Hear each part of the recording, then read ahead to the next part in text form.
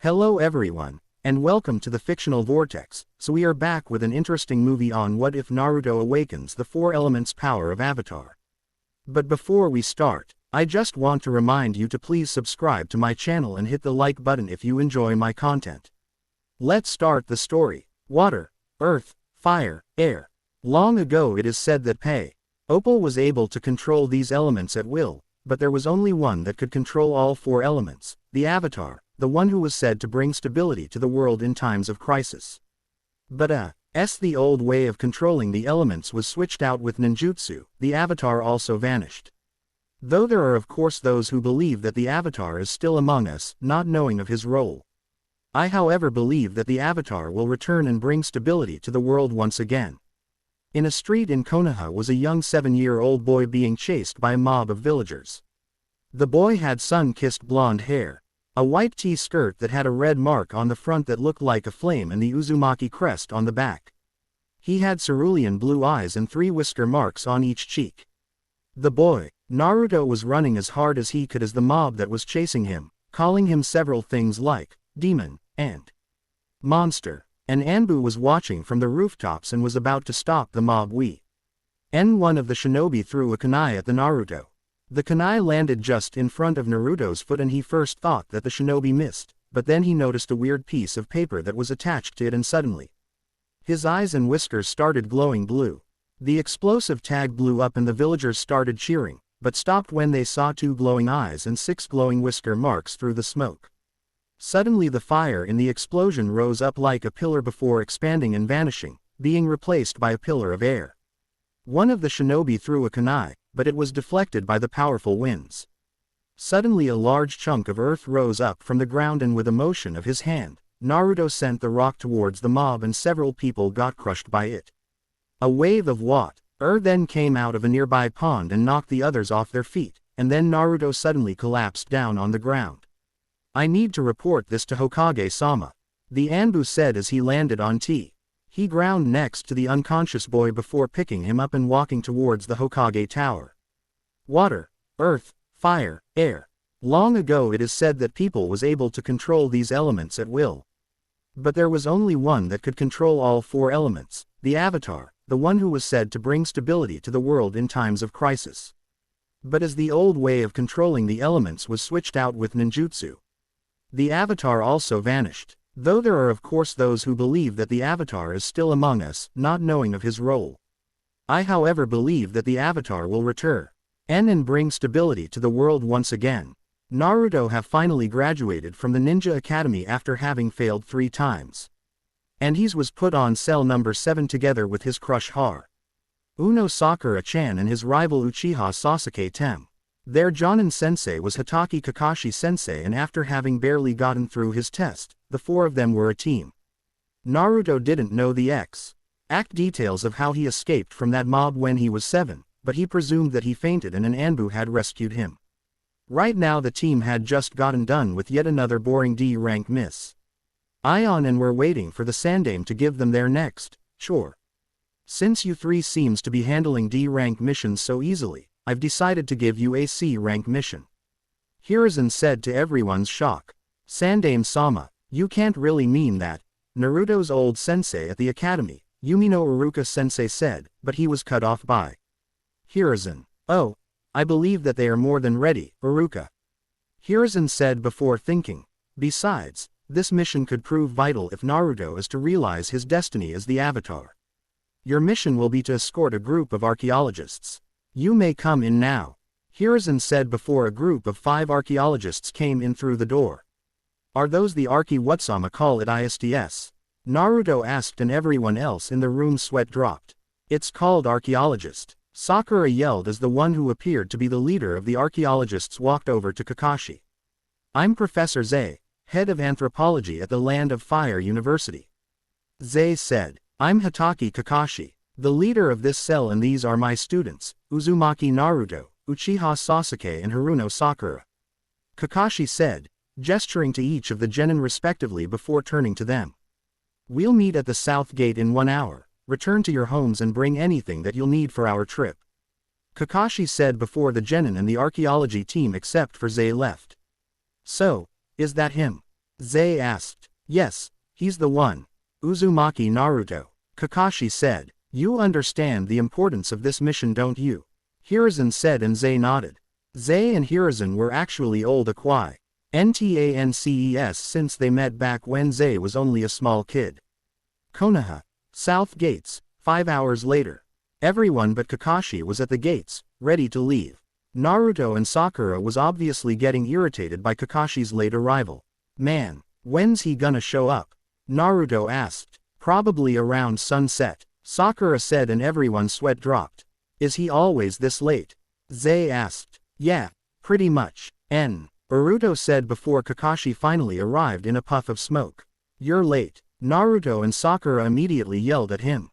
Sorry for that, but you see, I ran into this old woman who asked for help in carrying her bags. Kakashi tried one of his excuses, knowing fully well that it wouldn't work. Yeah, right, can we get going now? Naruto said, and they started walking. Land of Fire, Forest Road. So where are we going anyway? Naruto asked when they had gotten a ways from the village. The Southern Air Temple. It is said that a people called the Air Nomads once used to live there. Zay said. The Air Nomads? Sakura asked. The Air Nomads are said to have been able to control the air itself. Zay said. Oh, please, you aren't still going on about that, are you? An archaeologist named Renji said. No, it isn't the same Renji that's from that one filler in the anime. I'm just bad when it comes to coming up with names, so I'm just going with this. It's true. I've found proof that the Air Nomads could control the air currents. Zay said. Yeah, and next thing you're gonna tell me is that bisons can fly. Renji said. Land of Fire, Southern Air Temple. The group walked up to a cliff, overlooking the air temple, and the three genin looked at the temple in awe. Wow, it's huge. People actually used to live there. Sakura asked. Yes, it's hard to believe, isn't it? Zay said before they walked down to the temple. After they had gotten inside, it didn't take long before they found a library, and 3 of the archaeologists stayed there to read while the other 2 decided to explore a little more. Sakura, deciding to read a little since there weren't much else to do, searched through the bookshelves for anything that'd pique her interest, and suddenly as she moved on a book, a scroll fell out. Curious to the scroll's contents, she picked it up and unrolled it. What's this? She asked herself, and she gasped when the scroll was fully unrolled. It appeared to be some kind of training scroll for something called air bending. Sakura ran off to find Kakashi-sensei. He would probably want to see this scroll. She found him on the wall, looking at the view from the temple. Sensei, look at what I've found. Sakura said as she showed Kakashi-sensei the contents of the scroll, and just then Naruto and Zay came around a corner and the archaeologist's eyes lit up. Immediately when he saw the scroll, and he took it out of Sakura's hands. This is an air-bending scroll, Zay said in amazement as Naruto glanced at the scroll's contents before taking a few steps away. Air-bending? Sakura asked. It's what their air-controlling techniques were called, Zay said before they suddenly heard something crash into the wall, and they turned around to see a smashed pot with the wall and Naruto was standing there with his arms extended. Well, would you look at that? It worked, Naruto said, surprised. Naruto, how'd you do that? Sakura asked. I don't know. I just thought I'd try it out to see if it worked, and I did it. Naruto said. Incredible, you must be a descendant of the Air Nomads. Zay said just before Renji came. Zay-san, there's something that you've got to come and see. Renji said. Not long after was everyone standing in a hallway in front of a massive door with pipes on it.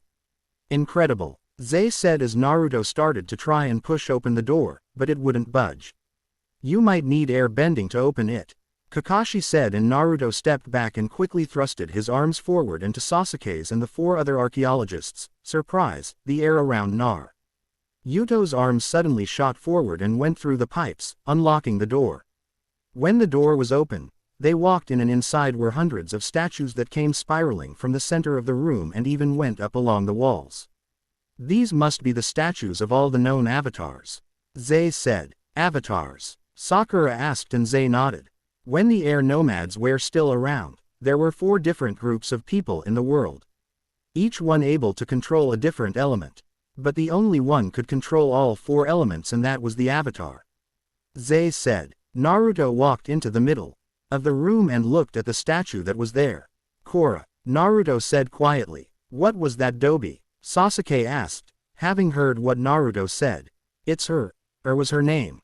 Naruto said, not knowing how he knew it.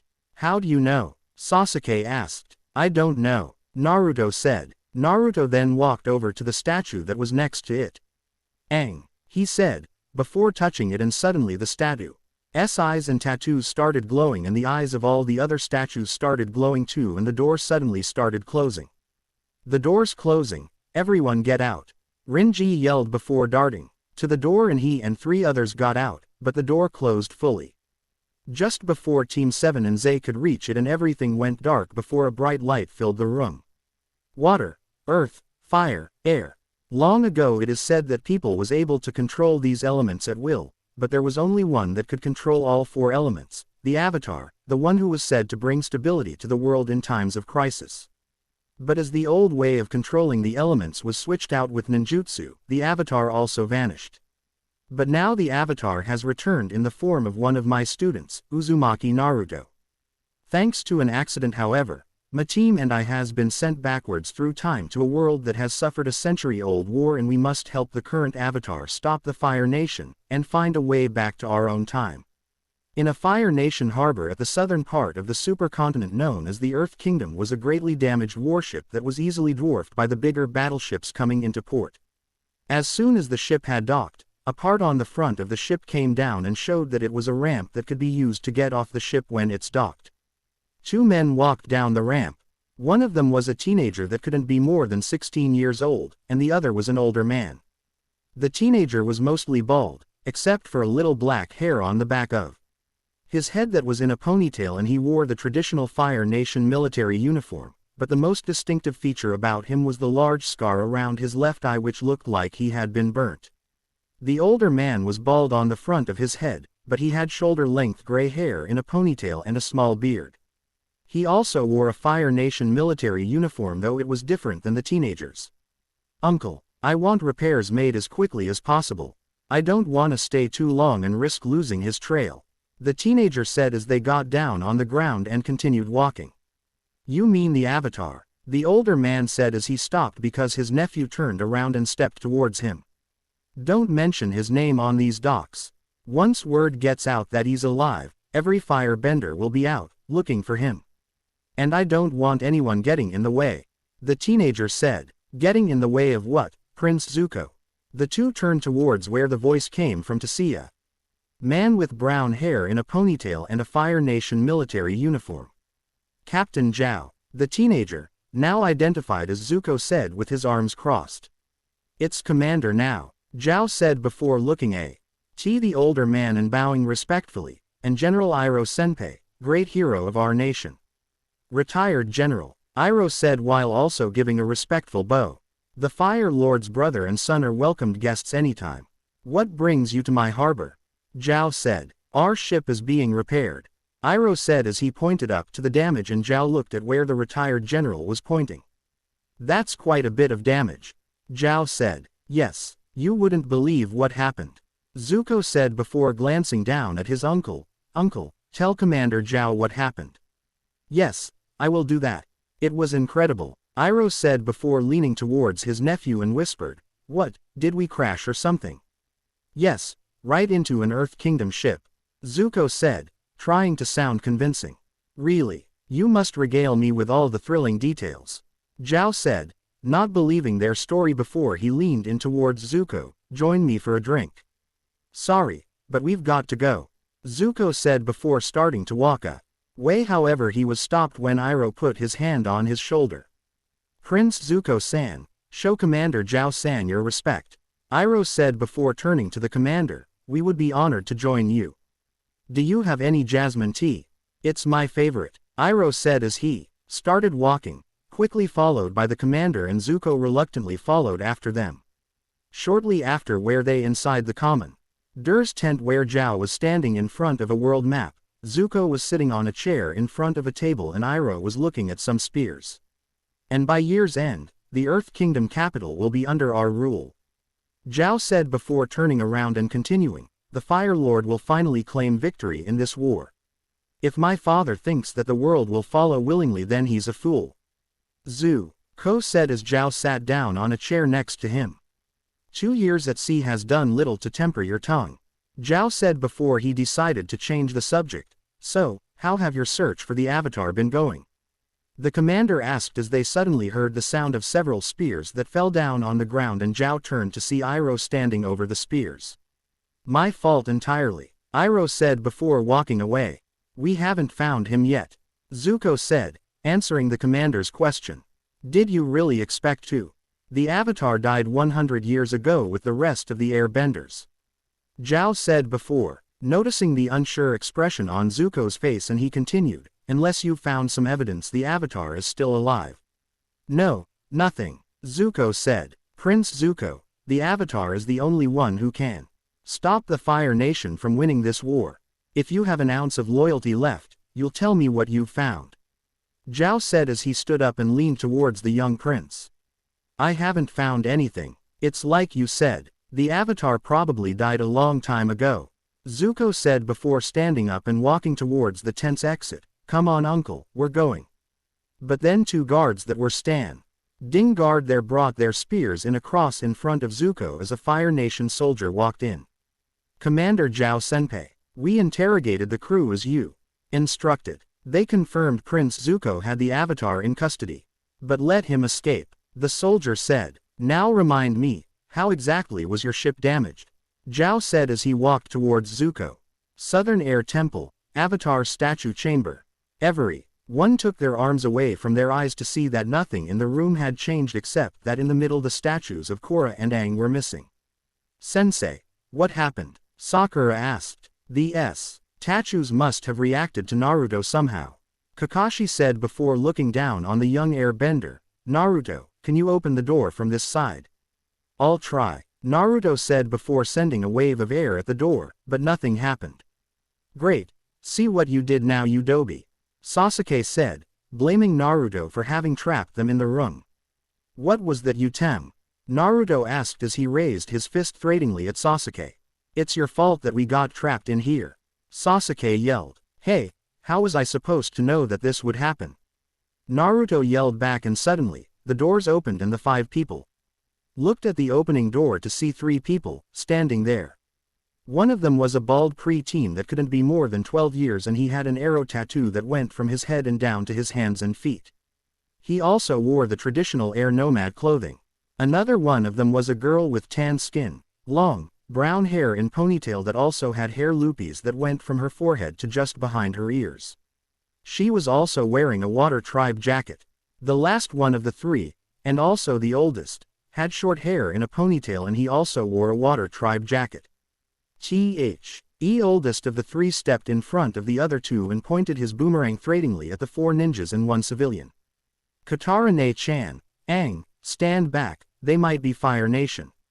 He said, sure, Sokka Ni-san. I'm sure the Fire Nation got through a door, you need AIR bending to open. Katara said, sarcastically. The Fire Nation, is that like the Land of Fire? Naruto asked. Aha, so you are from the Fire Nation, Sokka said before getting behind Aang. Alright Aang, take them out, Avatar style. Incredible, Zay exclaimed before walking over to Aang. You're an air nomad. I thought they were extinct. Zay then started examining Aang while asking him many different questions. Hey, Kakashi sensei, the air nomads died out thousands of years ago, right? So how is it that there's one over there? Sakura asked. Well Sakura, to be precise, they went extinct about 2.000 years ago, and as to how he's still alive, well I have an idea. Kakashi said. Hey, what are you talking about? Most air nomads died out only 100 years ago, Katara said, having overheard what Sakura and Kakashi had said. That proves that my theory is correct, Kakashi said. What theory, Kakashi sensei? Naruto asked. Well, I figure that when you touched that statue, we were somehow transported backwards through time, Kakashi said. Backwards through time, Naruto and Sakura yelled. Man, how am I supposed to become Hokage now? Naruto said, nearly panicking. Don't worry Naruto, We can simply get back the way we came. Kakashi said, but the statue that Naruto touched disappeared, and come to think of it, that kid there looks just like that statue. Sasuke said, what are you Fire Nation guys talking about?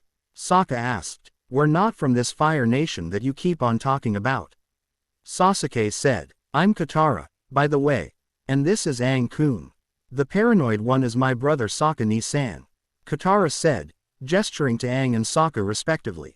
I'm Hatake Kakashi and these are my 3 students, Uzumaki, Naruto, Uchiha Sasuke and Haruno Sakura. And the man over there is Professor Zay-san. Kakashi said, gesturing to each of them respectively. So, if you guys are from the future, what are you doing here? Sokka asked. We don't entirely know, but the avatar statues somehow reacted to Naruto's presence. Kakashi said as Aang walked over to the 4 ninjas. Why'd they do that? They should only react to the avatar.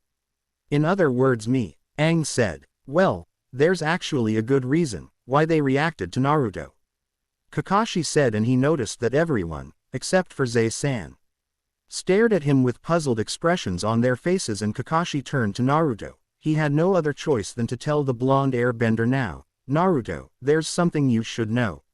Like what? Naruto asked, wondering what it was that Kakashi-sensei was going to tell him. Before I tell you however, you should become familiar with the legend of the Avatar, Kakashi said before he started explaining. Fire Nation Harbor, Commander's tent. Zuko was sitting on a chair in the tent with 2 guards standing behind him and Zhao was walking past, in front of him. So, a 12-year-old boy bested you and your firebenders. You're more pathetic than I thought. Zhao said before stopping. I underestimated him once, but it will not happen again. Zuko said. No, it will not because you won't have a second chance. Zhao said. Commander Zhao, I've been hunting the Avatar 2 years and Zuko said, but he was interrupted by Zhao. And you failed. Capturing the Avatar is too important to leave to a teenager's hands. He's mine now, Zhao said and Zuko angrily got up from the chair to attack the commander, but he was held back by the 2 guards. Keep them here, Zhao said as he walked off and Zuko kicked the table.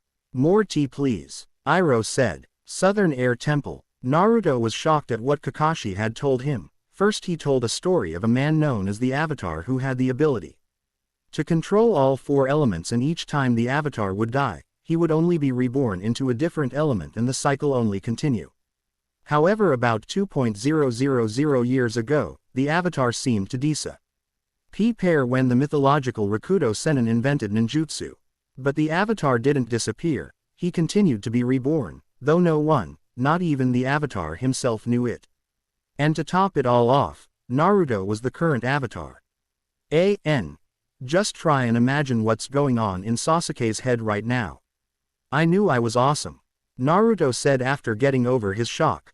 Well this is awkward. Aang said. How could this be? How can the dead last be this Avatar? I am an Uchiha, if anyone were the Avatar, it should be me. Sasuke thought. And here I thought that Naruto was only an ordinary brat, but he could become the strongest man in the world. Even stronger than Sasuke-kun. Sakura thought as she started to blush. Wait a minute, Aang-kun, could Naruto-kun be the one that you were supposed to meet here? Katara asked. No, I don't think so, Aang said before walking past the ninjas and into the room as the others followed. Statues. That's it. Where's the meat? Sokka asked as he stopped in front of a statue. Who are all these people?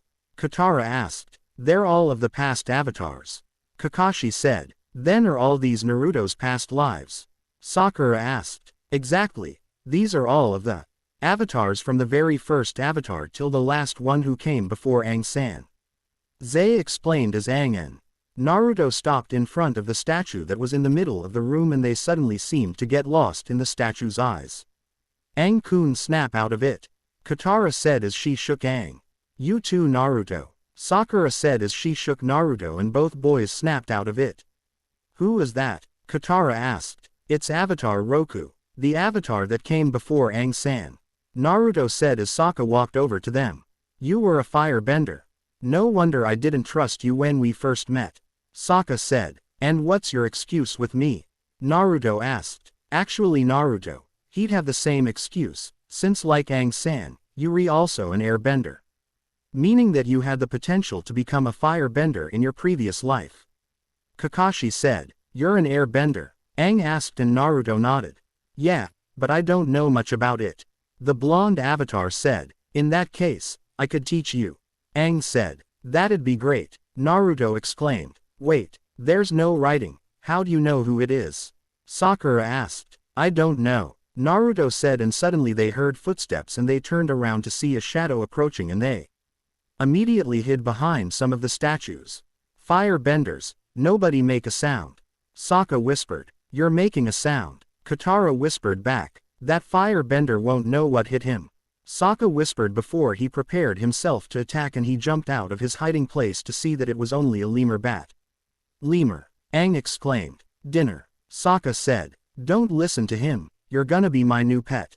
Aang said, not if I get him first.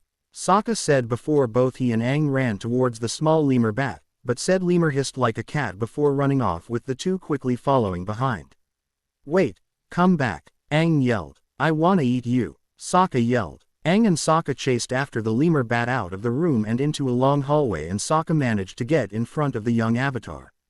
But said airbender used his airbending to run faster and he ran past Sokka. Sokka then got out his club and tried to swipe at Aang's legs, but the avatar simply used his airbending to run on the wall and when he had gotten far enough in front of Sokka, he ran down onto the floor again and quickly threw a ball of air at the water tribe warrior.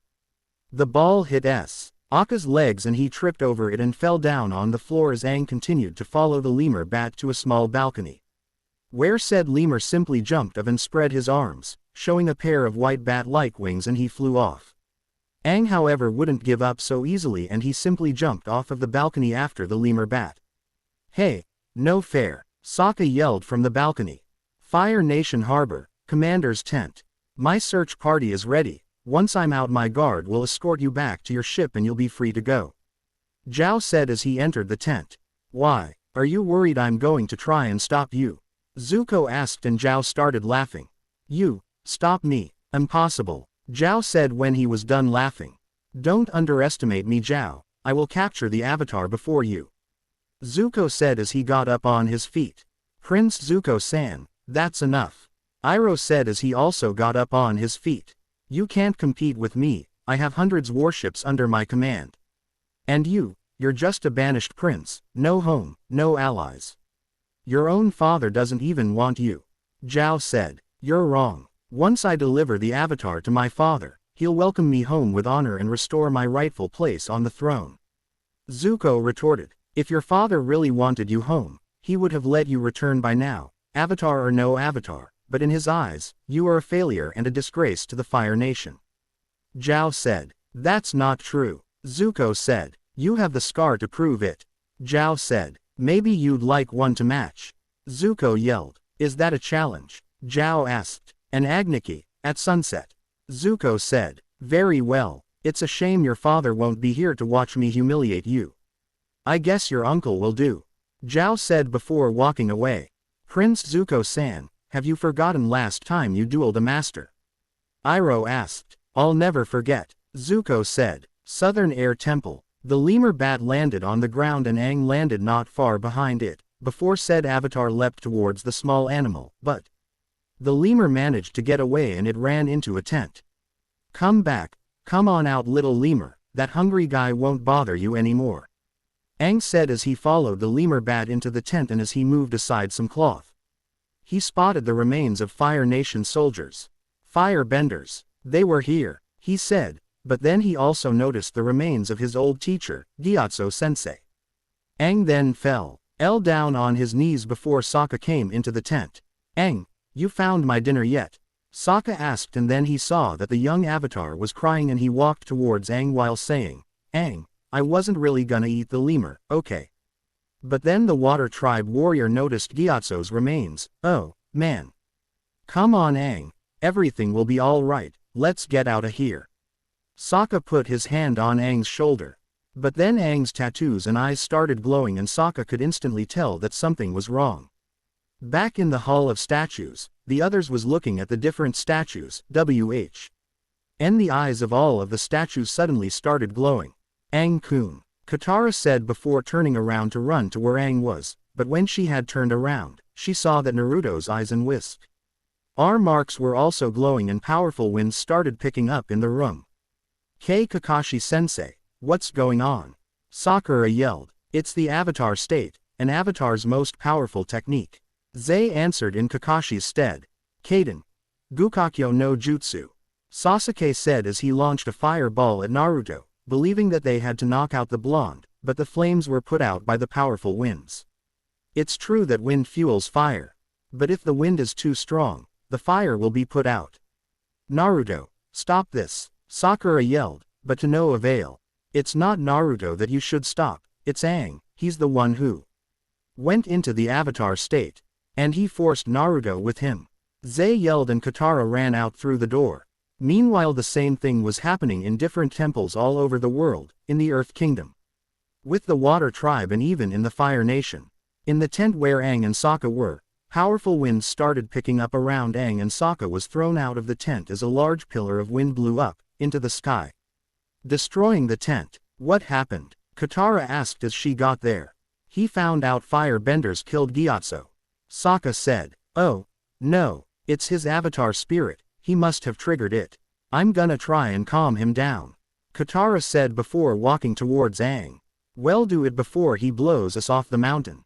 Sokka yelled as he was having some trouble, hanging on to the rocks. Katara walked towards Aang-kun, but then said Airbender was lifted into the air. Fire Nation Harbor, Agnicki Arena. Zuko and Zhao were sitting on the ground on opposite ends of the arena.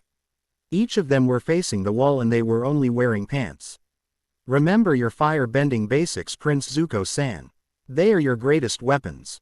Iroh said. I refuse to let him win. Zuko said before he stood up and turned around to face the commander. This will be over quickly. Zhao said after he too had stood up and turned around. A Fire Nation soldier then hit a gong to signal the start of the Agnicki and both fighters got into a stance. Zuko were the first one to make his move and he threw a fireball at the commander, who simply stepped out of the way before dodging Econ fireball from the disgraced prince. Zuko threw another fireball at Zhao, but the commander simply just put his arms in front of himself like a shield and simply dispersed the flames once they hit. Zuko then quickly turned a full circle and as he came around, he brought his foot into the air and quickly swiped it down, sending a wave of fire at Zhao, but said firebender held his arms forward and threw them back, splitting the wave of fire so that it went by beside him. Zuko then jumped into the air and kicked a fireball straight at Zhao, who made some fire light up in his hands before he swiped them along the ground and blocked Zuko's fireball. Zhao then threw his arm forward, sending a wave of fire at the prince, who put his arms in front of himself and split the flames so that they went by besides him and into the ground, but Zhao then threw out both of his arms, sending an even bigger wave of fire, though Zuko managed to defend himself just like last time, and Zhao sent a third wave at the prince. But Zuko once again managed to defend himself. Zhao then threw out both of his arms in a double palm strike and sent a more powerful wave at Zuko and this time the prince was thrown to the ground. Zuko tried to get up, but Zhao jumped up into the air and landed in front of the disgraced prince before throwing a fireball at Zuko, but said prince dodged it and got on his hands as he spun around and tripped Zhao's legs before landing on his feet. Zhao got back on his feet, but Zuko swiped his own feet along the ground towards the commander, sending small streams of fire, forcing Zhao to step back before Zuko then brought his foot into the air and kicked a ball of fire at Zhao, sending the commander down on the ground and Zuko stopped over him and prepared himself to deliver the final blow. But he only stood there, looking down on Zhao. Do it, Zhao yelled and Zuko sent a fireball that impacted with the ground just to the left of Zhao's head. That's it, your father raised a coward. Zhao said, next time you get in my way I promise I won't hold back, Zuko said before he turned around and walked away, but Zhao got up on his feet and attempted to kick a fireball at Zuko. But Iroh caught his foot before the ball could be fully launched and threw Zhao back. Angry that Zhao was going to shoot him in the back, Zuko was about to run over and kill him, but he was stopped by his uncle. No, Prince Zuko-san, do not taint your victory, Iroh said before turning around and looking at Zhao, so this is how great Commander Zhao acts in defeat. Disgraceful. Eve. N in exile. My nephew is more honorable than you. Thanks again for the tea. It was delicious. Zuko and Iroh then walked away as Zhao only sat there, looking at their retreating backs. Did you really mean that, uncle? Zuko asked when they had gotten out of the arena. Of course, I told you jasmine tea is my favorite, Iroh said as they continued to walk to their ship. Southern Air Temple. Aang was in the air as the powerful winds prevented anyone from approaching him. Aang-kun, I know you're upset and I know how hard it is to lose the people you love. I went through the same thing when I lost my Ka-chan. Monk Gyatso and the other airbenders may be gone, but you've still got a family. Sokka ni-san, Naruto-kun, Sasuke-san. Sakura-san, Kakashi-san and Zei-san, we're your family now. Katara yelled and Aang lowered himself down to the ground. We're not gonna let anything happen to you, Sokka said when he and Katara had walked over to Aang and Katara took Aang's hand as his eyes ND tattoos turned normal and he fell back into Katara's arms. I'm sorry, Aang said as he closed his eyes. It's okay, it wasn't your fault, Katara said and Aang opened his eyes. But you were Rig, HT and if firebenders found this temple, that means they found the other ones too, Aang said before closing his eyes. I see that everything down here has settled. The three looked up to see the OT. Her standing there and Kakashi had a tired Naruto on his back. Later, everyone was back in the Hall of Statues and Aang and Naruto was looking at the statue of Roku. Everything's packed. You two ready to go? Katara said as she walked up to them. How is Roku supposed to help us when we can't talk to him? Aang asked. Maybe you'll find a way, Katara said as they heard something and they turned around to see the lemur bat, who was holding some fruit, and he jumped over to Sokka and put the fruit down in front of him and the Water Tribe warrior started eating. Looks like you made a new friend, Sokka, Aang said. Can't talk, must eat, Sokka said as he continued eating. The lemur bat then ran up to Naruto's shoulder and stayed there. Guess he likes me best. Now let's see, what should I call you? How about Momo? Naruto said as he patted his new pet. Later the group of 8 humans and 2 animals were on a cliff below the temple. Aang was sitting on the head of his sky bison, Appa, while Naruto, Sasuke, Sakura, Kakashi, Sokka, Katara and Momo were sitting in the saddle and standing on the ground was Professor Zei. You sure you don't wanna come with us? Aang asked the professor. As much as I'd love to, I can't. To be sent into the past is every archaeologist's dream, so I'm going to explore this world and see what wonders it holds. Zei said. All right then, until next time. Appa, yip yip, Aang said and the large, 6-legged beast lifted off of the ground and flew off, leaving the professor behind. Maybe I should have come with them after all, Zei said to himself as he watched them fly off. Water, earth, fire, air. Long ago it is said that people was able to control these elements at will, but there was only one that could control all 4 elements, the Avatar. The one who was said to bring stability to the world in times of crisis. But as the old way of controlling the elements was switched out with ninjutsu, the Avatar also vanished. But now the Avatar has returned in the form of one of my students, Uzumaki Naruto. Thanks to an accident, however, my team and I has been sent backwards through time to a world that has suffered a century LD war, and we must help the current Avatar stop the Fire Nation and find a way back to our own time. On his ship, Zuko was currently meditating in front of a table with 4 lit candles on it as Iroh entered the room. The only reason you should be interrupting me is if you have news about the Avatar, Zuko said without taking his eyes off the candles before him. Well, there is news, Prince Zuko-san, but you might not like it. Don't get too upset, Iroh said. Uncle, you taught me that keeping a leveled head is a sign of a great leader. Now whatever you have to say, I'm sure I can take it, Zuko said. Okay then, we have no idea where he is, Iroh said as the flames on the candles shot up into the ceiling. What? Zuko yelled as he turned around and got up on his feet, and Iroh got out a fan and started waving it. You really should open a window in here, Iroh said as the flames on the candles turned back to their normal strength. Give me the map, Zuko yelled as he took a scroll Iroh had been holding before unrolling it. There have been multiple sightings of the Avatar, but he is impossible to track down. Iroh said, "How am I gonna find him, uncle?" Zuko asked as he looked at on the map which showed the trail of the Avatar and his companions. Needless to say, the trail didn't have any patterns to it. Aang and his group had been going in zigzag ever since they left the South Pole. He is clearly a master at evasive maneuvering. Kyoshi C. The group was currently on top of Appa. Aang was sitting on the sky bison's head. Naruto was feeding his new pet, Momo. Sakura and Katara were talking while Katara was sewing Sokka's pants, and Sokka, Kakashi and Sasuke were looking at a map of the southern regions of the world. Aang-san may not notice it, but all these seamen Gly random stops with no pattern to them would make it impossible for the Fire Nation to track us. Kakashi said, "Well, let's hope we can keep this up till we reach our destination." "What is our destination anyway?" Sasuke said, "We're headed to the North Pole." Sokka said, "The North Pole?" Naruto asked. "That's right. There's a water tribe city there, so we're going there so that Aang and Katara Ne-chan can learn waterbending." Sokka said, "Why not rather go to the South Pole? It's a lot closer." Sasuke said, "That's where we started from. Katara Ne-chan's the last waterbender in the Southern Water Tribe village." Sokka said, "In that case, I think it would be a good idea for Naruto to learn waterbending as well." Kakashi said before thinking a little and continuing, "But we would need to find out if the rest of us have the ability to bend one of the elements. Not everyone can bend, look at me for example."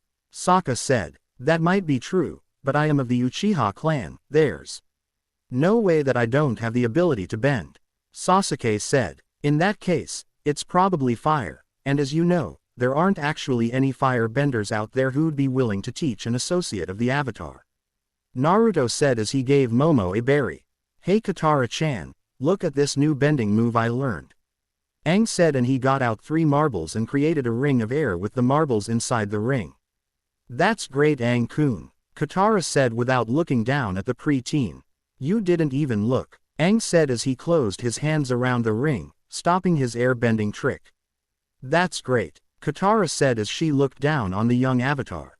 "But I'm not doing it now," Aang said, disappointed. "Stop bugging her, airhead. You need to give girls space when they do their sewing." Sokka said, "What does me being a girl have to do with sewing?" Katara asked as she looked at her brother. "Simple. Girls are better at fixing pants than guys. And guys are better at hunting and fighting and stuff like that. It's just the natural order of things." Sokka said, "I wonder what he'd say if he'd ever meet Tsunade-sama." Kakashi thought, "All done with your pants, and look what a great job I did," Katara said before throwing the pants at Sokka and they landed on his head. "Wait, I was just kidding, I can't wear these. Katara Ne-chan please," Sokka said as he got the pants off I am and took his arm through a hole in it. "Relax, Sokka-san, where we're going, you won't need any pants," Aang said as he pulled on the reins. Kyoshi Island. Shortly after they landed on the beach on an island that had many mountains on it and they climbed down from Appa's back. "We just made a pit stop yesterday, we'd cover much more ground if we continued flying," Sasuke said. "Sasuke-kun's right, at this rate, we won't get to the North Pole till spring," Sakura said. "But Appa's tired already, aren't you boy?" Aang said and Appa grunted in response. "I said, aren't you boy?" Appa then yawned, but no one was convinced. "Yeah, that was real convincing," Sokka said sarcastically. "Still, hard to argue with a 10-ton magical monster." "Look," Aang said as he pointed at a large fish that jumped out of the water before going back down. "That's why we're here, Elephant Koi. And I'm gonna ride it. Katara-chan, you've gotta watch me." Aang got off his clothes and jumped into the water before quickly jumping out of it yelling, "Cooled." Aang swam a little further before going down into the water just before an elephant koi came out with Aang on its back. Katara, Naruto and Sakura looked on amazed while Sokka was looking on unenthusiastically with his arms crossed. Kakashi and Sasuke on the other hand didn't seem interested at all. "He looks pretty good out there," Katara said. "Are you kidding? The fish is doing all the work," Sokka said, and Katara noticed that Appa was about to eat something that he shouldn't. "No Appa, don't eat that," she yelled as she ran towards him. At the same time however, Aang looked towards the beach and was disappointed to see Katara-chan leave, but he didn't notice that the fish he was riding on was being chased by a much larger sea creature. "There's something out there," Sasuke said, noticing the sea creature just before one of the 3 elephant kois was drawn down into the water and Aang was still unaware of the danger. "What's wrong?" Katara asked as she came over to the others. "Aang-san's in trouble," Naruto said before running towards the water, and to everyone's surprise, he even ran over the water. "Must be the Avatar spirit. It probably knows about the water walking technique from the previous avatars. With the right training, he might even learn the jutsus of previous avatars as well," Kakashi thought as he observed his student. Suddenly, the fish that Aang was riding on was drawn under the water by the sea creature and Aang fell forward into the water just before a large serpentine creature came out of the water and looked down on the young avatar before leaping down, attempting to devour the airbender. But just in the nick of time Naruto grabbed Aang and got out of the monster's way just as it came down on the water, and shortly after, it came back up as Naruto suddenly went through a hand sign sequence that Kakashi recognized instantly. Impossible, that is the hand signs for Suiryuden, but it's impossible that Naruto would know it. Could he be acting purely on instinct? Doing a jutsu that was used by a previous avatar? Kakashi thought as Naruto reached the final hand sign and unleashed the jutsu. Suiryuden no jutsu. And he fired of a dragon of water from his mouth, making Kakashi's visible eye widen, as the only one to have ever been able to do that was the Nadaime Hokage, Senju Tobirama. Could Tobirama have been an avatar? Well, it was certainly possible. That would explain his natural talent with Suiryuden jutsus, especially if he was a descendant of the water tribe. The chair dragon crashed into the sea serpent and sent it crashing down into the water as Naruto and Aang ran back towards the beach, or rather, Naruto ran, Aang swam. As they got close to the beach, however, Naruto fell into the water as he regained his senses. Kakashi picked up the young avatar and carried the preteen on his back as he walked over to the others. "Kakashi-sensei, what happened?" Naruto asked weakly for a change. Apparently getting possessed by the Nadaime spirit had its toll on him. "Don't worry about it," Kakashi said with an eye smile. He doesn't remember what happened, but when he announced the jutsu's name, it wasn't even his voice. Could the Nadaime really have possessed him? As the two got back to the beach, Naruto jumped down from Kakashi's back and he and Kakashi walked over to the others while Aang got on his clothes. "Naruto, how'd you do that?" Sakura asked. "How'd I do what, Sakura-chan?" Naruto asked. He doesn't remember. Sasuke thought. "What was that thing?" Katara asked. "I don't know," Aang said as he got done with putting on his clothes. "Well, let's not stick around to find out. Time to hit the road," Sokka said just as Kakashi sensed something and a group of warriors wearing green dresses, using fans as weapons and with white makeup came down from the trees and surrounded the group. Without a word, they quickly knocked out Sokka, Katara, Aang, Naruto, Sakura and Momo, while Kakashi and Sasuke were easily able to avoid the attackers. "Kaden, Gukakyo no Jutsu." Sasuke announced the name of his favorite jutsu and the fireball was sent straight at one of the warriors. But she easily dodged it and Sasuke was knocked out by one who had gotten behind him. Kakashi didn't have any trouble at all with them, but seeing as all of the others was out cold, and he was outnumbered, he decided to surrender for now and see what would happen. Kyoshi Village. Everyone had been blindfolded and was tied to a pole which had the statue of Avatar Kyoshi on top of it, and in front of them was the island's inhabitants who believed that the group were from the Fire Nation, and the fact that Sasuke had fire-bended didn't help the group's situation. "You seven have some explaining to do," the village elder said after the group had regained consciousness. "And if you don't answer all our questions, we're throwing you back into the water with the Unagi." A girl standing next to him said. "Show yourself, cowards," Sokka yelled, and the girl removed his blindfold while the other warriors removed the others' blindfolds. "Who are you? Where are the men who attacked us?" Sokka asked. "There were no men. We ambushed you. Now tell us, who are you and what are you doing here?" The girl, who appeared to be the leader of the female warriors, Suki, said.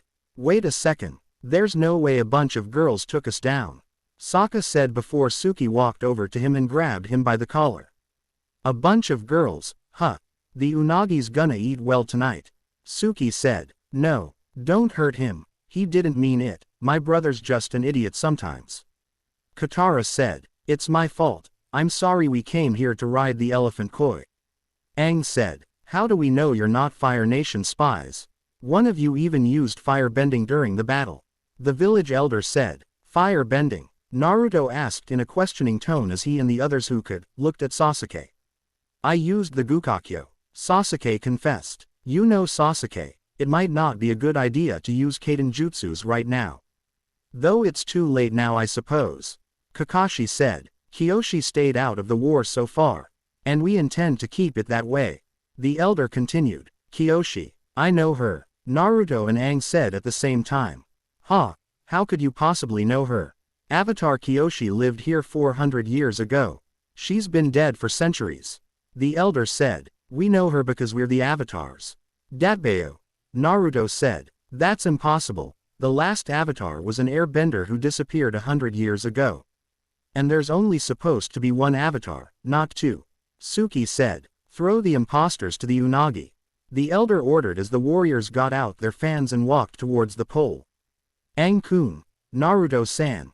Do some air bending, Katara said, and Aang quickly jumped into the air and over the statue before slowly drifting down to the ground and landing in front of the villagers.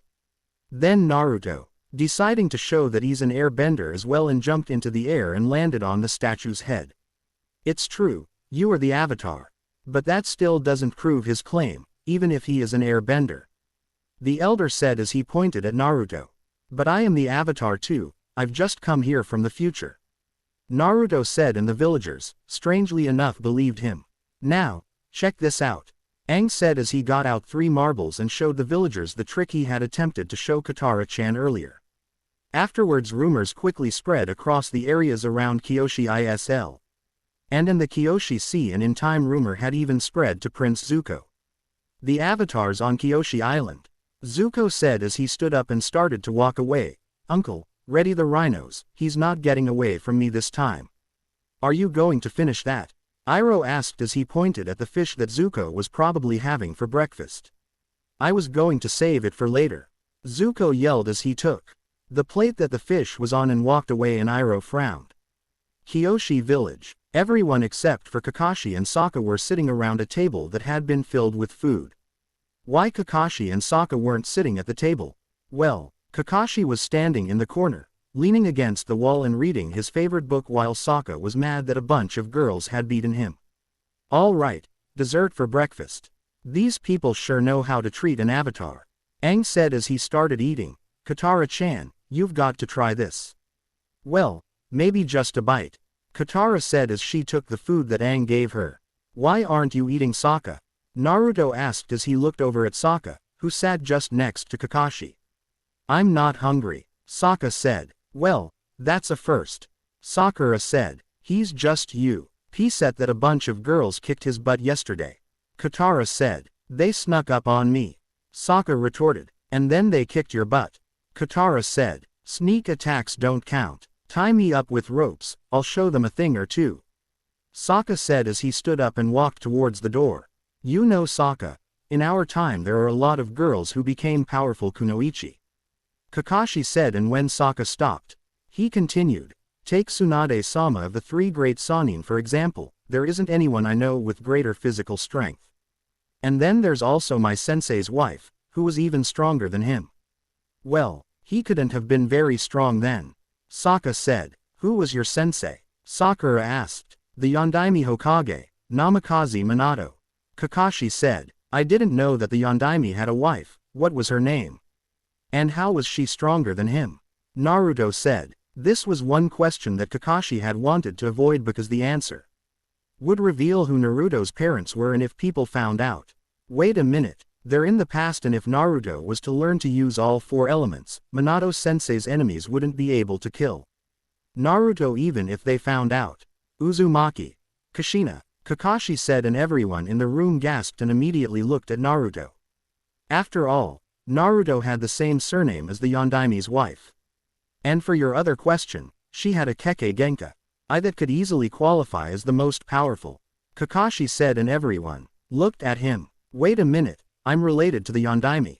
Naruto asked. Not only related, well, you could say that he's your father.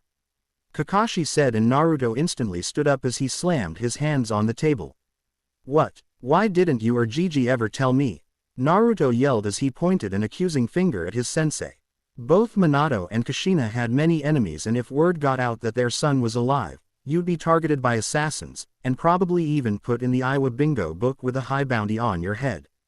Just so that bounty hunters would try and kill you. Kakashi said. What was that Kekkei Genkai that you said could be the most powerful?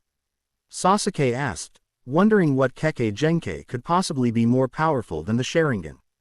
It was called chakra chains. She was able to send chains of pure chakra out of any part of her body at will, with absolutely no blind spots, and the chains could even hold down the strongest of opponents. Form impenetrable barriers, and they could even break through any kind of defense without problem.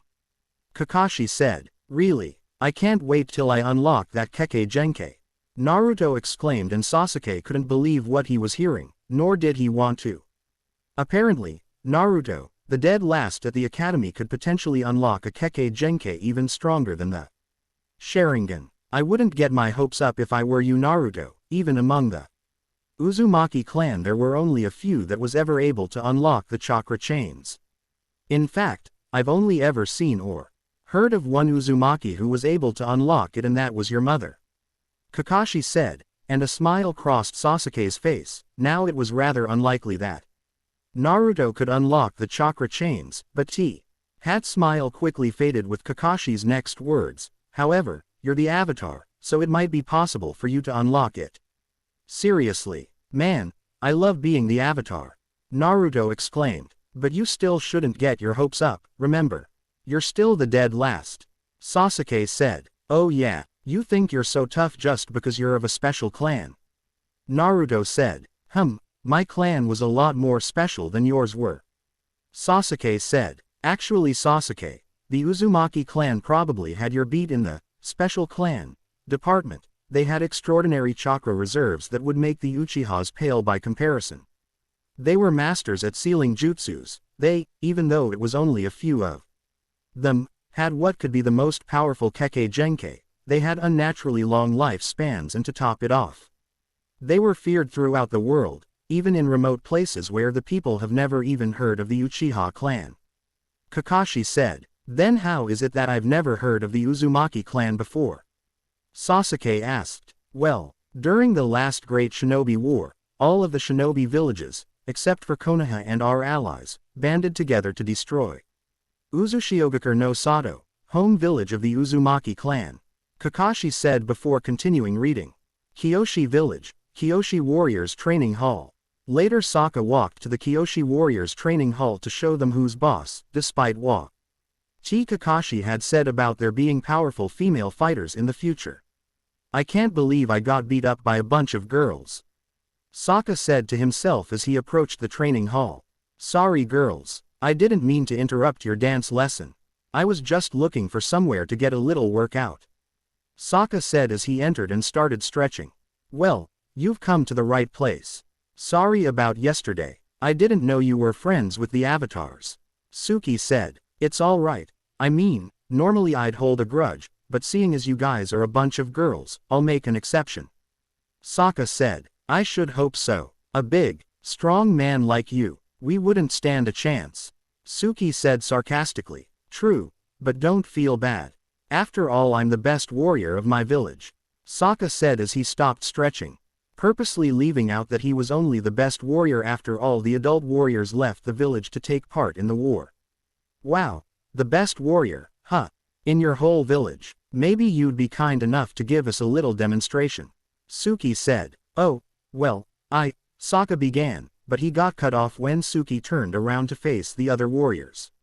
Come on girls, wouldn't you like him to show us some moves? She said, and the other girls nodded while chuckling. Well, if that's what you want, I'd be happy to. Alright, you stand over there. Now this may be a little tough on you, but try to block me. Sokka said as he got into a stance before charging at Suki, but she simply just hit Sokka's shoulder with her folded fan and said Water Tribe warrior was knocked back. Good, of course I went easy on you. Sokka said as he held his shoulder. Of course, Suki said. Let's see if you can handle this. Sokka said as he tried to kick the female warrior, but she simply ducked under his leg and swiped her right arm at Sokka's other leg, making him fall back and hitting the floor with a loud thud. That does it, Sokka said as he got up on his feet and charged at Suki, attempting to punch her. But she simply grabbed his arm and, throwing him around her before she stopped, took of his belt and tied it around his wrist and foot. She then gave Sokka a little push and he was sent stumbling forward before he fell down on the floor. Anything else you wanna teach us? Suki said before the other girls started laughing and Sokka blushed from embarrassment. Kyoshi C. Zuko's warship. Zuko was standing on the deck of his ship, looking through his telescope. There it is, Kyoshi Island, he said as he put the telescope away and turned around to face his soldiers. Get the rhinos. We'll be at the island soon. You should be careful, Prince Zuko-san. There's a reason why the Fire Nation has left that island alone for so long.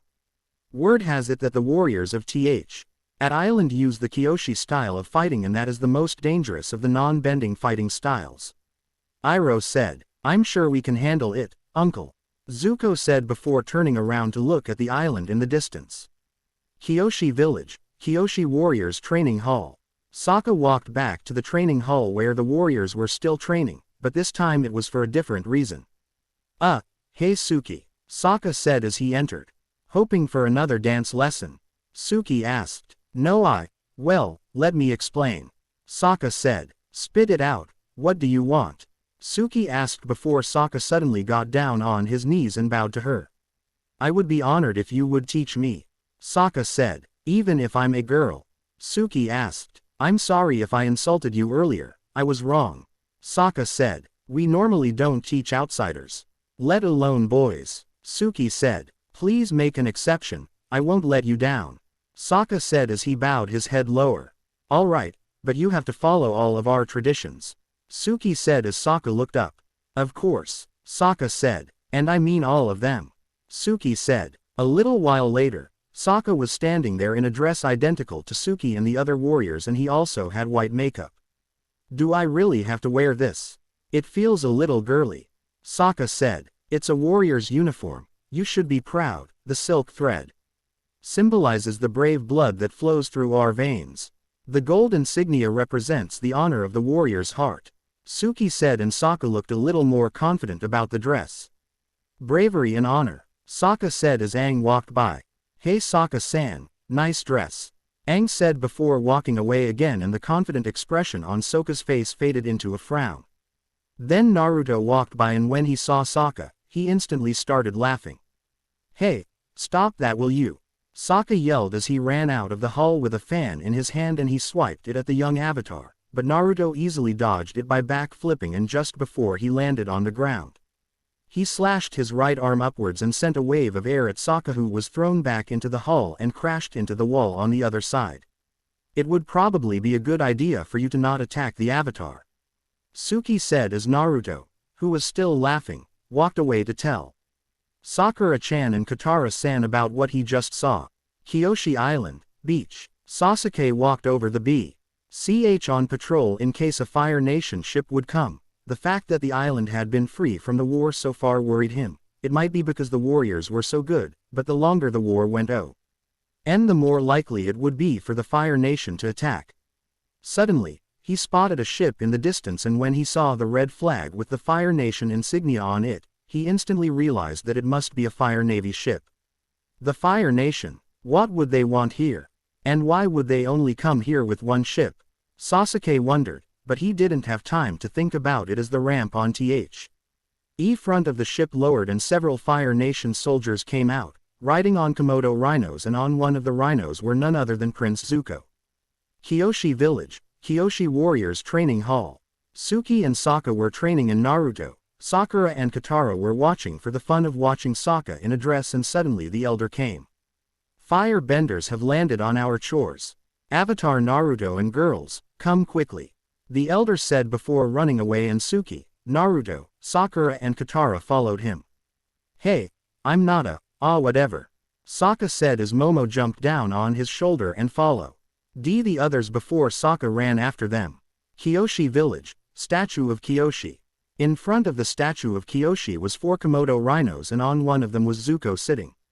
"Come out, Avatar, you can't hide from me forever," Zuko said, but there were no response. "Find him."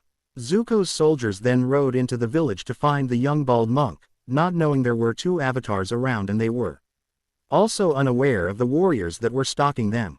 Without warning, the Kyoshi warriors jumped down from the roofs before taking out all of the firebenders that was searching and Suki charged at Zuko, who punched a fireball towards her, but she dodged it and continued her charge. Zuko punched another fireball at her, but she jumped up into the air and as she came down, she prepared to strike down the prince with her fans. But Zuko pulled the reins and his Komodo rhino swatted the girl away with its tail. Naruto managed to catch Suki and he looked at Zuko. "Looking for me?" Naruto asked as he put Suki down on her feet. "What are you talking about?" "I'm looking for the avatar," Zuko said. "That's me," Naruto said in a cheerful tone despite the situation. "You, impossible, the avatar's a bald monk. You're nothing but a blonde fool. Don't tell me that I came all the way here on word that the avatar's here, just to find out that it's just an imposter," Zuko said, getting angrier with each word before he punched a fireball at the blonde. Naruto dodged the fireball and sent a wave of air at Zuko and said Prince was thrown off his Komodo rhino and crashed into the wall. "You're an airbender?" Zuko asked as he got up on his feet. "Hey, I told you, I was the avatar," Naruto said confidently. "The fact that you're an airbender proves nothing, it only means that there was one more survivor of your people," Zuko said. "I'm from the distant future," Naruto said while shrugging like people coming from the future was an everyday thing. "The future?" Zuko asked, not believing what the kid was saying. But it was the only explanation for there being 2 avatars. "That's right. Name's Uzumaki Naruto, son of the Yondaime Hokage, Namikaze Minato and Uzumaki Kushina." "And who might you be?" Naruto introduced himself. "I'm Prince Zuko, son of the Fire Lord," Zuko said. "So you're a prince, huh? Well, I suppose I'm kinda like a prince myself considering that my father was the leader of my village," Naruto said. "Enough chit-chat, I'll just capture you and then I can find the other one," Zuko said before he charged at Naruto, but suddenly, some water splashed on him and his feet froze. He looked towards where the water had come from to see Katara and Sakura. Zuko quickly unfroze his feet by channeling heat through his feet and he threw a fireball at the 2 girls, but on ins. Chinked Sakura suddenly got in front of Katara and the water in Katara's flask suddenly, on Sakura's command, came up in front of them and formed a floating wall of ice that was barely big enough to block the fireball, and Sakura looked down on her hands, not believing what had just happened. Did I just waterbend?" she asked herself. Zuko then charged at the 2 girls, but before he could reach them, a couple of shurikens suddenly flew past right in front of him and he looked towards where the 2 deadly projectiles had come from to see Sasuke standing there with a smirk on his face. "Sasuke-kun," Sakura exclaimed. "So, you're Prince Zuko, Sasuke said. "How long have you been here?" Naruto yelled. "Since before these guys came here," Sasuke said. "Then you could have helped out a little," Naruto yelled. "And come in your way. Oh great avatar," Sasuke said sarcastically. Not wanting to be ignored like this, Zuko threw a fireball at Sasuke, but said Uchiha easily dodged it before pulling out a kunai and leaping into the air, but Zuko punched a fireball at the Uchiha, but it just went right through him. Sasuke suddenly appeared under Zuko, prepared to ram his kunai into the prince. But said prince blocked the kunai by forming knives of fire in his hands. Sasuke then formed the Tora sign with his free hand and prepared his favorite jutsu. Kaden. Gukakyo no Jutsu. He announced the jutsu's name and fired a large fireball at Zuko, but said prince jumped back and blocked the fire by crossing his arms over his chest. "You're a firebender?" Zuko asked. "Not quite, Suk said with a smirk before charging at the prince. Zuko dodged a punch before kicking Sasuke in the gut while simultaneously shooting a fireball out of his foot, making a small explosion occur, sending the Uchiha into the wall. "Damn it, why can't I beat him? How can he be so strong?" Sasuke asked himself as he got up in a crouching position before throwing the kunai at Zuko, but the prince easily dodged it before punching a fireball at Sasuke. The ball hit and Sasuke collapsed down on the ground again before attempting to stand up again once more. I don't see why you persist in standing back up, Zuko said, but then he noticed that Sasuke's eyes had changed. They were now red with one tormo in the right one and two in the left. Sasuke then charged at Zuko and attempted to punch the firebender. But said prince easily dodged it and attempted to kick Sasuke just like before, but the Uchiha jumped over Zuko, landed behind the prince and punched him in the back. Zuko took a couple of steps forward before turning around, preparing to roundhouse kick Sasuke with his foot engulfed in flames, but to his surprise, the Uchiha jumped over his foot and kicked him in the face, knocking him to the ground. I can follow his movements, my Sharingan must have awakened, Sasuke thought after he landed over the prince. Well, would you look at that? A fallen prince. Zuko then quickly spun, sending waves of fire off in every direction, and Sasuke was unable to dodge it, so he was thrown back and he landed on the ground with massive burn damage. Look now who has fallen, Zuko said as he got up on his feet and walked towards the fallen Uchiha. Suddenly, a kunai with a weird piece of paper attached to it flew towards Zuko and embedded itself in the ground in front of him. You would need to work on your aim, Zuko said before he noticed that the paper suddenly caught fire and he instinctively jumped away just before the paper blew up, taking the kunai with it. Zuko turned around to see that the one who had thrown the kunai was a man with silver hair, a weird green vest and a headband that was identical to the ones on the blonde avatar, the pink-haired girl and the red-eyed fire breather. These guys are like cockroaches. If I take down one, more just come crawling out of the woodworks, Zuko said quietly to himself, and he raised an eyebrow when the masked Cyclops suddenly pulled up his headband, showing that his left eye was just like Sasuke's eyes except that he had 3 tormos in it. And who are you supposed to be?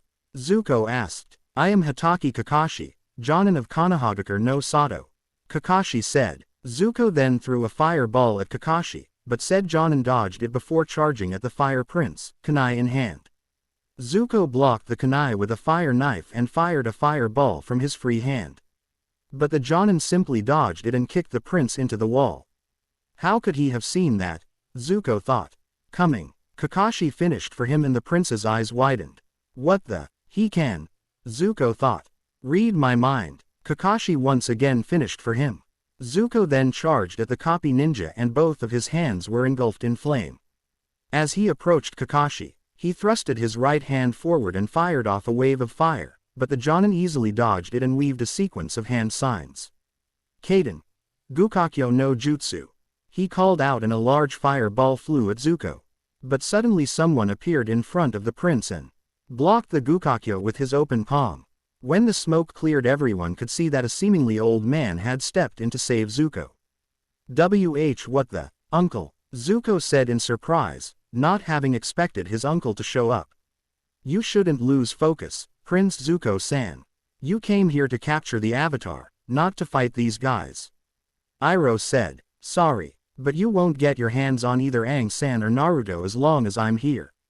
Kakashi said. Zuko-san, you go and take down the Avatar, I'll take care of the rest. Iroh said and Zuko nodded before rushing over to where Naruto was. Sakura, Sasuke, Katara-san, Sokka-san, Suki-san. You guys stand back, I'll take care of him. Kakashi said. You're gonna fight him alone? Suki asked. This guy is far above any of you to handle, even if you take him on together. Kakashi said. Quite perceptive of you, but it's true. I am on a whole different level than most people. They didn't call me the Dragon of the West for nothing. Iroh said. The Dragon of the West, huh? I didn't expect we'd face him so soon. I don't think I can beat him on my own. Kakashi thought. Not too long ago they had been at a village with a large library where Kakashi had decided to study for a little while, to find out as much as possible about recent events about the war in particular. And the Dragon of the West had apparently laid siege to the Great Earth Kingdom capital of Ba Sing Se for 600 days, a city that had so far been untouched in the war. Iroh then punched air and a fireball that was easily that size of a Gukakyo came flying at Kakashi, Iroh knew that in this battle, he couldn't hold back. With Naruto and Zuko, Zuko threw a fireball at Naruto, but said blonde blocked it with a shield of air before he punched the air and sent a strong blast of wind at the prince, but said prince managed to dodge the blast of air and threw another fireball at the blonde. Naruto dodged the ball of heated oxygen before making his favorite hand sign. Kage Bunshin no Jutsu. Suddenly, to Zuko's shock, 4 other Narutos appeared and they all charged at the prince. How'd he? Zuko wondered, but before he had any more time to think, the 5 Narutos had surrounded him and they all sent waves of wind at him, and he was sent up into the air as all of the waves of wind hit him before he fell back down on the ground with a thud. With Kakashi and Iroh, Kakashi dodged a fireball before weaving a series of hand signs. Raiden.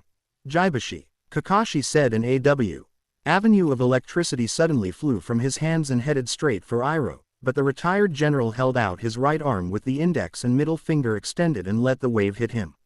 He then directed the electricity through his body and shot it out through his left hand.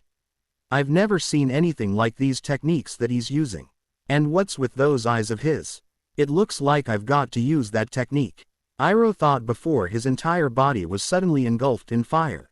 You should feel honored, you're the second person to have forced me to use my most powerful technique. His most powerful technique. This could be bad, Kakashi said before turning to the others and saying, you 5 should get out of here now.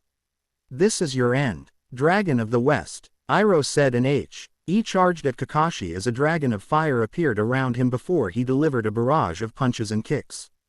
Kakashi was sent skidding backwards and Iroh finished of his attacks with a powerful blast of fire from his mouth. The blast of fire was stopped however as Aang landed in front of Kakashi, rotating his glider to use it as a shield from the fire. So the avatars finally decided to show himself.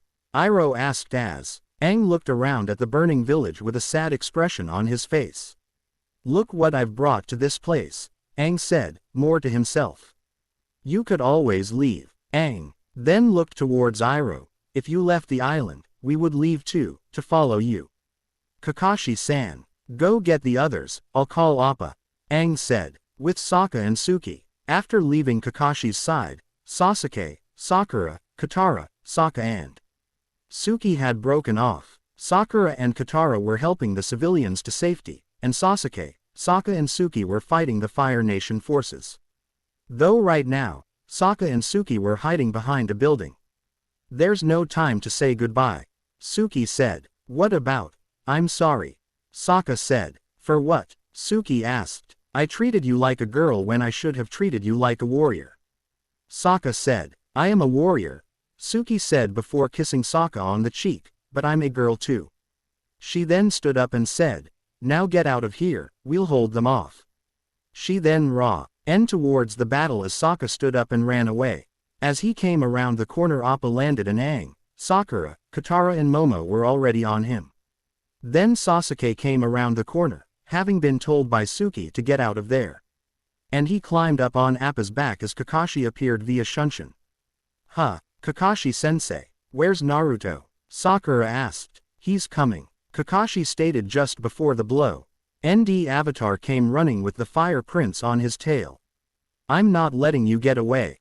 Zuko yelled before he punched the air and sent a fireball straight at Naruto, but the blonde jumped up into the air before kicking with his right foot, sending a wave of wind down at Zuko, making the prince trip. Appa, yip yip, Aang said as Naruto landed in the saddle and the sky bison took to the air. Zuko then got up on his feet as several of his men came over. Prince Zuko-sama, one of them said, get back to the ship. Don't lose sight of them. Zuko yelled as he ran past them and towards the ship, with the avatars group. As Appa flew away from the island, Naruto, Sokka and Sasuke looked down towards the burning village. Kakashi had gotten up his book and started reading. Aang was at the reins, and Katara and Sakura were sitting at the front in the saddle. I didn't think we'd encounter the Fire Nation so early. I just wish there's more we could have done. Naruto said. This is war, Naruto. We were lucky that no one died this time, but we can't guarantee that next time. Sasuke said. I know it's hard, but you did the right thing. Zuko would have destroyed the whole place if we stayed. They're gonna be okay, Aang-kun. Katara said before Aang looked over his shoulder at Kakashi. Kakashi-san, do you have any water techniques that you can use to put out the fires? He asked. Well, no. That you mention it, Kakashi said as he put down his book before weaving a series of hand signs. Sweden. Sweryuden no Jutsu. A dragon made out of water then shot out of the ocean and swept over the village, putting out all the fires. Sugoi, amazing. Naruto, Sakura, Aang, Katara and Sokka said respectively as they flew into the sunset. Long ago it is said that people were able to control these elements at will. But there was only one that could control all four elements, the Avatar, the one who was said to bring stability to the world in times of crisis. But as the old way of controlling the elements was switched out with ninjutsu, the Avatar also vanished. But now the Avatar has returned in the form of one of my students, Uzumaki Naruto. Thanks to an accident, however, my team and I have been sent backwards through time to a world that has suffered a century-old war, and we must help the current Avatar stop the Fire Nation and find a way back to our own time. The group of 2 air-benders, 2 water-benders, 3 non-benders and 2 animals walked up to the top of a hill. The Earth Kingdom city of Omashu, Aang said as he stood in front of the others, and they all looked towards a city that seemed to have been made from a mountain. I used to always come here to visit my friend Bumi-san. The bald Avatar said. Wow, we don't have cities like this on the South Pole. Katara said. They have buildings here that don't melt. Sokka said. This is nothing like Konoha. Sakura said, and Naruto just nodded in agreement. Well, let's go, slowpokes. The real fun is inside the city, Aang said before jumping into the air and landing a little further down on the hill. Wait, Aang-san, it could be dangerous if people find out you're the Avatar. Kakashi said. You'll need a disguise, Sokka said. So, what am I supposed to do? Grow a mustache? Aang asked sarcastically. And a little while later, he had grown a mustache. Well, actually it was just Appa's fur, and he also add a bunch of it on his head to hide the arrow. Oh, this is so itchy, Aang complained as he scratched his head through the fur before he looked at Appa and asked, how do you live in this stuff? And the sky bison just snorted at him. Great, now you look just like my grandfather, Sokka said. Technically Aang-kun is 112 years old, Katara said, and Aang kicked up his glider before grabbing it to use it as a walking stick. Now let's get to skippin', young whippersnappers. The big city awaits, he said before walking off like an old man. Omashu, gates, you guys are gonna love Omashu. The people here are the friendliest in the world, Aang said as they walked up the path to the city's main gate.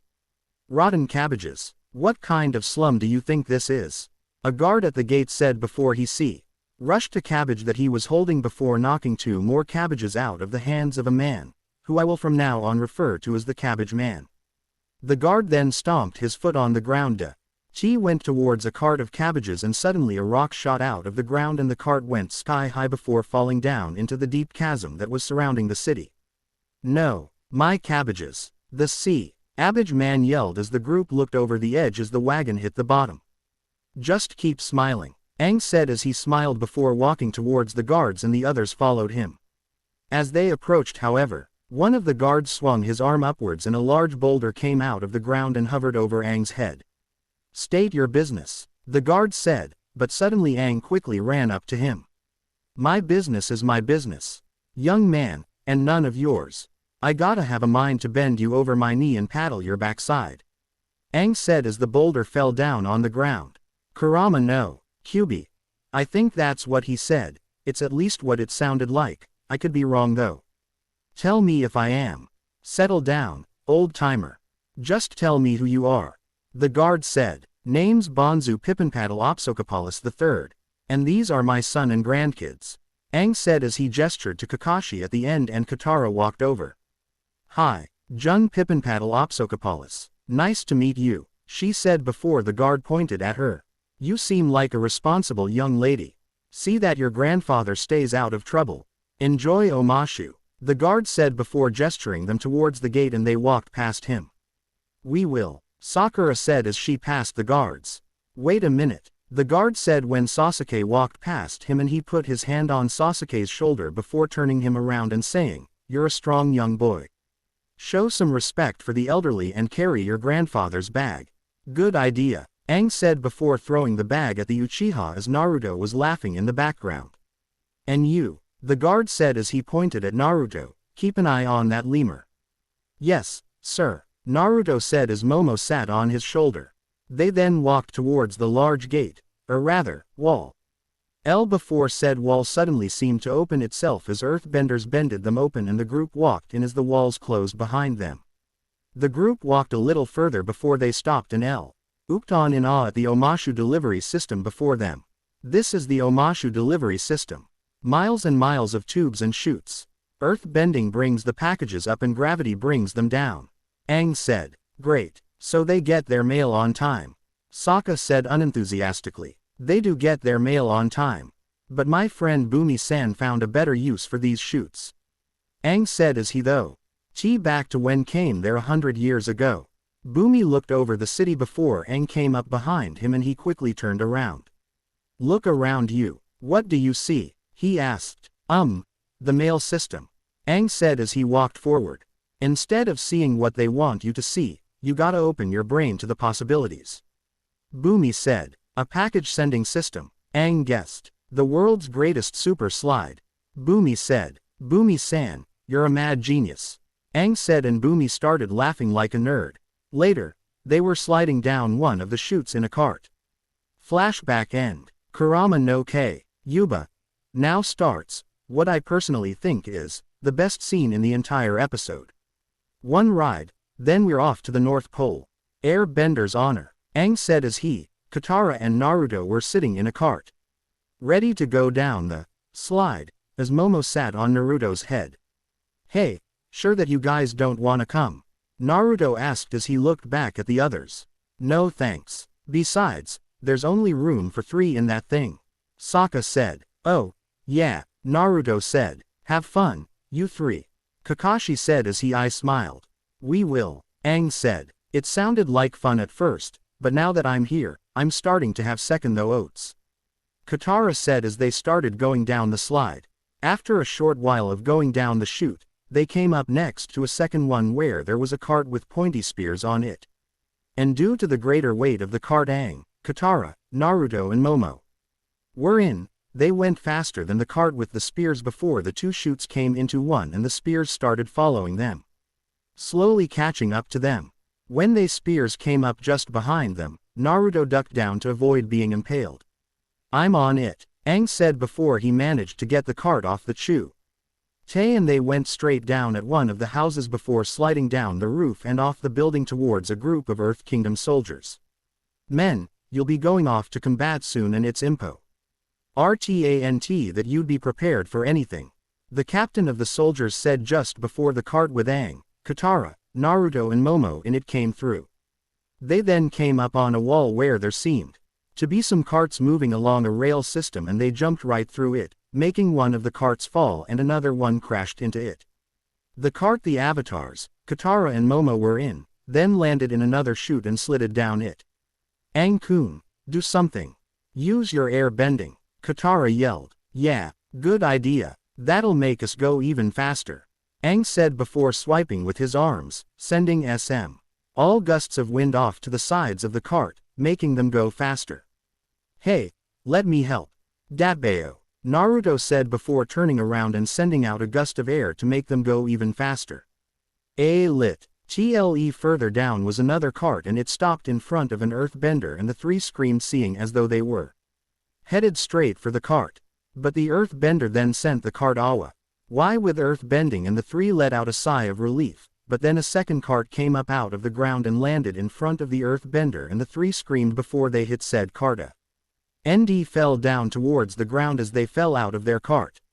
Naruto then bended the air a little so that the cart got under them, and they landed in it before going down and landing on one of the roofs. They slid down the roof before going off it and landing on another roof before sliding down that one. Inside a nearby house was a man working on a vase, and he seemed to be nearly finished, but just then the cart with the 3 humans and 1 lemur bat in it came through the window, hit the vase, destroying it, and went out through the other window, leaving a very confused man. Sorry, Aang yelled before they came down on a roof and went inside a building, and as they came out, Naruto had Momo and a cat fighting around his head until Momo managed to push the cat off. The cart then headed towards a ramp, but instead of going up the ramp and jumping over the street below, they went straight through it and fell down, right on top of the cabbage man's cart. My cabbages, you're gonna pay for this, the man yelled before some guards came over. 2 cabbages please, Aang said nervously as he sat up. Omashu Castle, Audience Hall. The guards had escorted them into the audience hall of Omashu's castle, where the king was sitting comfortably on his throne, and he raised an eyebrow when he saw Aang. Your Majesty, these juveniles were arrested for vandalism, traveling under false pretenses and malicious destruction of cabbages. One of the guards said. Of with their heads, 1 for each head of cabbage. The cabbage man said. Silence. Only the king can cast down judgment. The Gwar D said before looking at the king. What is your judgment, sire? The king then looked at each of them, one at a time, starting with Naruto, then Katara, and finally Aang. Throw them. He started, and he group prepared themselves for the worst, a feast. Shortly after were they sitting at the end of a long table with a larger chair on the other side. Ha ha ha, the people in my city have gotten fat from too many feasts. So I hope you like your chicken with no skin. The king said as he stood behind them and picked up the chicken on Aang's plate. Thanks, but I don't eat meat, Aang said, and the king looked at Naruto. How about you? I bet you like meat, he said before ramming the chicken into Naruto's mouth, and he walked back to his chair as Naruto started eating it. Is it just me, or is this guy's crown a little crooked?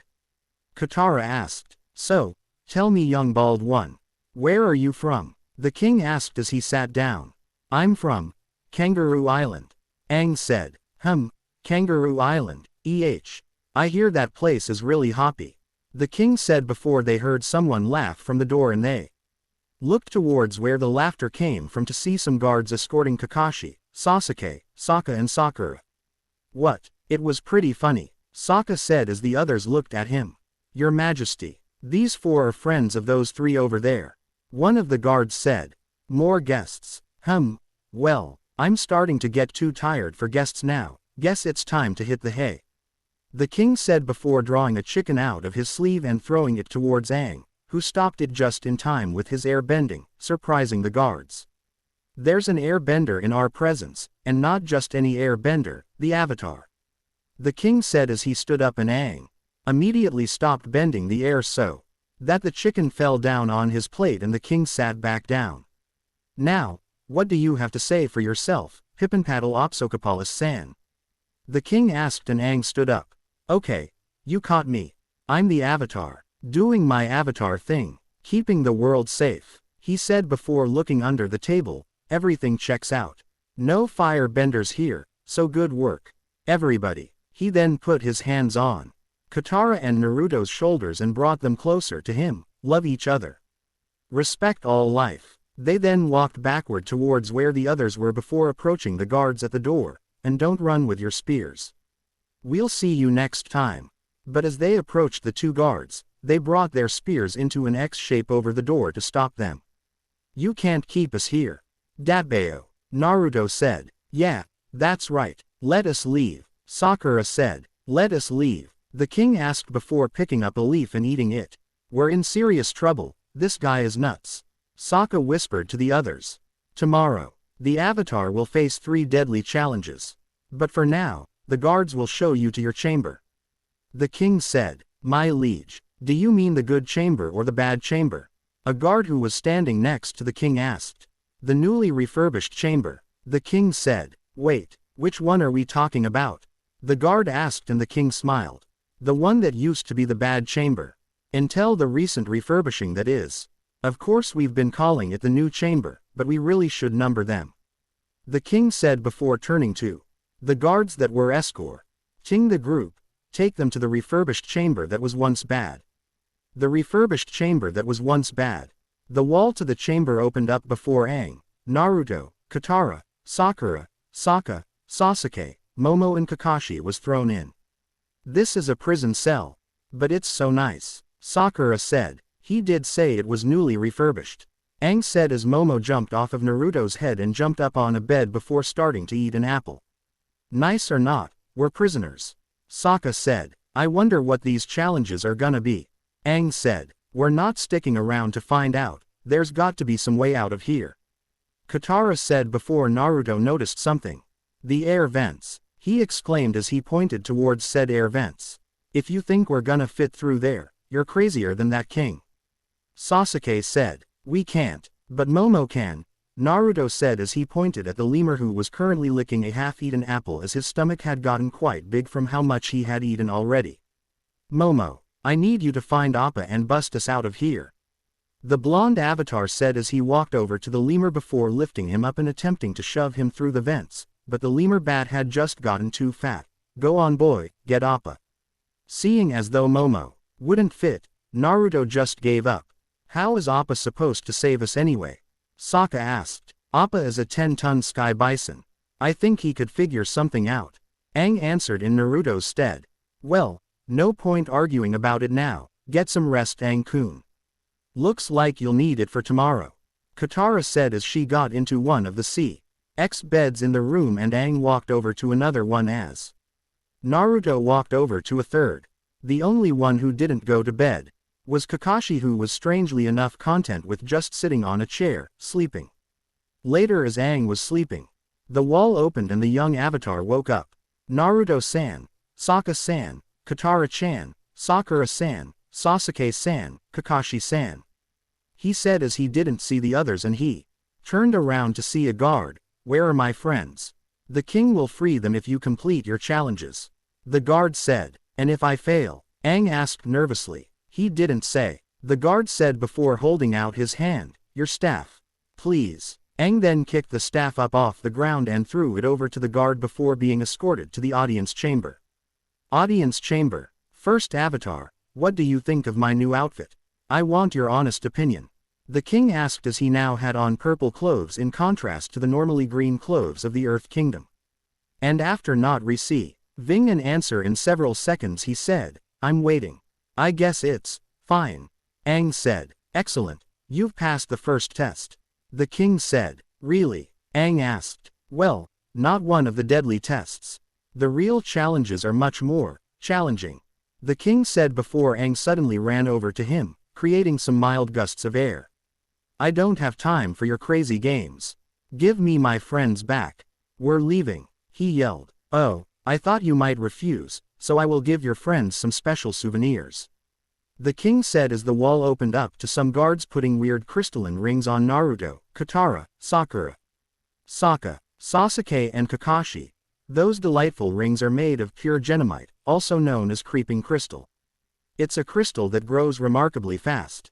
By nightfall your friends will be completely covered in it. Terrible fate really. I can stop it, but only if you cooperate. Just then Sokka's ring started growing. Ah, it's already creeping, he said. I'll do as you want. Aang said and the king smiled.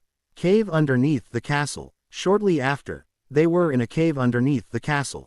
The king, Naruto, Katara, Sakura, Sokka, Sasuke, Kakashi and some guards were standing on a balcony as Aang was standing on a platform over a sea of stalagmites that covered the entire cave. In the middle of the cave was a waterfall with a ladder in it and above said ladder was a key hanging from a chain. The king laughed a little before he looked over his shoulder to see that the crystals had covered Naruto's, Katara's, Sakura's, Sokka's and Sasuke's hands and were approaching their elbows. But he raised an eyebrow when he saw that Kakashi's ring hadn't even started creeping yet. It seems I have lost my lunch box key and I'm hungry. The king said before noticing the key in the waterfall and he pointed at it while saying, oh, there it is. Would you mind fetching it for me? Aang then started jumping from stalagmite to stalagmite until he eventually reached the waterfall and he jumped up into the waterfall and grabbed the ladder. Ooh, climbing the ladder. No one's thought of that before. The king said sarcastically before Aang lost his grip and fell down towards the stalagmites.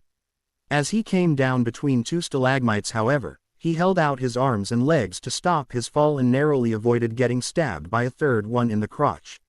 He then mped from stalagmite to stalagmite upwards until he came in between two stalagmites that were hanging from the ceiling, and he jumped down before using air bending to propel himself forward and diving into the waterfall.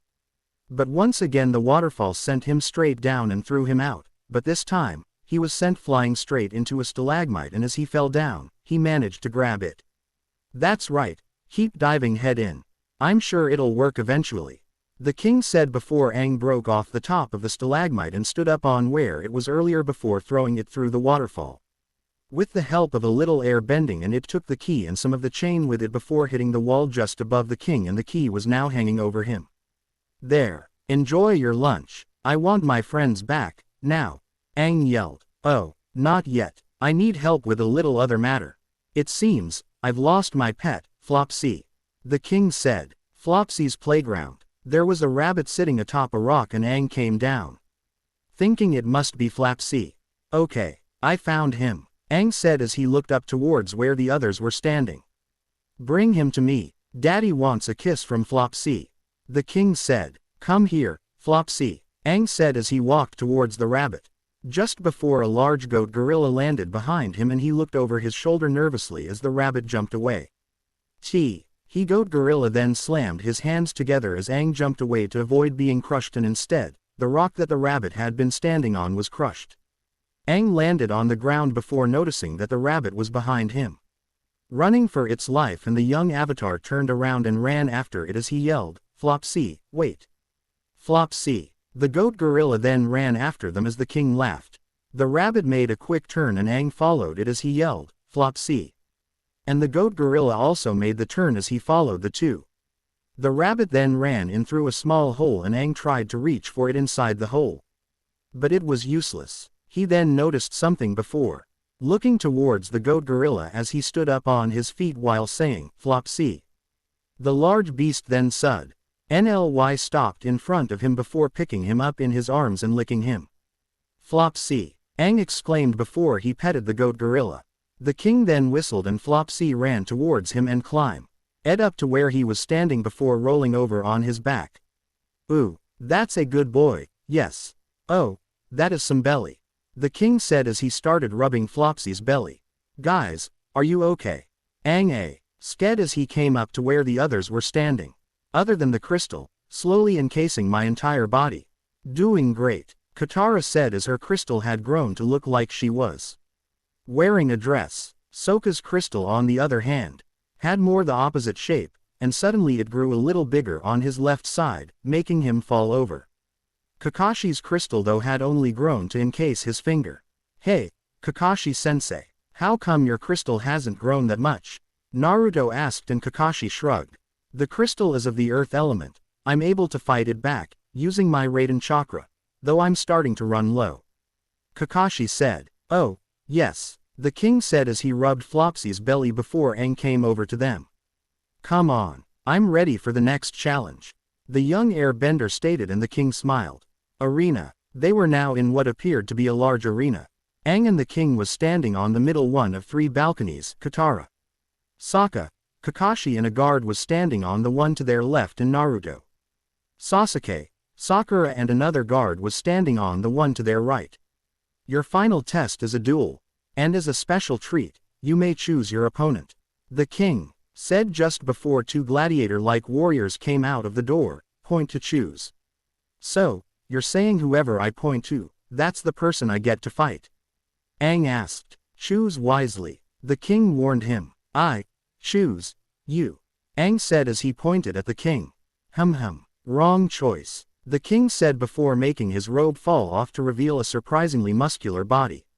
He then stomped the ground and cracks appeared, going towards Aang before a small rock shot up, sending the avatar flying down to the arena, and the king jumped after.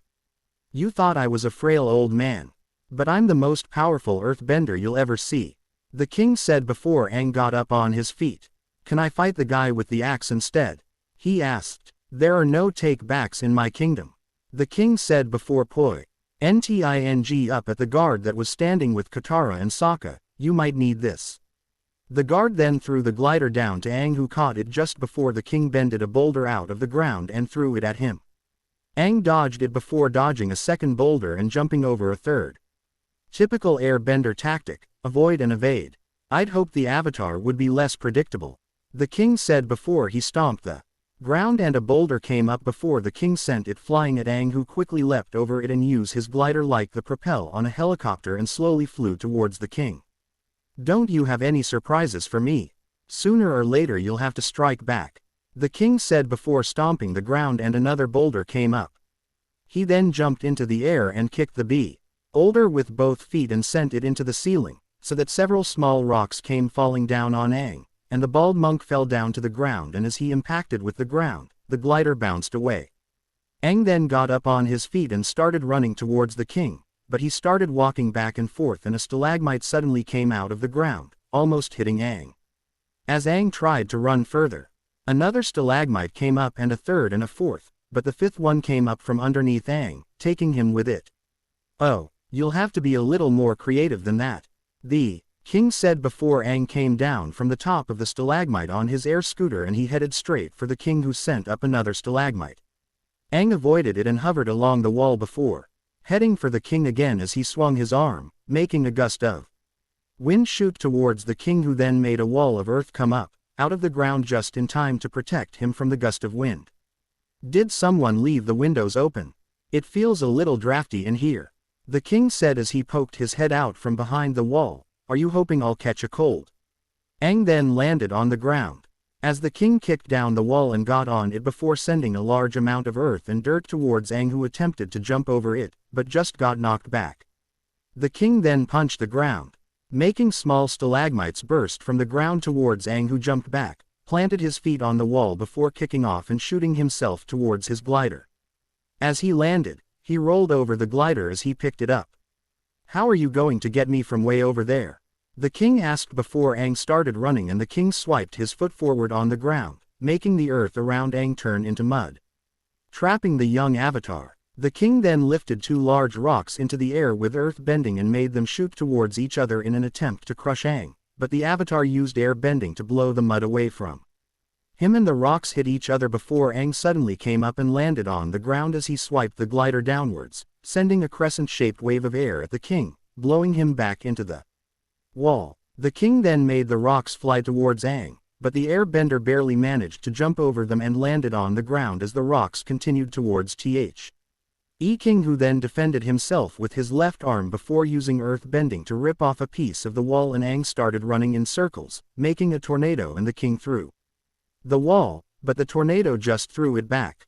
However, he clapped his hands and the wall was split in two, and the king looked up as Aang came down in front of him and pointed the glider at him as he brought his arms into the air as if to surrender.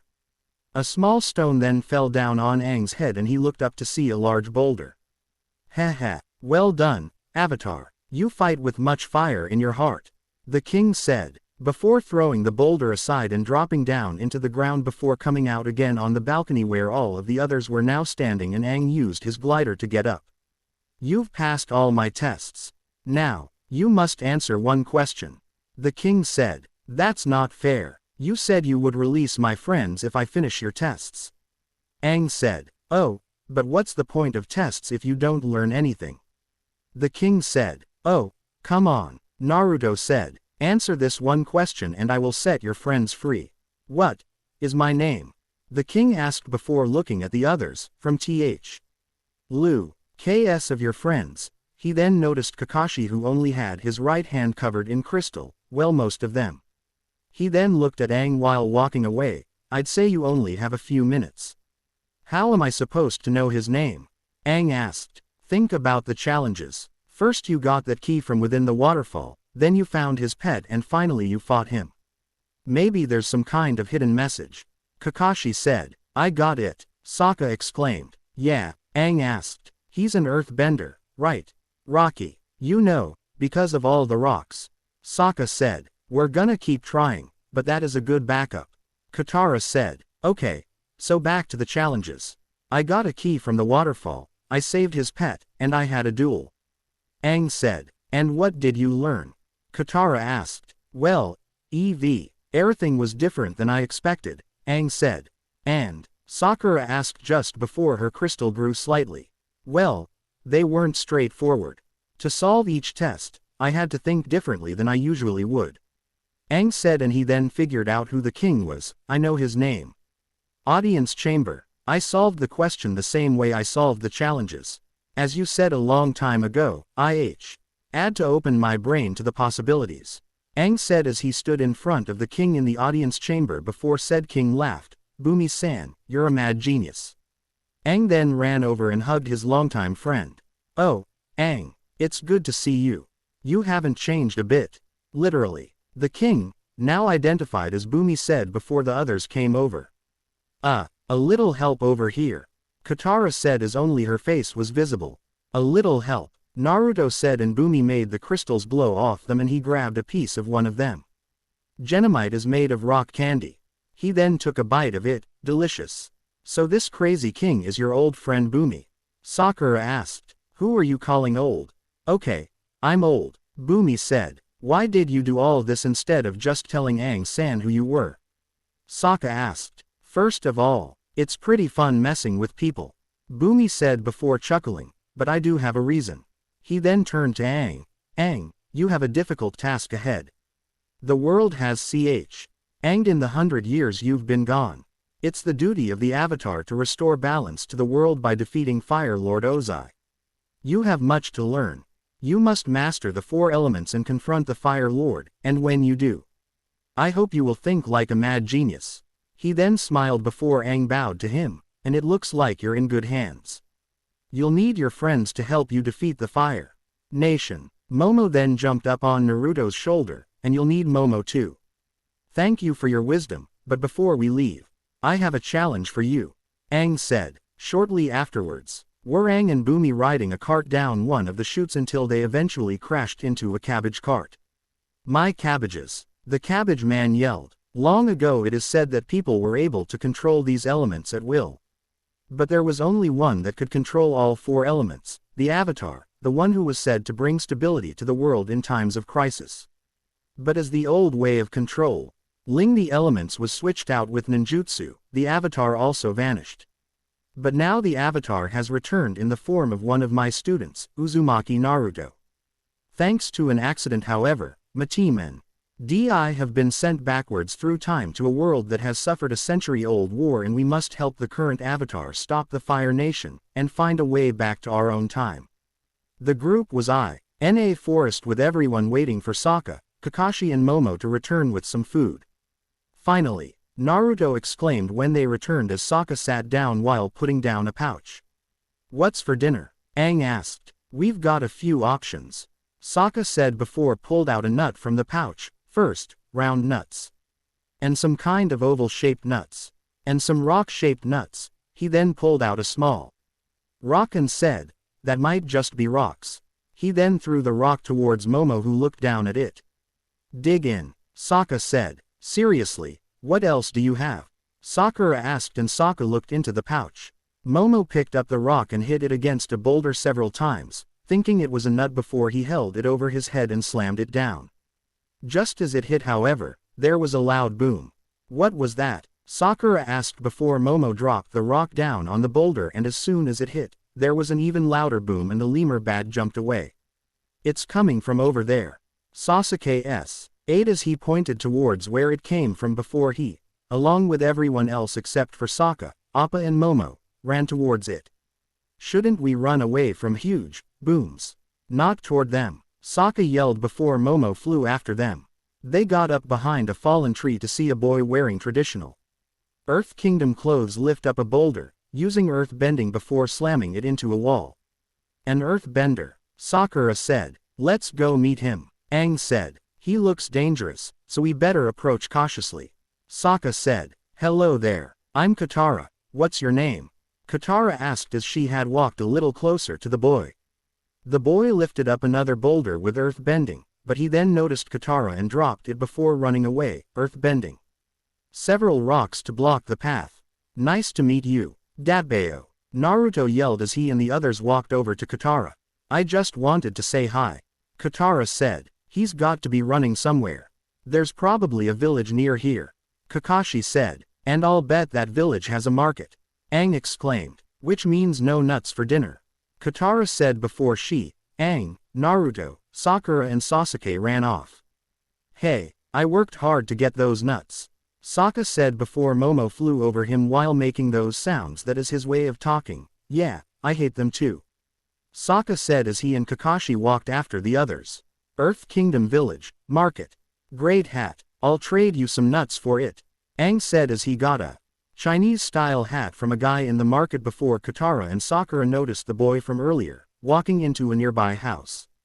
Hey, Katara said before the two girls followed him, catching the others' attention. Inside the store. Hi, Mom, the boy said as he walked over to a table that was at the end of the room and his mother was on the other side of the table. Where have you been, Haru? You're late. Get started on your chores. The boy's mother said as Katara opened the door. Hey, you're that kid. Why did you run away before? She said as Haru turned around shocked.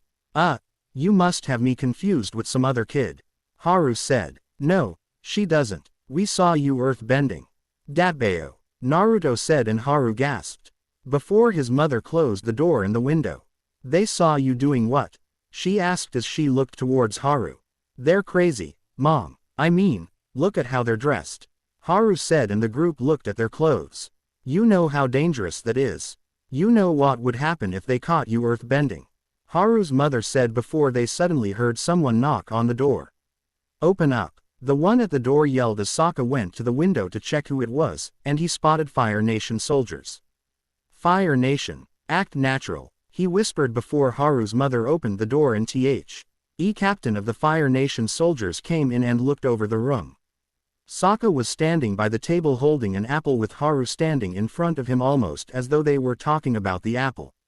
Katara was in the middle of the room, holding a bowl of cherries and having several in her mouth. Naruto and Sasuke were arm wrestling on a barrel while Aang was watching. Kakashi was in the back of the room, reading his porn. And finally, Sakura had done a quick henge to transform into the apple that Sokka was currently holding. Kurama no Kyubi. Is that in any way natural? Oh, and I'm Og. And if Sokka were to take a bite of that apple. What do you want? I've already paid you this week. Haru's mother said. Tax just doubled. And we wouldn't want an accident, would we? The Fire Nation soldier said as he created some fire in between his hands before extinguishing it. Fire is sometimes so hard to control. Haru's mother then found a small chest-looking box and opened it to reveal a few Earth Kingdom money and she gave them to the soldier. You can keep the copper ones. The man said as he dropped the copper coins down on the floor while leaving. Well, he's nice. Naruto said as Haru's mother picked up the coins. How long has the Fire Nation been here? Kakashi asked as Haru's mother stood up on her feet. 5 years. Fire Lord Ozai uses our town's coal mines to fuel his ships. She said. They're thugs. They steal from us, and everyone here is too much of a coward to do anything about it. Haru said. Quiet, Haru. Don't talk like that, his mother said. But Haru-san's an earthbender, he can help. Sakura said. Earth-bending is forbidden. It's caused nothing but misery for this village. He must never use his abilities. Haru's mother said. How can you say that? Haru-san has a gift. Asking him not to earth-bend is like asking me not to water-bend. It's a part of who we are. Katara said. You don't understand. Haru's mother said. I understand that Haru-san can help you fight back. What can the Fire Nation do to you that they haven't done already? Katara asked. They could take Haru away. Like they took his father. Haru's mother said and Katara looked at Haru who just looked away as he closed his eyes. Mountain hut. My mom said you could sleep here tonight, but you should leave in the morning. Haru said as he had brought them to a round hut with a dome-shaped roof. Thanks. I'll make sure Appa doesn't eat all your hay. Aang said as Appa had a bunch of hay in his mouth and he stopped chewing on it as he looked at them before continue eating. Outside the hut were Katara and Haru walking down a road in the forest. I'm sorry about what I said earlier. I didn't know about your father. Katara said. That's okay. It's funny. The way you were talking back in the store. It reminded me of him. Haru said. Thanks. Katara said. My father was very courageous. When the Fire Nation invaded, he and the other earthbenders were outnumbered 10-1, but they fought back anyway. Haru said. He sounds like a great man. Katara said as they walked out of the forest and came to a cliff. After the attack, They rounded up my father and every other earthbender. And took them away. We haven't seen them since. Haru said as he crouched down on the cliff. So that's why you hide your earthbending. Katara said. Yeah, Haru said as he lifted up to stones and started rotating them over his right hand with earthbending. Problem is, the only way I can feel close to my father now is when I practice my bending. He then dropped them into his hand before clenching said hand over them, crushing the 2 stones to dust. He taught me everything I know. Katara then sat down next to him and pointed at her necklace. See this necklace? My mother gave it to me. Katara said. It's beautiful. Haru commented. I lost my mom in a Fire Nation raid. This necklace is all I have left of her. Katara said. It's not enough, is it? Haru asked. No, Katara said. Near the mines. As they continued walking, a nearby mine suddenly collapsed. Help. They heard someone yell. The mine. Haru said as he and Katara ran towards the mine.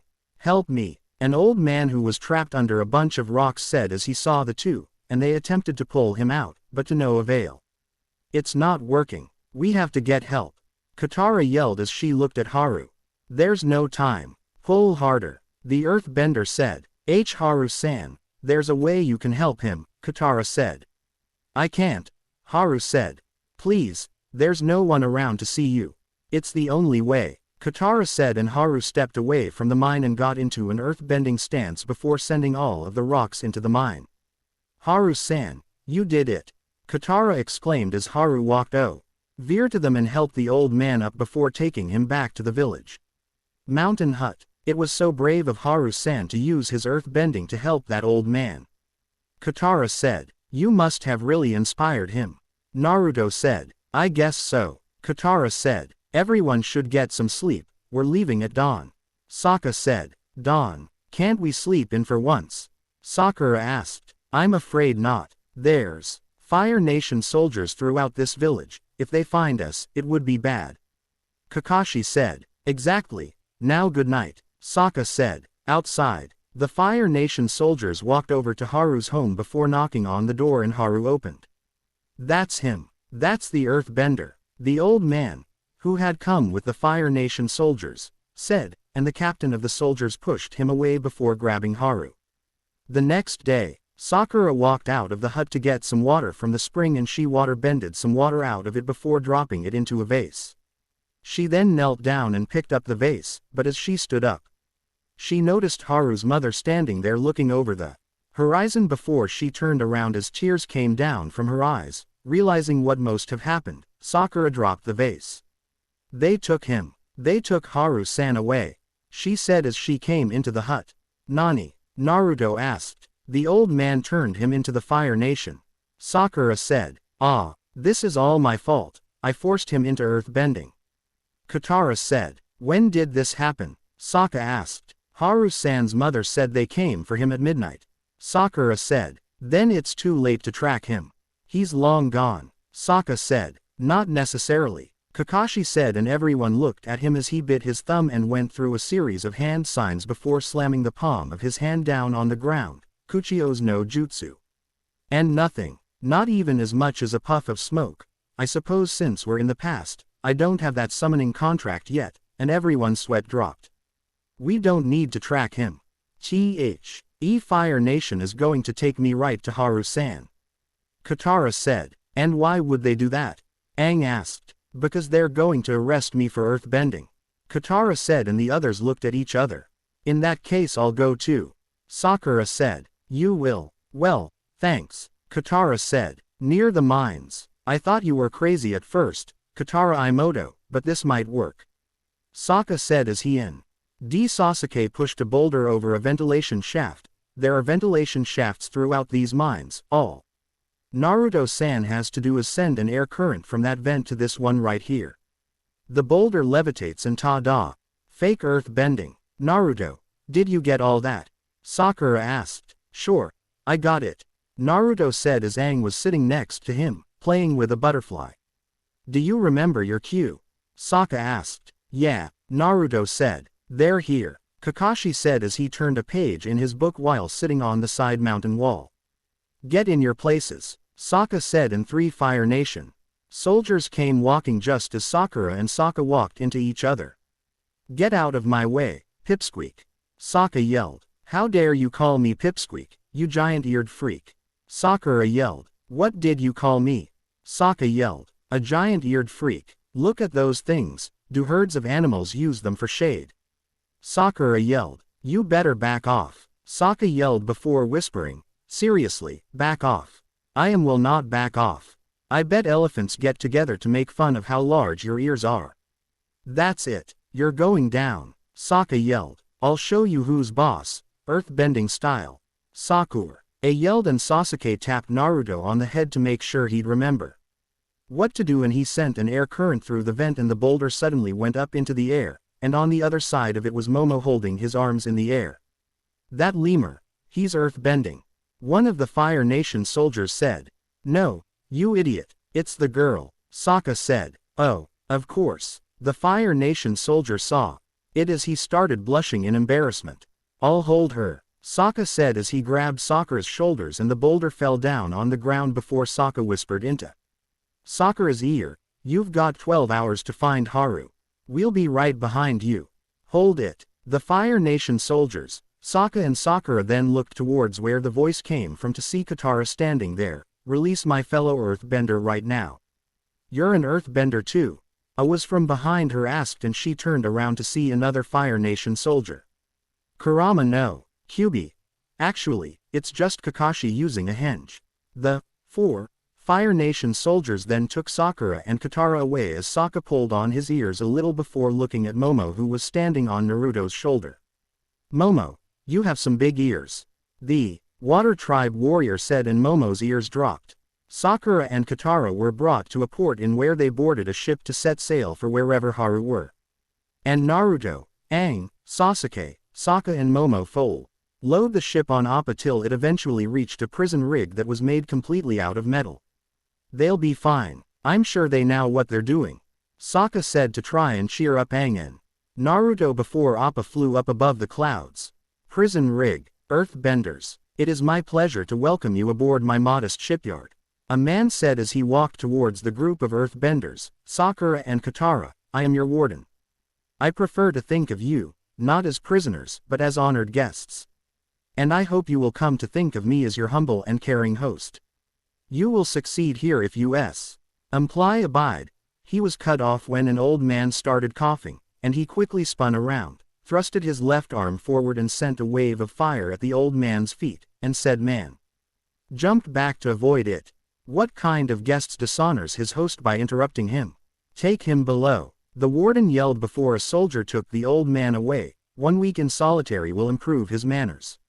How cruel, Sakura thought before her inner self spoke up. Cha, let me at him, I'm gonna kill that guy. Simply treat me with the courtesy I give you, and we'll get along famously. The warden said as he stood in front of Katara and looked down on her. You will notice, earthbenders, that this rig is made entirely of metal. You are miles away from any rock or earth. So if you have any illusions about employing that brute savagery that passes for bending among you people, forget them. The warden said as he led the prisoners to where all of the other prisoners were being kept. It is impossible. Good day. The warden then walked away as the prisoners were led into where the other prisoners were being kept, and as they came in, Sakura looked back at Kakashi, who was still posing as an Fire Nation soldier. And as they got eye contact with each other, a silent conversation passed between them before the doors into where the prisoners were came down. Sakura and Katara walked through the crowd, trying to find Haru. But it was easier said than done, since there were so many people there. Katara-san, Sakura-san, they looked towards the familiar voice to see none other than Haru. Haru-san, Ra said as she ran over to the boy and hugged him. What are you two doing here? Haru asked. It's my fault, you were captured. We came to rescue you. Katara said. So you got yourselves arrested? Haru asked. It was the only way to find you. Sakura said. You've got guts, Katara-san, Sakura-san. I'll give you that. Come on, there's someone I want you to meet, Haru said before leading the two girls away. With Kakashi. Kakashi walked through some hallways that was deep within the rig, and he then saw a bunch of crates that seemed to be filled with coal. Miles away from any rock or earth, Kakashi thought as he held up some of the coal. Coal is basically the same as earth, so the earthbenders should still be able to bend it. He then dropped the coal back into the crate before walking away, and leaving behind an explosive tag on the wall. With Sakura, Katara and Haru. Katara-san, Sakura-san. This is my father, Tyro. Haru said as he had brought them to meet his father. Dad, this is Katara-san and Sakura-san. It's an honor to meet you. Katara said as she and Sakura bowed. Have some dinner Katara-san, Sakura-san. Tyro said as he offered them 2 bowls, and they took one each. Neither liking the looks of the food, it's not as bad as it looks. Katara and Sakura then sat down and Sakura tried some, but she didn't like it at all. It's still pretty bad though. Tyro-san, the prisoners are complaining there aren't enough blankets to go around. A man said as he approached them. I'll talk to the guards. In the meantime, make sure the elderly are taken care of. The rest of us will simply have to hope for warmer weather. Tyro said. So, what's the escape plan? Sakura asked. Excuse me, Tyro asked. You know, the plan to get everyone off the rig. What is it? Mutiny, sabotage. Sakura said. The plan is to survive. Wait out this war. Hope that one day some of us can get back to home and forget this ever happened. Tyro said. How can you say that? You sound like you've already given up. Katara said. Katara-san, Sakura-san. I admire your courage, and I envy your youth, but people's lives are at stake here. The warden is a ruthless man, and he won't stand for any rebellion. I'm sorry, but we're powerless. Tyro said. We'll see about that, Katara said as she stood up on her feet and climbed up on a table before picking up the lid of AP. And then hit it a few times with a spoon to get the earthbenders' attention. Earthbenders, you don't know me, but I know of you. Every child in my water tribe village was brought to sleep with stories of the brave Earth Kingdom. And the courageous earthbenders who guard its borders. Some of you may think that the Fire Nation has made you powerless. Yes, they have taken away your ability to bend, but they can't take away your courage. And it is your courage they should truly fear, because it runs deeper than any mine you'd been forced to dig, any ocean that keeps you far from home. It is the strength of your hearts that make you who you are, hearts that will remain unbroken when all rock and stone has eroded away. The time to fight back is now. I can tell you the Avatar has returned, so remember your courage, earthbenders. Let us fight for our freedom, she said, but the earthbenders just went back to what they were doing before as though she had never said anything as the warden, who had been watching, walked away. Smiling. Later that night, Aang and Naruto snuck aboard the rig and woke up Katara and Sakura before walking back to where Sokka, Sasuke, Appa and Momo were waiting tea. See that Kakashi, who had dropped the henge, had also arrived. Your 12 hours are up, where's Haru-san? We've gotta get out of here, Sokka said before Aang jumped over on Appa. We can't, Katara said. We don't have much time. There are guards everywhere, Sasuke, who was sitting at the reins, said. Katara-chan, Sakura-san. What's wrong? Aang asked. We're not leaving, Sakura said. Sakura-chan, are you crazy? Naruto said. They won't go, no matter what any of you say. They don't want to abandon the earthbenders, Kakashi said, and everyone looked at him. I expected as much, and that's why I've placed explosive tags all over this rig. Hey, I was hoping we could get some action here. I haven't been in a battle since Kyoshi Island, Sasuke said. What, not you too? Sokka said. Come on Sokka-san, don't be such a wimp, Naruto said as Aang and Sasuke got up on the rig followed by a reluctant Sokka. Fine, he mumbled in defeat before a spotlight almost hit them. We should find someplace to hide, Kakashi said before they walked away as Aang whispered something into Appa's ear before the large bison flew away as Momo flew over to Naruto. Just after the group had gotten away, however, 2 Fire Nation soldiers walked by and spotted the sky bison. Look, one of them said, with the warden. Tell me exactly what you saw, the warden said as he turned around to look at the 2 who had spotted Appa. Well, sir, it looked like a flying bison, one of them said. What? The warden asked. It was a giant flying buffalo, sir. With an empty saddle. The other soldier said. Which was it? A buffalo or a bison? The warden asked. I'm not sure what the difference is, but that's not really the point, is it, sir? One of the soldiers said. I'll decide what the point is, fool. The warden said before throwing the soldier down into the water, and he turned to the other one. You, wake up the captain. Search the entire rig, the warden said as he walked away. Sir. The soldier said. What? The warden asked as he stopped walking. That was the captain you just threw overboard, so, the soldier said. Then wake up someone I haven't thrown overboard, and search the rig. There's something going on here and I don't like it. The warden said. With the group. We don't have much time. What are we gonna do? Sokka said. I wish I knew how to make a hurricane. Aang said, and the others looked at him with dumbfounded expressions. The warden would run away, and we'd steal his keys.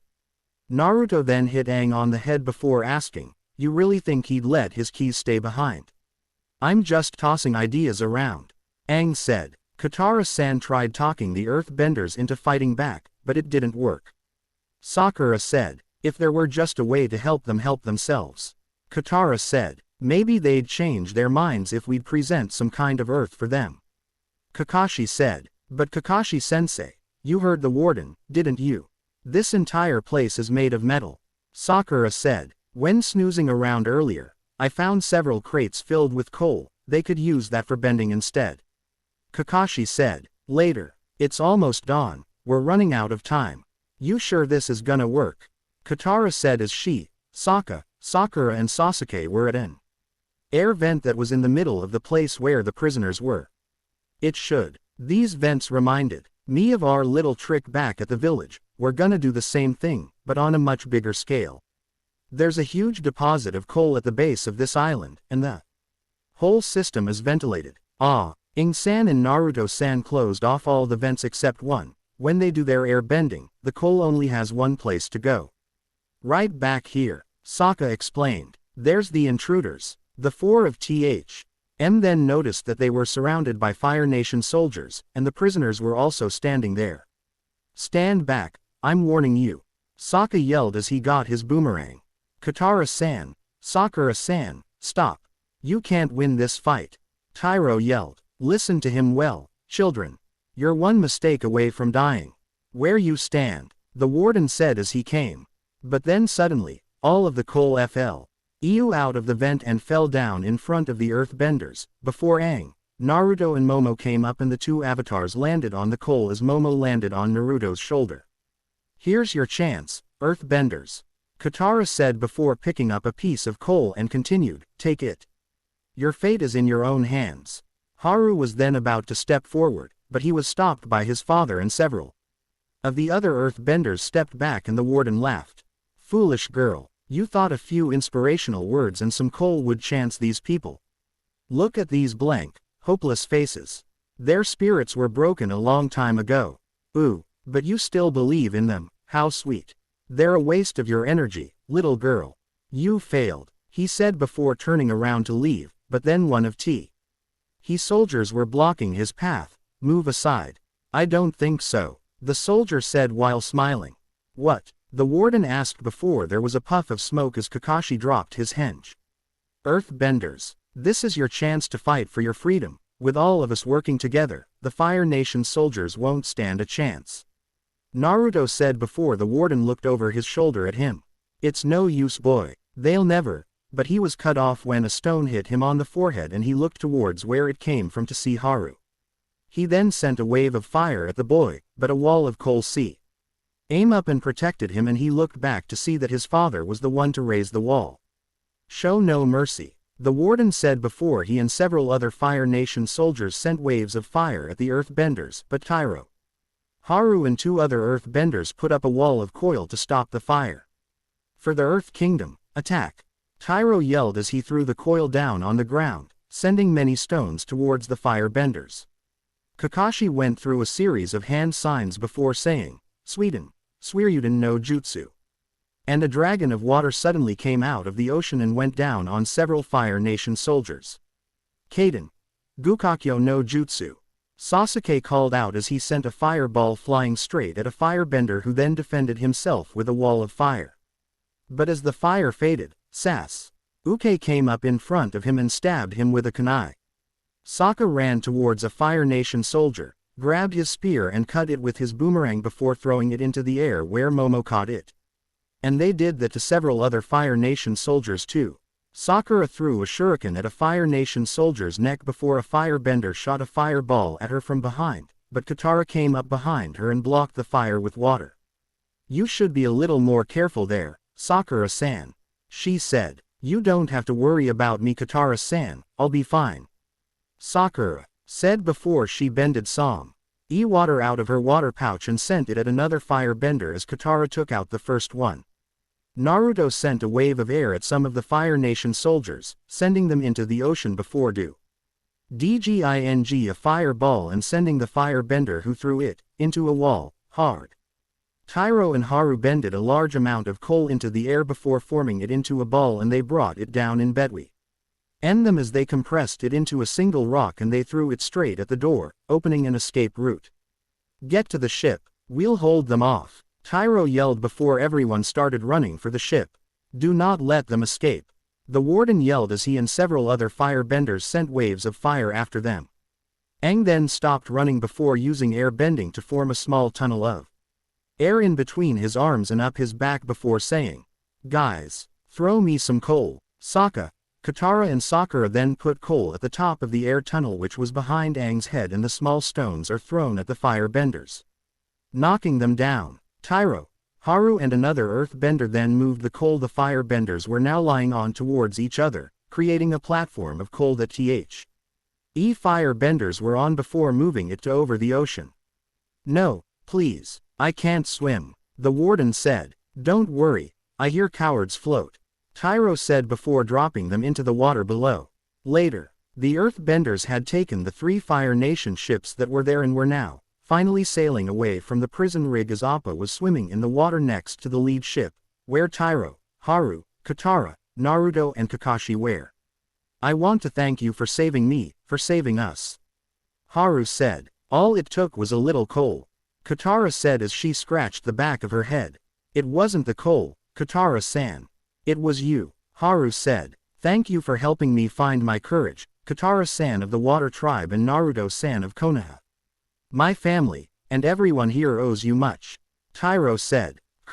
Ama no Kyubi. Just in case you're wondering, Tyro knew of Konoha because Naruto had told him. "So, I guess you're going home now," Katara said. "Yes, to take back my village," Tyro said before he too RNED to all the others and yelled, "To take back all of our villages. The Fire Nation will regret the day they set foot on our land." "Well, then, let's celebrate your new rebellion by destroying that rig," Kakashi said before making a hand sign, and everyone watched as the rig blew up and they cheered. "Come with us," Haru said. "I can't. Your mission is to take back your home, ours is to get Aang-kun and Naruto-san to the North Pole," Katara said. "Naruto-san," Tyro said. Yes. Naruto corrected himself, seeing as though the people of this time hasn't started to use Japanese yet, except for the honorifics. "Take this scroll," Tyro said as he handed Naruto a scroll. "It's an earth-bending scroll containing techniques that I, myself invented." "Thanks," Naruto said as he looked at the scroll in his hands. "But don't get too excited about it yet. I've heard that it's especially difficult for an avatar to learn the element that's the opposite of their own, and earth is the opposite of air. It might be best for you to find an earth-bending teacher before learning any of these techniques," Tyro said before Naruto thanked him again and jumped over to Appa to show the scroll to Aang as Kakashi followed. "Katara-san, thank you for bringing my father back to me. I never thought I'd see him again, I only wish there was some way," Haru said. "I know," Katara said as she brought her hand up to her neck only to discover that her mother's necklace was my mother's necklace. "It's gone." Remains of the rig. On a small piece of the rig was floating on the water was Katara's necklace lying. Before someone suddenly picked it up, and that someone was none other than Prince Zuko. Long ago it is said that people were able to control these elements at will, but there was only one that could control all 4 elements, the Avatar, the one who was said to bring stability to the world in times of crisis. But as the old way of controlling the elements was switched out with ninjutsu, the avatar also vanished. But now the avatar has returned in the form of one of my students, Uzumaki Naruto. Thanks to an accident however, my team and I have been sent backwards through time to a world that has suffered a century-old war, and we must help the current avatar stop the Fire Nation, and find a way back to our own time. It was a peaceful and uneventful day as the group flew through the air on Appa above cloud level. Those clouds look soft, don't they? Like you could just jump down and you'd land on a big soft cottony heap. Katara said as she lay in the saddle and looked down on the clouds. Maybe you should give it a try. Sokka said. You're hilarious. Katara said. I'll try it. Aang said as he woke up before grabbing his glider and jumping out of the saddle down towards the clouds as Katara, Sokka, Sakura, Sasuke and Naruto, who was at the reins, looked after him. I've really got to get myself one of those gliders, Naruto said before Aang went straight right through a cloud and came back up on the other side of Appa and landed in the saddle, soaking wet. Turns out clouds are made of water, he said before air-bending himself dry. Well, then maybe Sakura-chan and Katara-san can learn some cloud bending, Naruto said. Very funny, Naruto, Sakura said as she looked towards her blonde teammate, but just then she noticed something in the distance. Hey, what is that? Everyone looked towards where Sakura was looking to see that a large part of the forest under them had been burned down, making it look like there was a great scar on the land. It's like a scar, Sokka said. Soon after, they had landed on the ground where the scar was to see that the forest had been burned down. Listen, it's so quiet. There's no life anywhere, Sokka said. Aang-kun, are you okay? Katara asked as she looked at the bald avatar. Fire Nation, Kakashi said as he observed the footprints. Those evil savages make me sick, they have no respect for. Naruto started, but Sakura hushed him before pointing at Aang, who seemed quite depressed. Why would anyone do this? How could I let this happen? Aang said. Aang-kun, you didn't let this happen. It has nothing to do with you. Katara said. Yes it does. It's the Avatar's job to protect nature, but I don't know how to do my job. Aang said. Hey, I don't know how to do it either, but isn't that why we're going to the North Pole? Naruto asked. That's right, we're going there to find you two a teacher. Sakura said. Yeah, a waterbending teacher, but there's no one who could teach me how to be the Avatar. Monk Gyatso-sensei said that Avatar Roku would help me. Aang said. The Avatar that came before you. He died over 100 years ago, how are you supposed to talk to him? Sokka asked. I don't know, Aang said. Hot springs near Zuko's ship. Uncle, it's time to leave, where are you? Uncle Iroh, Zuko yelled as he walked towards some hot springs. Over here, Iroh said as he was sitting in a hot spring. Uncle, we need to move on. We're closing in on the Avatar's trail, and I don't want to lose them. Zuko said. You look tired, Prince Zuko, why don't you join me in these hot springs and soak away your troubles? Iroh said. My troubles cannot be soaked away. It's time to go. Zuko said. You should take your teacher's advice and relax a little. The temperature's just right, I heated it myself. Iroh said before he brought his hands together, with his left hand clenched into a fist and his right hand extended as he sent hot air out of his nose to heat up the water some more. Enough. We need to leave now. Get out of the water. Zuko said. Very well, Iroh said as he stood up, and Zuko held his right arm in front of his eyes as he closed said eyes. On second thought, why don't you take another few minutes? But be back at the ship in half an hour or I'm leaving without you. He said as he walked away, and Iroh sat back down to relax. With the group. Hey, Aang-san, are you ready to be cheered up? Sakura asked as she walked towards Aang. No, Aang said before Sakura threw an acorn at him. Ow. Hey, how is that cheering me up? It cheered me up, Sokka said before Sakura threw an acorn at him. Yeah, I probably deserved that. These acorns are everywhere, Aang-san. That means the forest will grow back. Every one of these will be a tall oak tree someday, and all the beer, DS and animals that lived here will come back, Sakura said as she gave Aang the acorn. Thanks, Sakura-san, Aang said, and Sakura smiled before she noticed an old man that was walking towards them. Who are you? Naruto asked. When I saw the sky bison, I thought it was impossible.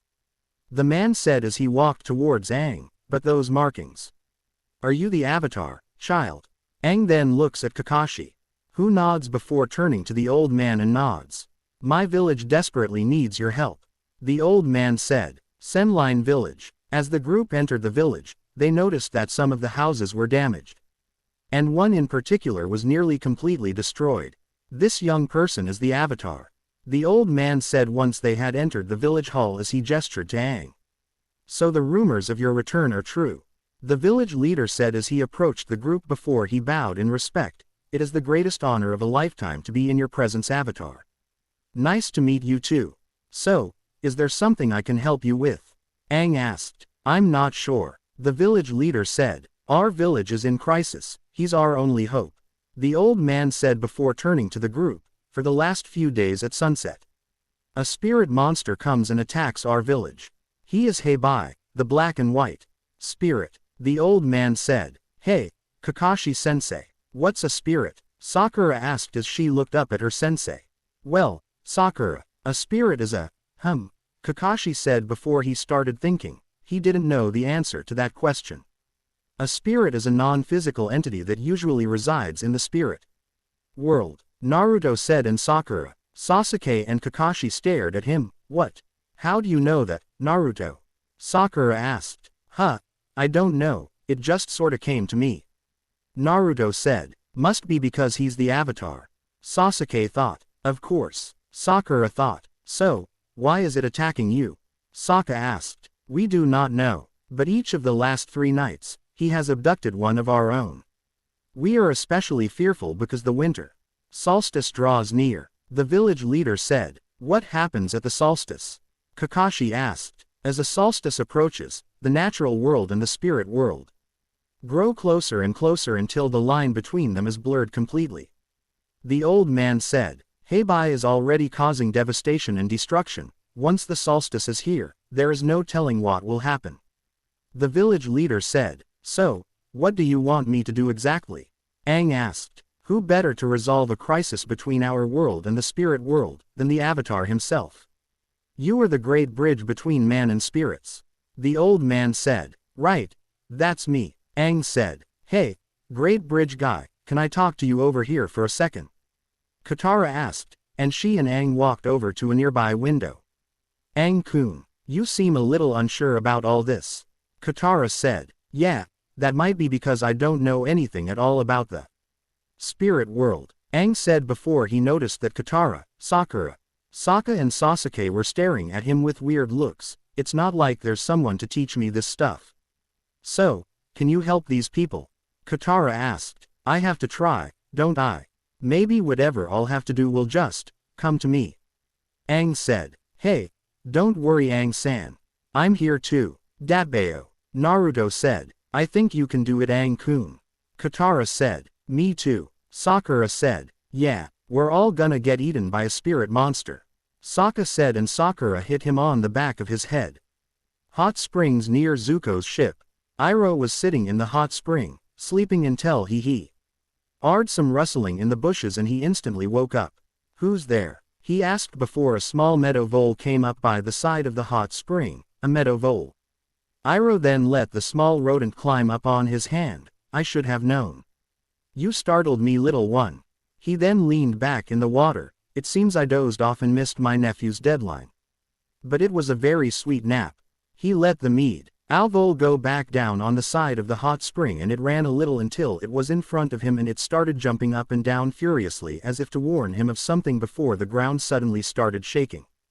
3 trails of dust clouds that moved along the ground then came towards him and small stalagmites shot up at him from the hot spring's walls, trapping him before 3 earthbenders came down. One of them took Iroh's clothes off of Aberb branch and looked at their commanding officer who was approaching them. He's a Fire Nation soldier. The earthbender said. He's no ordinary soldier. This is the Fire Lord's brother, the Dragon of the West, the once great General Iroh. But now, he's our prisoner. The commander of the earthbenders said. Senline village. Naruto and Aang were standing just outside the village's main hall's door and said door closed behind them before they started walking through the village. Hello, Spirit, can you hear me? This is the Avatar speaking. I'm here to try and help stuff. Aang said as they walked towards the village gate. This isn't right. I'm not just going to sit here and do nothing while the Dobby and Aang waits for some monster to show up. Sasuke said as he looked out the window. If anyone can save us, they can. The old man said, I still think they shouldn't have to face this alone. Sokka said, and shortly afterwards, the sun set. Well, it's sunset. So where is he? Naruto asked as he looked at Aang. I don't know. Hey Bai. Well, Spirit, I hereby ask you to please leave this village in peace. Aang said before spinning his glider over his head and slamming it down on the ground in front of him. Okay. Well, I guess that's settled then. Yeah, right. Like some huge and powerful spirit will listen to what a kid like you says. Naruto muttered to himself sarcastically as he watched Aang walk back towards the village's main hall. It's coming. Naruto heard a voice in his head just before a large blob. CK and White Spirit appeared and walked in through the village gate. Whoa, it's bigger than I thought. He thought as the spirit started following Aang, and he yelled, Hey, Aang-san, behind you. And Aang turned around to see the large spirit. You must be the Hei Bai spirit. My name is. He was cut off however when Hei Bai released some kind of screech that sent out blue waves of energy. He stood up on his hind legs and let out another screech before walking over Aang, who yelled after him, My name is Aang, I'm the Avatar, and I would like to help. He then ran after the spirit while yelling, Hey, wait up.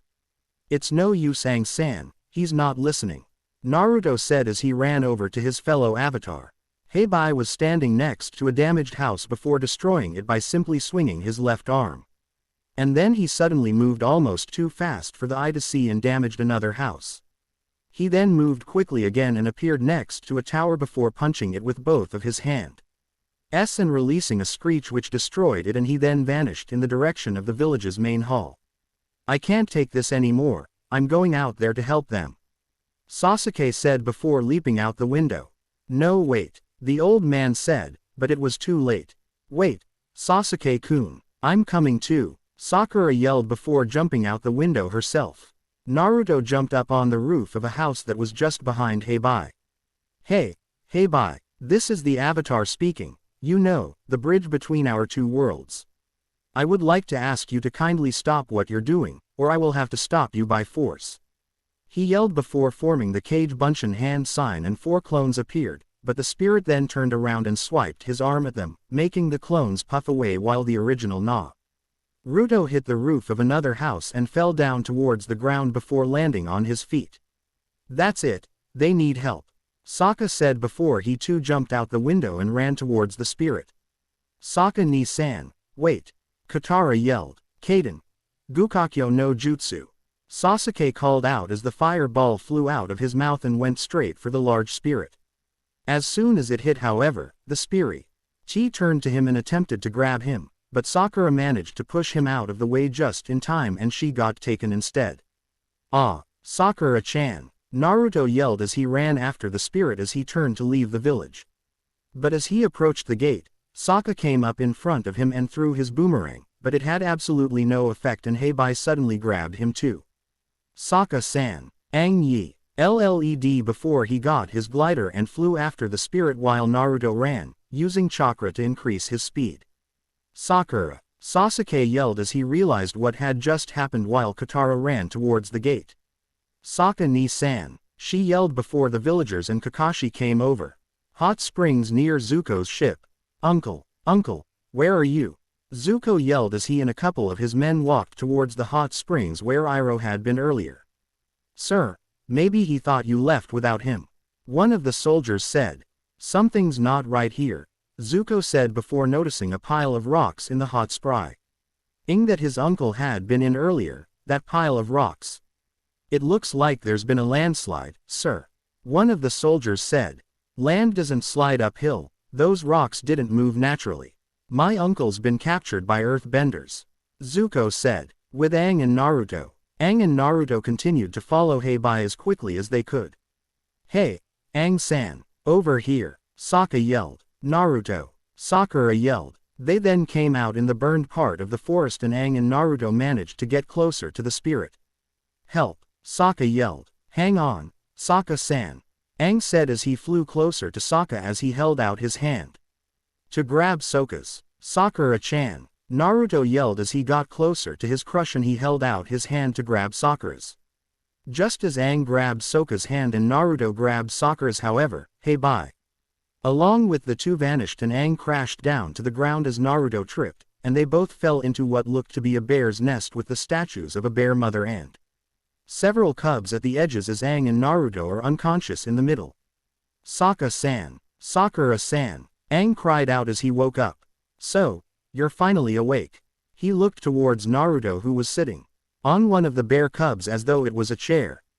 Naruto-san, Aang said before looking down on the ground with a sad expression on his face, we failed. Nah, don't talk like that, Aang-san, we've got more chances to get them back. We'll just try again tomorrow. Datbeo, Naruto said. With Iroh, on a road not too far away from the village were the four earthbenders riding their ostrich horses through the woods. And behind one of the earthbenders were Iroh sitting with his legs bounded together by rope, and he had chains around his body and handcuffs around his wrists. Where are you taking me?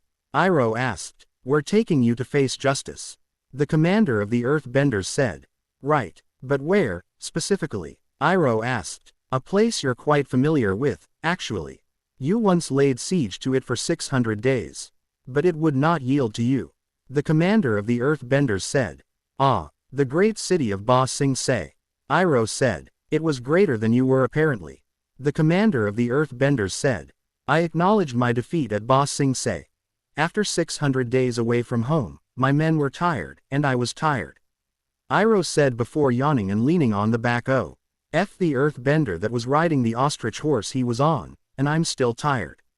He then seemed to fall asleep before falling off the ostrich horse and down on the ground before the earthbenders lifted him up and carried him back on the ostrich horse. What they didn't notice, however, was that one of Iroh's stinking sandals were lying on the ground. Senline Village. Katara was sitting at the village gate and looked into the forest as the old man came up behind her. I'm sure they'll be back, the old man said. I know, Katara said. You should get some rest, the old man said as he put a blanket over Katara to keep her warm. Everything's gonna be okay, Katara said. Your brother and friend are in good hands. I would be shocked if the avatars returned without them, the old man said as Aang and Naruto approached them. Katara-chan, we lost them, Aang said as dawn came, but neither Katara nor the old man had heard him as he and Naruto walked closer to them. The sun is rising. Perhaps he will return soon, the old man said. What? Hey, we're right here, Datbeo, Naruto said. Haven't you figured it out yet, kid? A voice that seemed to come from all around them said. Hey, Naruto-san, did you hear that? Aang asked as he looked at Naruto, who nodded. You, who are you? Naruto asked. Who I am? I think you already know, Namikaze Uzumaki Naruto. Naruto's eyes widened as he realized who it was. You're the Kyuubi no Yoko, he asked. Hi, Kyuubi said. How is it that you can talk to us like this? Naruto asked. We're in the spirit world, and in here I have a lot more freedom, Kyuubi said. Wait a minute, who are you anyway? And where are you? Aang asked as he looked around. The humans know me as Kyuubi no Yoko. I am the most powerful spirit of my time. And as for where I am, Kyuubi said, and suddenly a large transparent blue fox with 9 tails appeared, and there were blue chains that came out of Naruto's stomach and went around the fox's body. Kurama no Kyuubi. Remember, in this episode of the cartoon, everything in the spirit world is blue and transparent. What the? And I thought Hei Bai was big. You're even bigger than the trees, Aang said before noticing the chains. And what's with the chains? Well, you see, Naruto started with Zuko. Zuko was on the road that the earthbenders had been on earlier, and he picked up the sand that his uncle had left behind before sniffing on it, and immediately reacting to the horrible smell. Yep, that's Uncle Iroh. He then stood up and got up on the back of his Komodo rhino. Senline Village. What? So your own father put that spirit inside of you? Aang asked, and Naruto nodded. Hi, but he saved the village by doing it, and it can't have been easy on him either, so I'll forgive him, Naruto said before grabbing one of the chains and forcing Kyuubi back into him. Sasuke then came over and sat down next to Katara. "You've been waiting here the whole night?" he asked, and she nodded. "Do you think they're all right?" she asked. "Don't worry, they're in good hands. If I know Naruto, he won't quit searching until he's found them, even if he has to go to the spirit world to do so," Sasuke said, and Naruto's sweat dropped. "He's got no idea how right he is," he said. "But still, what are we supposed to do?" Aang asked before looking up towards the sky. "Avatar Roku, how can I talk to you?" Suddenly they heard what sounded like a roar. "Sokka-san, Sakura-chan," they asked respectively as they noticed what looked like a bright light, and as they narrowed their eyes, they could see Had it was a dragon that was coming towards them. "That's definitely not Sakura-chan or Sokka-san," Naruto said before Aang got out the wings of his glider and attempted to fly away, but he just fell back down to the ground. "Don't worry, that's not a malevolent spirit," Kyuubi said. "Yeah, like I'm gonna believe what you say," Naruto said before attempting to send a gust of wind at the dragon, but it didn't work. "What? I can't air bend." He then formed the Kage Bunshin hand sign, Kage Bunshin no Jutsu. But nothing happened. Jutsus don't work either. The dragon then landed in front of them and looked down on the two avatars. "You don't know where Sokka-san and Sakura-san is, do you?" Aang asked. The dragon then lowered his head down towards them before each of his whiskers moved towards their foreheads. One whisker touched Aang on the forehead while the other touched Naruto's. The two then saw a vision of a red dragon identical to the one in front of them now, and just behind its head was Avatar Roku sitting. "Your Avatar Roku's animal guide, like Appa is to me," Aang said. "We need to save our friends and we don't know how. Is there some way for us to talk to Roku?" Naruto asked, and the dragon lay down on the ground to allow the two airbenders to climb up on him, and they did. "We'll be back, Katara-chan," Aang said. "Take us to Roku," Naruto said, and the dragon stood up before flying off. With Iroh, the earthbenders were riding up a mountain trail, and suddenly Iroh saw a dragon which had the two avatars riding on it fly overhead, but none of the earthbenders had noticed it, however. "What's the problem?" the commander of the earthbenders asked. "Nothing," Iroh said before coming up with a plan. "Actually, there is a bit of a problem. My old joints are feeling sore and achy. And these shackles are too loose." "Too loose?" the commander of the earthbenders asked. "That's right, the cuffs are loose and they tangle around and bump my wrists. It would help me if you would tighten them, so they wouldn't shake around so much," Iroh said. "Very well," the commander of the earthbenders said before looking at the one who was riding the ostrich horse that Iroh was sitting on. "Corporal, tighten the prisoner's handcuffs." They then stopped as the corporal dismounted his ostrich horse and went to tighten Iroh's handcuffs, but Iroh breathed hot air out of his nose to heat up the handcuff that around his left wrist, making it turn red. When the corporal then held his hand over the handcuff, Iroh brought his right hand down on the earthbender's hand, so that his hand was burned by the hot handcuff. Iroh then released him and he went down on his knees while screaming before the old, but powerful firebender jumped down from the ostrich horse before jumping into the air and kicking a fireball at the feet of two of the ostrich horses. Iroh landed with his back on the ground before he rolled towards a cliff and went down as the earthbenders had problems keeping their ostrich horses under control. Fire Nation, Crescent Island. The dragon flew towards a crescent-shaped island that had a volcano in the middle of it. The dragon then flew through he opened door of a temple before flying straight up towards the ceiling. "Hey, watch out, we're gonna crash, Datbeo," Naruto yelled before they suddenly flew right through the ceiling. They then came up into a room which had a large circular calendar on the ground, and at the wall opposite to a door into the room was the statue of Avatar Roku, and behind him were there some kind of wall that looked like orange flames. Naruto and Aang jumped down from the dragon's back and they walked towards the statue. "I don't understand. This is just a statue of Roku," Aang said as they looked at the statue. They then turned around before the dragon's whiskers again touched their foreheads, and this time they saw a vision of a comet. "Is that what Roku wants to talk to us about? A comet?" Naruto asked, before he and Aang looked back at the statue before looking back at the dragon. "When can we talk to him?" Aang asked, and the dragon lowered his head to reveal a pink light that came from the sun's hinning through a ruby, and it hit the flame wall, just to the right of Roku's head.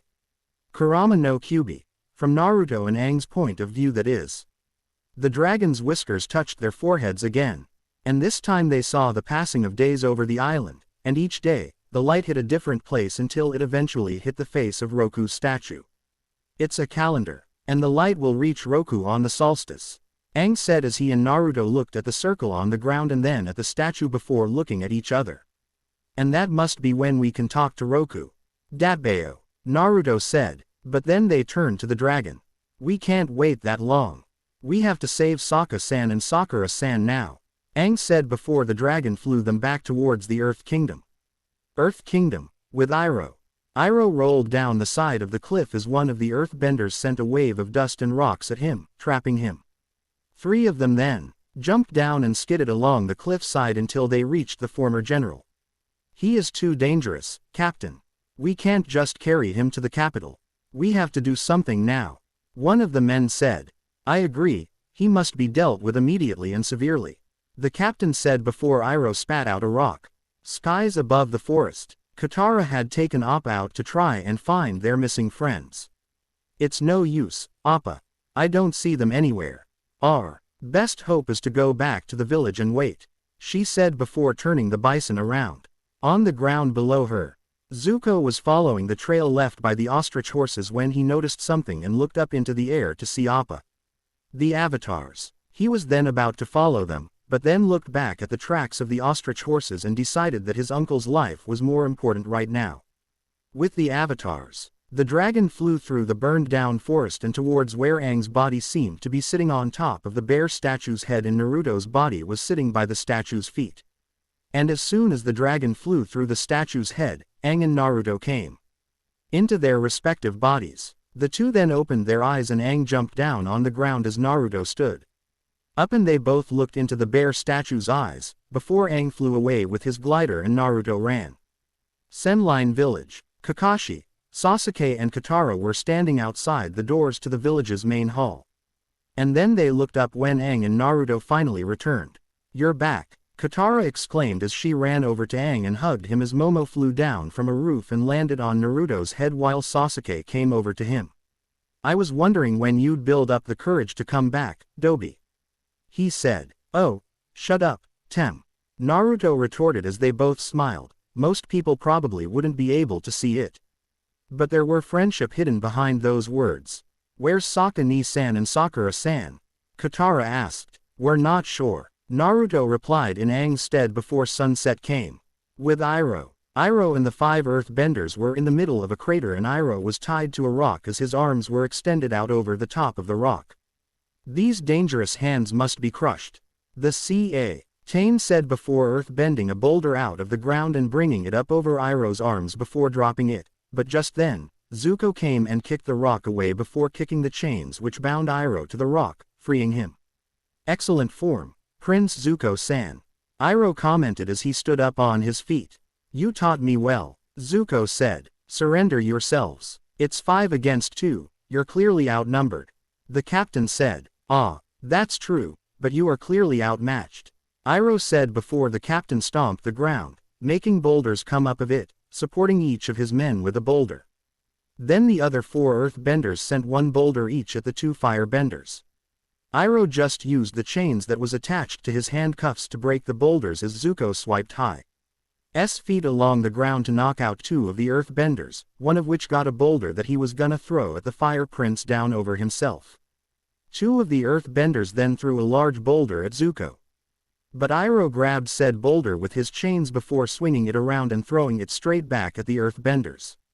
The captain then stomped the ground, making 3 boulders calm up and he sent all 3 of them flying towards Zuko who dodged to the left to avoid the first one then to the right to avoid the second one and he ducked under the third one before swiping his foot along the ground, sending a wave of fire at the earthbender. Zuko then punched the air, sending out 1 fireball and he punched the air again to send out a second fireball, but the captain blocked it with his helmet before sending a wave of earth into the air, but before he could throw it at the prince, Iroh's chains wrapped themselves around his feet and the retired general pulled, making the captain fall and the earth fell down on him. Now would you please put on some clothes?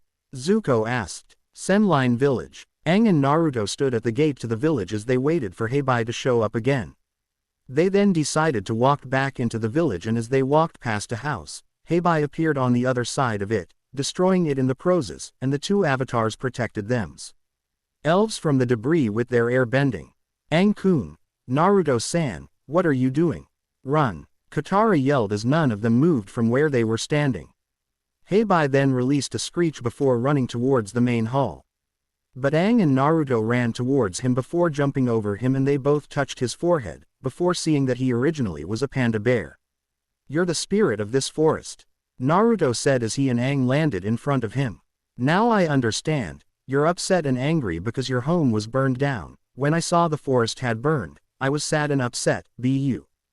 My friend gave me hope that the forest will grow back, Aang said before holding up the acorn that Sakura had given him, before lying it down on the ground, and the spirit picked it up and looked at it before turning around as he transformed into a panda bear. As he walked out the gate, several bamboo stalks suddenly appeared, and the people that had been taken by the spirit walked out of them. Sokka ni-san, Sakura-chan.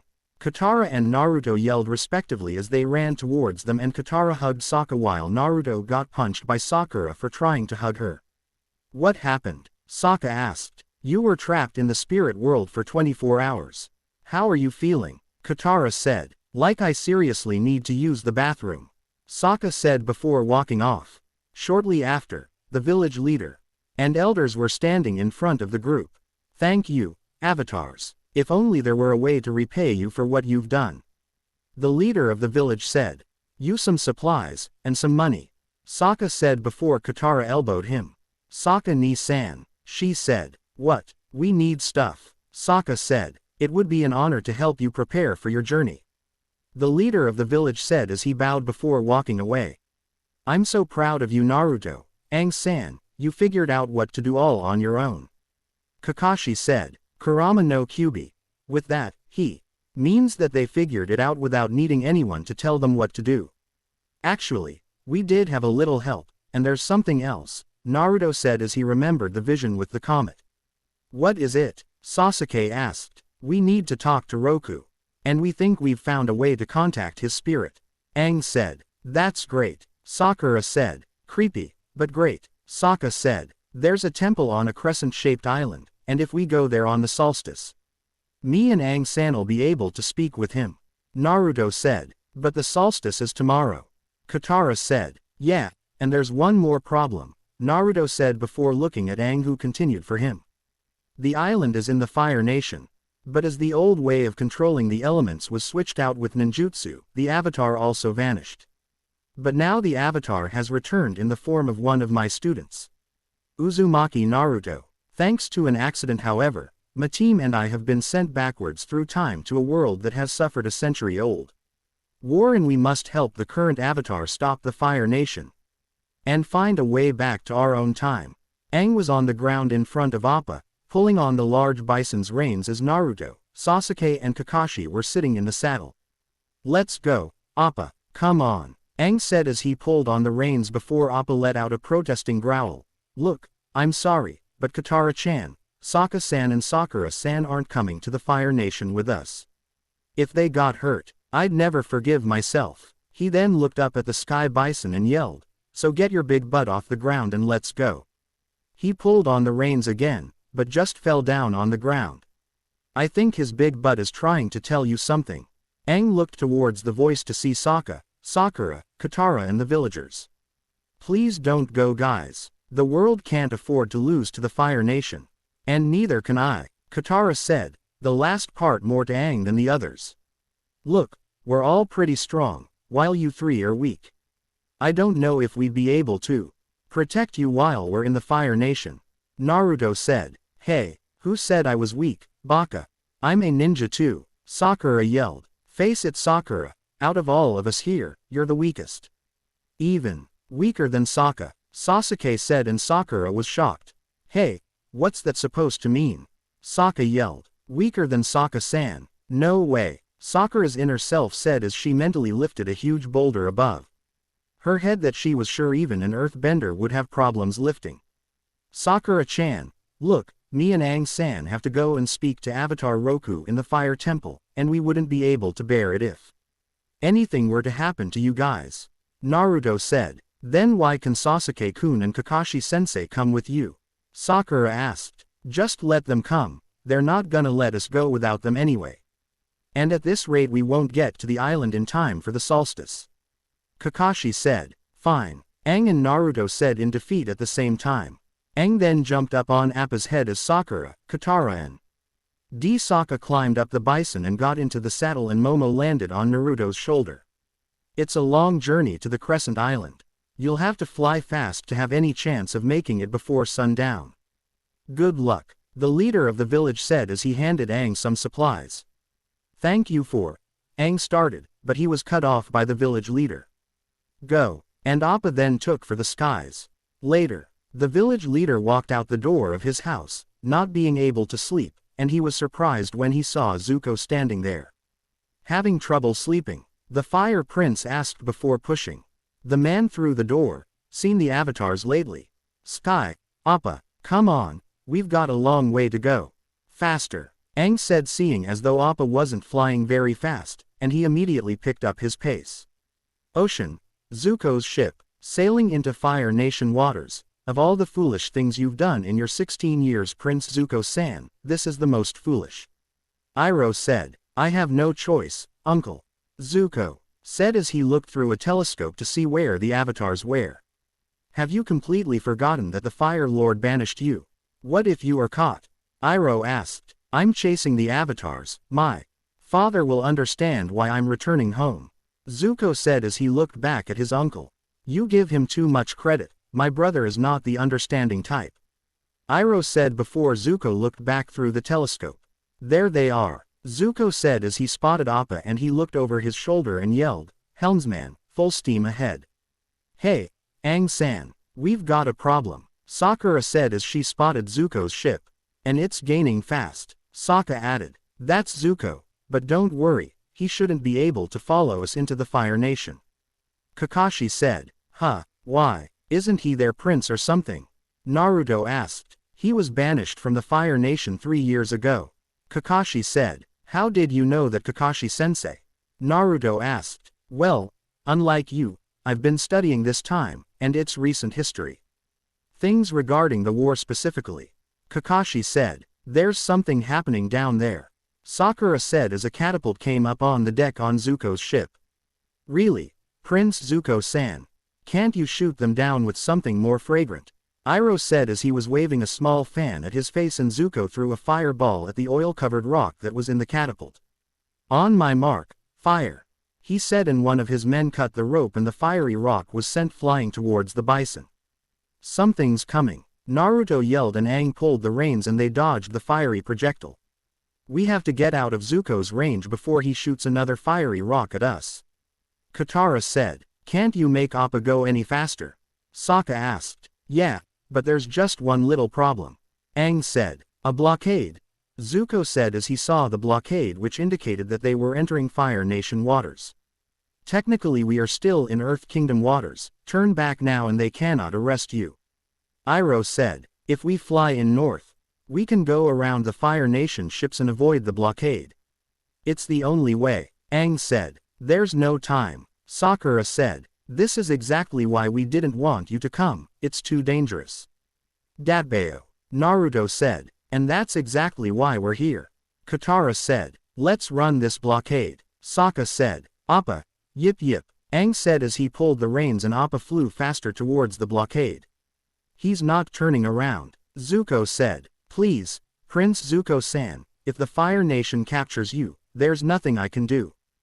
Do not follow the avatars. Iroh said. I'm sorry, uncle, Zuko said quietly before yelling. Run the blockade. Blockade, Commander Zhao's ship, the Avatar, and the banished prince. Zhao said as he looked through his telescope before saying, this must be my lucky day. Commander Zhao-senpai, what are your orders? A soldier behind him asked. Shoot the bison down, Captain. Zhao ordered. But there's a Fire Navy ship out there, senpai. One of our own, what if it's hit? The captain said. So be it, it belongs to a traitor. Ignite. Zhao said, and the firebenders then ignited the oil-covered rocks that were in the catapults. Launch. The Fire Navy ships then fired the rocks at Appa and Zuko's ship. Aang was luckily able to navigate his way through the rain of burning rocks, though some of Appa's fur started burning, but Katara, Sakura and Momo quickly put out the flames.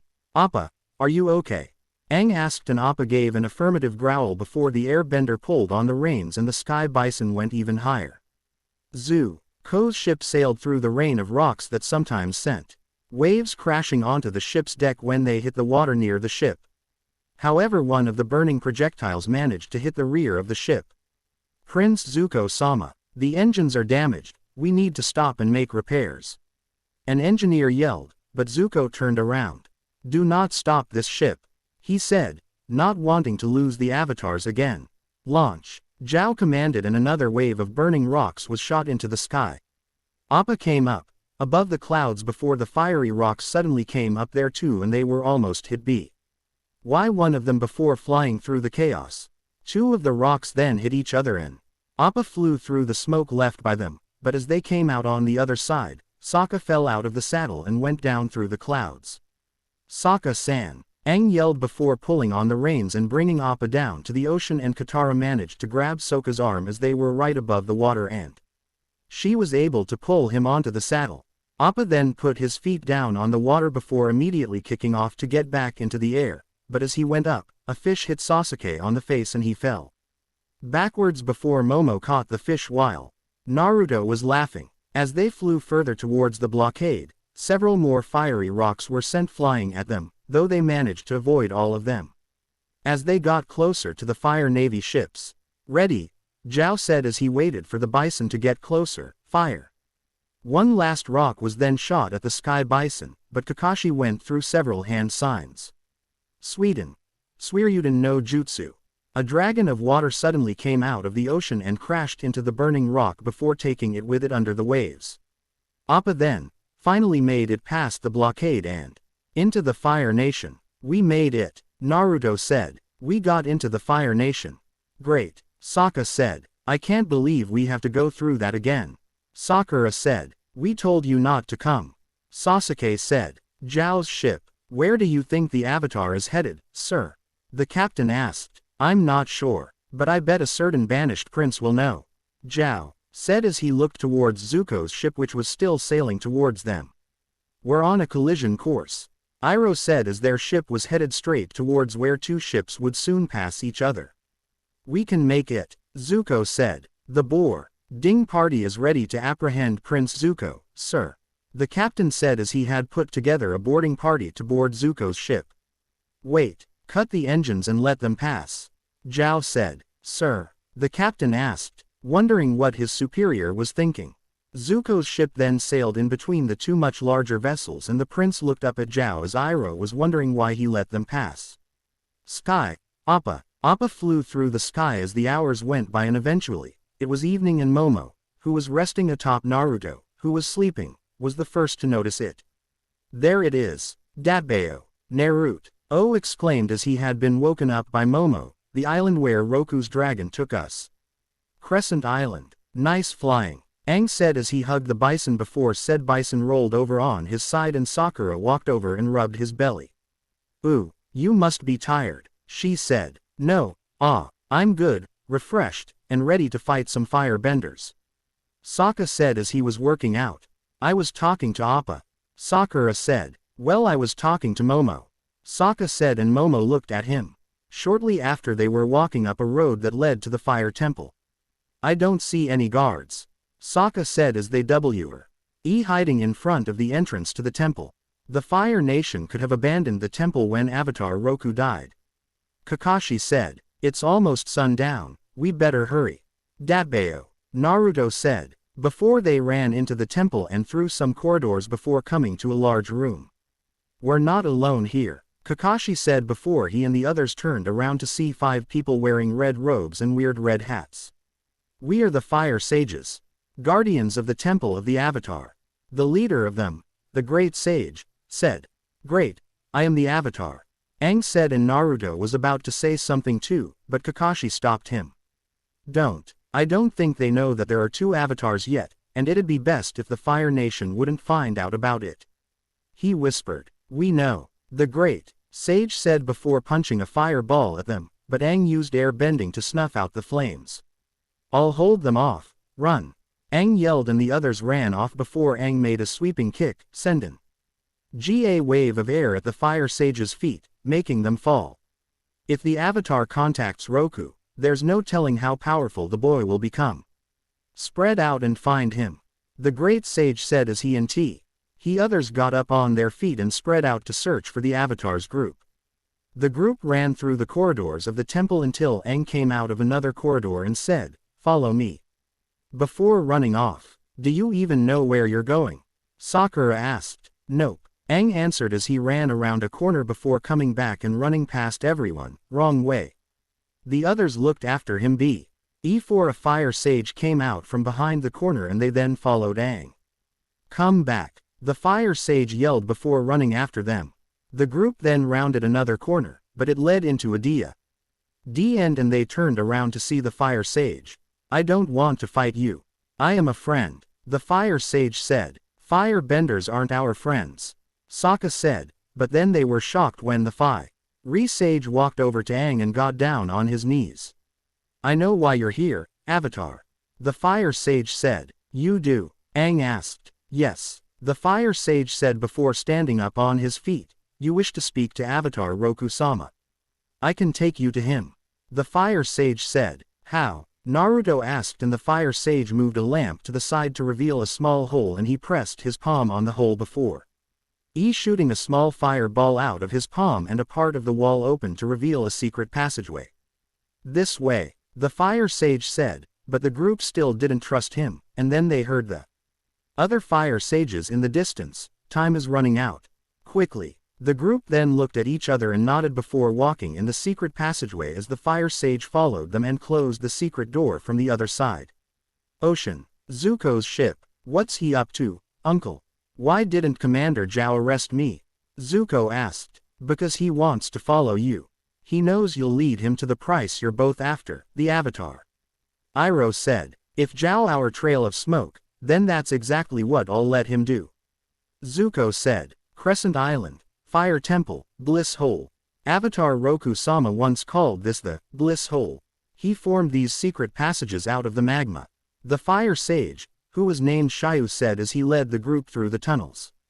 "Did you know Avatar Roku?" Naruto asked. "No, but my grandfather knew him. Many generations of fire sages guarded this temple long before me. We all have a strong spiritual connection to this place," the Shyu said. "Is that how you knew I was coming?" Aang asked. "A few weeks ago, an amazing thing occurred. The statue of Avatar Roku-sama, its eyes began to glow," the Shyu said. "That must have been when we were at the Air Temple. Avatar Roku's eyes glowed there too, as well as the eyes of all the other Avatar statues," Sakura said. "At that moment, we knew you had returned to the world." The Shyu said. "If this is the Avatar's temple, why did the sages attack us?" Sasuke asked. "Things have changed. In the past, the sages were loyal only to the Avatar. When Roku-sama died, the sages eagerly awaited for the next Avatar to return, but he never came," the Shyu said. "They were waiting for me," Aang said as he stopped walking. "Hey, don't feel bad. You're only 100 years late," Sokka said. "You're not making it any better, Sokka-san," Naruto said. "They lost hope the Avatar would ever return. When Fire Lord Sozin began the war, my grandfather and the other sages were forced to follow him. I never wanted to serve the Fire Lord. When I learned you were coming, I knew I would have to betray the other sages," the Shyu said. "Thank you for helping me," Aang said and the Shyu smiled. "Hey, don't you mean, thank you for helping us? Or have you forgotten that I'm also the Avatar?" Naruto asked. "Oh, right, sorry," Aang said as he scratched the back of his head. "There are two Avatars," the Shyu asked. "Yeah, those guys came from the future by accident," Sokka said. "The future? How far into the future?" the Shyu asked. "That's a little hard to say, but I'd estimate roughly 2.000 years," Kakashi said with an eye smile. 2.000 years. That's a lot of time," the Shyu said. "Yeah, but the arts of bending have been long lost to the world, and there's hardly anyone who still knows of the avatar. Kakashi said. I see, the Shiryu said before they continued walking. And shortly after, they came to a long staircase. We'll follow these stairs to the sanctuary.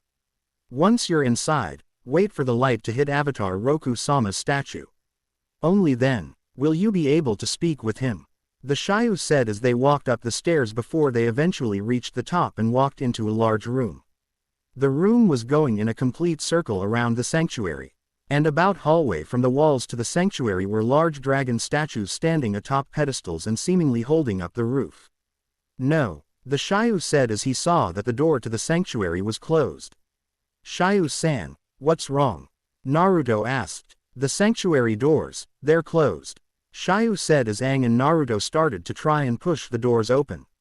Can't you just open them with fire bending? Like you opened that other door? Katara asked. No, only a fully realized avatar is powerful enough to open this door alone, otherwise the sages must open the doors together. With 5 simultaneous fire blasts. Shiryu said. 5 fire blasts, huh?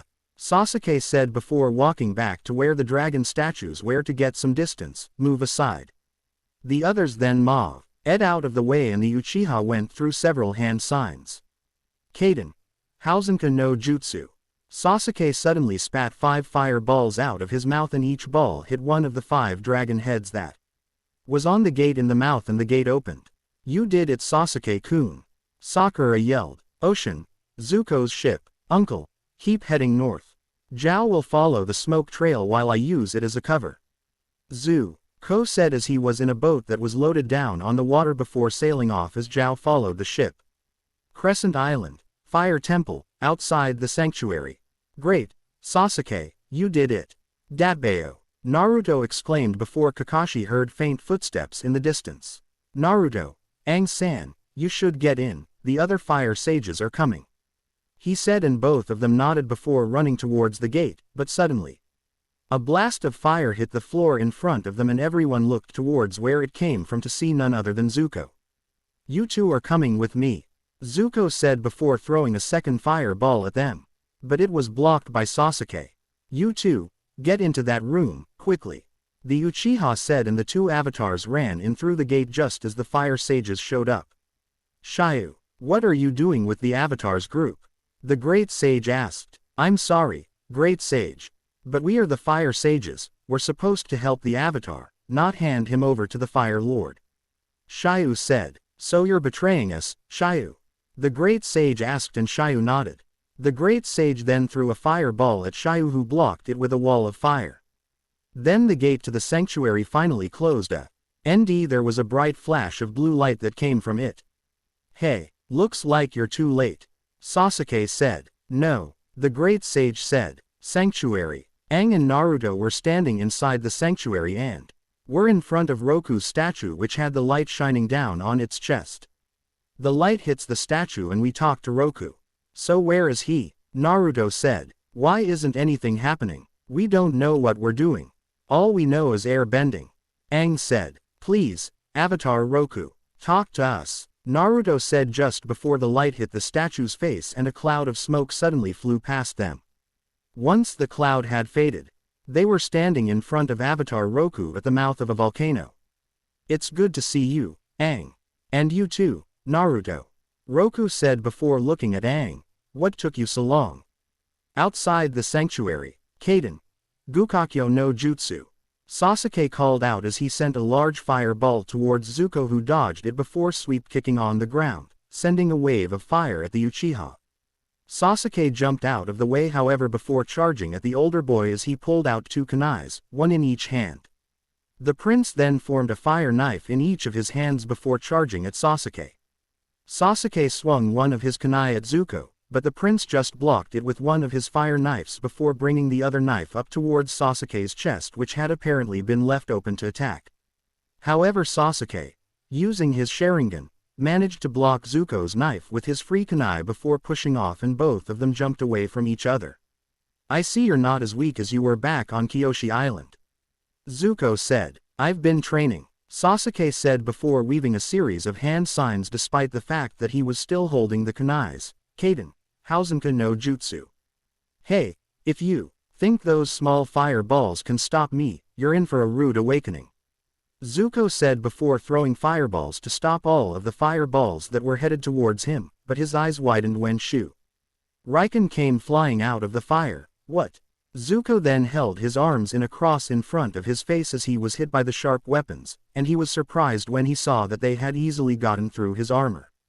While the battle between Sasuke and Zuko was going on, the others were fighting the fire sages. Shyu was fighting one of them, Sokka was fighting one of them, though he obviously didn't stand much of a chance.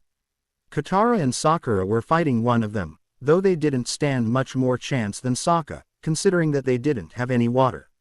And Kakashi was fighting the great sage, Raiden Jibashi. A wave of lightning was then fired from Kakashi's hands and headed for the great sage, but said sage created a wall of fire in front of himself to protect himself from the thunder. The great sage then fired a ball of fire at Kakashi, but said Jonin easily dodged it before going through several hand signs. Kaden, Karyuden no Jutsu. A fire dragon came forth from Kakashi's mouth and it came down at the great sage, who managed to dodge it just in time before holding his hands in front of his chest with his palms facing each other, and a fire ball was created in between his hands.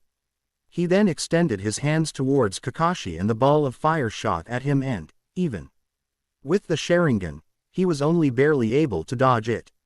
As the fire ball hit the wall, however, there was a huge explosion, and after the smoke had cleared, everyone could see that there was a large hole in the wall. Wow, if I get hit by one of those, I'm done for. Kakashi thought before they suddenly heard clapping, and everyone looked towards where it came from to see Zhao and his men. What a great show, Zhao said. Commander Zhao-san, the great sage said as he bowed. And Prince Zuko, it was a noble effort. But your little smoke screen didn't work. 2 traitors in one day. The Fire Lord will be pleased. Zhao said his men apprehended Zuko, Shyu, Sasuke, Sokka, Katara, Sakura and Kakashi. The latter having let them apprehend him, seeing as though he was outnumbered and he didn't know anything of Zhao's abilities. You're too late, Zhao. The avatars inside and the doors are sealed. Zuko said. Kurama no Kyubi. In case you're wondering why Zuko said avatars instead of avatars, he didn't want Zhao to know that there are 2 avatars, though the fire sages know that now. They saw the 2 of them run into the room. No matter, sooner or later, he has to come out. Zhao said. Sanctuary, I have something very important to tell you too, Naruto. That is why, when you were in the spirit world, I sent my dragon to find you. Roku said. Is it about our vision? The one of the comet? Naruto asked. Yes. Roku said. What does it mean? Aang asked. 100 years ago, Fire Lord Sozin used that comet to begin the war. He and his fire-bending army harnessed its incredible power and dealt a deadly first strike against the other nations. Roku said. So, the comet strengthened their fire-bending? Naruto asked. Yes. Stronger than you could even imagine. Roku said. But that happened 100 years ago, what's it got to do with the war now? Naruto asked. Listen carefully. Sozin's comet will return by the end of the summer, and Fire Lord Ozai will use its power to finish the war once and for all. If he succeeds, even the Avatar won't be able to restore balance to the world. Aang, Naruto, the 2 of you must defeat the Fire Lord before the comet arrives. Roku said. But we haven't even started learning waterbending, not to mention earth and fire. Aang said. Mastering the elements takes years of discipline and practice, but if the world is to survive, you 2 must do it by summer's end. Roku said. Outside the sanctuary, everyone had been bounded to the dragon statues by chains as Zhao's men got ready for the Avatar to come out. When those doors open, unleash all your fire power. Zhao ordered. How's Naruto and Aang-san gonna make it out of this? Sakura asked. How are we gonna make it out of this? Sokka asked. Don't worry, Sokka-san. I'm sure that, by some miracle, we'll all get out of here. Kakashi said with an eye smile. Sanctuary. What if we can't master all the elements in time? What if we fail? Aang asked before Naruto put his hand on Aang's shoulder. Don't worry, Aang-san. I'm sure that if we really want to, we can master those elements in no time. he said just before a thought came to him, and he took his hand off Aang's shoulder as he looked at Roku. By the way, Roku. How did you know about me? A friend told me, Roku said with a smile. Who? Naruto asked. Naruto. Suddenly a woman with long red hair came up behind Naruto and hugged him. Wah, Naruto said, still shocked of what just happened. Avatar Naruto. Meet Avatar Kushina, Roku said before Naruto managed to get out of Kushina's grip and he turned around. Kushina, you mean as in my? Naruto asked and Kushina nodded before. Naruto ran up and hugged her as he yelled, Ka-chan, but I thought that the Avatar spirit only went on to the next Avatar after the previous one had died. And that Avatar would need to have been born just after the previous one died. Aang said as he looked at Roku, but it was Kushina who answered him as she ended the hug with her son. That's true, but the reason Naruto became the Avatar is that when Minato, Naruto's father, sealed Kyuubi inside of Naruto, he sealed some of his own chakra into him as well, so that if the seal were to weaken to the point where Naruto would sprout the 8th tail, he'd come and repair the seal. He also put some of my chakra into the seal so that when Naruto would try and take control over the beast's chakra, I'd be there to guide him. Kushina explained. But that still doesn't explain how I'm the Avatar. Naruto said. When my chakra was sealed inside you, I was still alive. So what do you think happened to the Avatar spirit? Kushina asked. It followed you. Naruto guessed and Kushina nodded. The solstice is ending, we must go our separate ways. For now, Roku said. What? But I just met Ka-chan for the first time. Can't we get a little more time? Naruto said. Don't worry, she is a part of you. When you need to talk to her, you can just enter your mindscape, like any Jinchuriki should be able to. Roku said before he and the others closed their eyes and everyone heard Roku's voice in their heads. A great danger awaits you at the temple. We can help you face the threat, but only if you are ready. As he was speaking through air minds they saw Zhao and his men who were standing outside of the room, and Naruto's whisker marks and Aang's arrow started glowing blue as they opened their eyes to reveal that they were glowing blue too. We're ready, they said simultaneously. Outside the sanctuary, the door was glowing blue as the firebenders stood at the ready before the large gate opened and a blinding blue light came out of the sanctuary. Ready, Zhao said as the light faded to reveal a pair of glowing eyes. No, Aang-kun, Katara yelled. Naruto, Sakura yelled. Fire, Zhao said before he and the other firebenders opened fire at whoever was inside, engulfing him in flames. They were shocked however when they saw that it was Avatar Roku standing there. Avatar Roku-sama, Shiryu said before Roku sent the flames back at the firebenders, knocking them down and also melting the chains that were binding everyone to the statues as Zuko ran off. Told you so, Kakashi said before his visible eye widened as Kushina walked out from behind Roku. Her eyes were also glowing and in addition even her long hair was glowing. Suddenly chains came out of her body and went straight through all of the statues, making them crumble to the floor. Chains then shoot up, out of the floor and several firebenders got caught by them as they started fleeing for their lives. We've got to get out of here, Avatar Roku and Kushina-san's going to destroy the temple. Kakashi said. Not without Naruto and Aang-san. Sakura said just before Roku struck his arm downward and some of the floor melted to form a fissure before he made the lava below shoot up straight through the tower before he made it fall back down. As the solstice ended however Roku and Kushina vanished to reveal the forms of Aang and Naruto who fell down on their knees as the others ran over to them. We've got your back, Sokka said as he and Katara helped Aang up while Sasuke and Sakura helped Naruto. Don't worry, I'm fine, Naruto said before Sasuke and Sakura let go of him so he could walk on his own before he noticed something. Where's Shiryu-san? I don't know, Sasuke said. They walked over to the stairs to see that they were filled with lava. But then they noticed the hole that the great sage had made in the wall earlier and they ran towards it to see Momo and Appa flying towards them. They jumped onto the sky bison and flew away before the temple blew up. Zhao's ship. No prince, no avatar. Apparently, the only thing I do have is 5 traitors, Zhao said as he looked at the fire sages. But Commander, only Shiryu helped the avatar. The great sage said. Save your stories for the Fire Lord. As far as I'm concerned, you're all guilty. Zhao said before turning around and walking away while saying, take them to the prison hall. But as the old way of controlling the elements was switched out with ninjutsu, the avatar also vanished. But now the avatar has returned in the form of one of my students, Uzumaki Naruto. Thanks to an accident, however, my team and I have been sent backwards through time to a world that has suffered a century-old war, and we must help the current avatar stop the Fire Nation and find a way back to our own time. Appa flew through the air through a mountain range. Naruto was currently at the reins with Momo on his shoulder. Sasuke was in the back of the saddle looking at a scroll with Kaiden jutsus on it. Kakashi was sitting next to him, looking at the map. Sakura, Katara and Sokka were all sitting at the middle point of the saddle while Aang was walking restlessly back and forth. Would you stop that? You're breaking my concentration, Sasuke said as he looked up from the scroll. He's right, if we hit a bump, you'll go flying off. What's bugging you anyway? Sokka said. Kurama no Kyubi.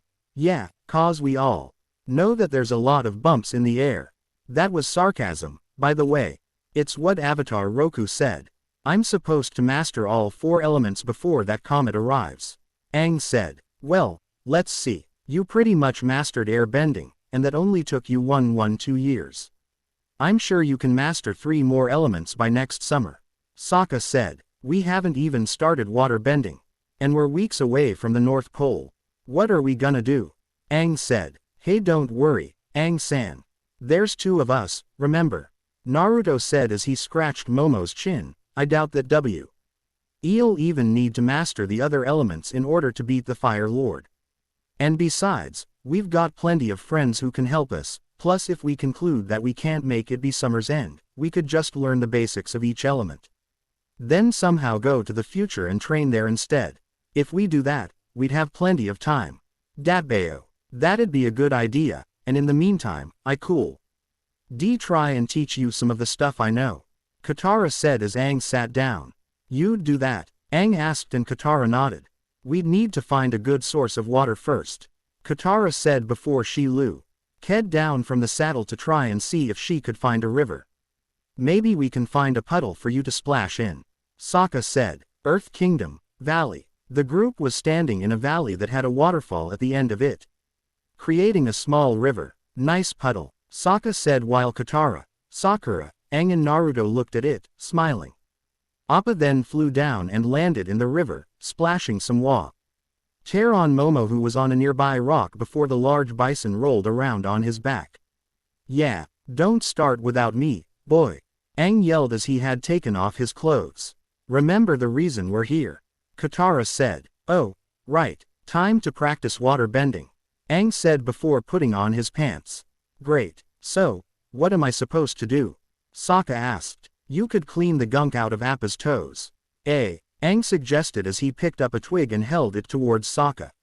So, while you guys are playing in the water, I'm supposed to be hard at work, picking mud out of a giant bison's feet? Sokka asked. Mud and bugs, Aang said. Okay, Sokka said as he took the twig and walked over to Appa. Ocean, Zuko's ship. Zuko fired a fireball out of his fist at one of his men, who ducked under it, and then the prince fired another fireball. But this one was blocked. Suddenly the ship leaned to starboard and both Zuko and his sparring partner lost their footing slightly and stumbled over to the edge of the ship. Someone's changing our course, Zuko said. Bridge, what's the meaning of this mutiny? No one told you to change course, Zuko yelled as he walked towards the helmsman. Actually, someone did. Iroh, who was currently playing Pai's show with 2 other crew members, said, I assure you it is a matter of utmost importance, Prince Zuko-san. Is it something to do with the avatars? Zuko asked. Even more urgent. It seems I've lost my lotus tile, Iroh said before moving one of his pieces forward. Lotus tile? Zuko asked. For my Pai show game. Most people think the lotus tile insignificant, but it is essential for the unusual strategy that I employ, Iroh said as he moved another piece forward. You've changed our course for a stupid lotus tile, Zuko asked. See, you, like most people, underestimate its value. Just give me 10 minutes to tip the merchants at the seedy merchants pier. Hopefully they'll have the lotus tile in stock, and I can get on with my life. Iroh said before Zuko angrily breathed a lot of smoke out of his mouth. I'm lucky to have such an understanding nephew. Iroh said as the whole bridge got filled with smoke. Earth Kingdom, Valley. Sokka used the twig that Aang had handed him to clean out the mud in between Appa's toes as the bison let out a happy grunt. Yeah, don't get too happy. You've gotta do me next. Sokka said and Appa grunted again. Meanwhile where Naruto, Aang and Sakura sitting in front of Katara who was going to teach the three of them some bending moves. She's come up with herself. This is a pretty basic move, but it still took me months to perfect. So don't be frustrated if you don't get it right away. Katara said as she turned to the water and started pushing her arms forward and pulling them back in, making the water move in the same way. Just push and pull the water like this. The key is getting the rhythm movements right. The three students then stood up to try it themselves. Like this, Naruto asked as he and the other two started moving in the same motions as Katara as said waterbender looked at them.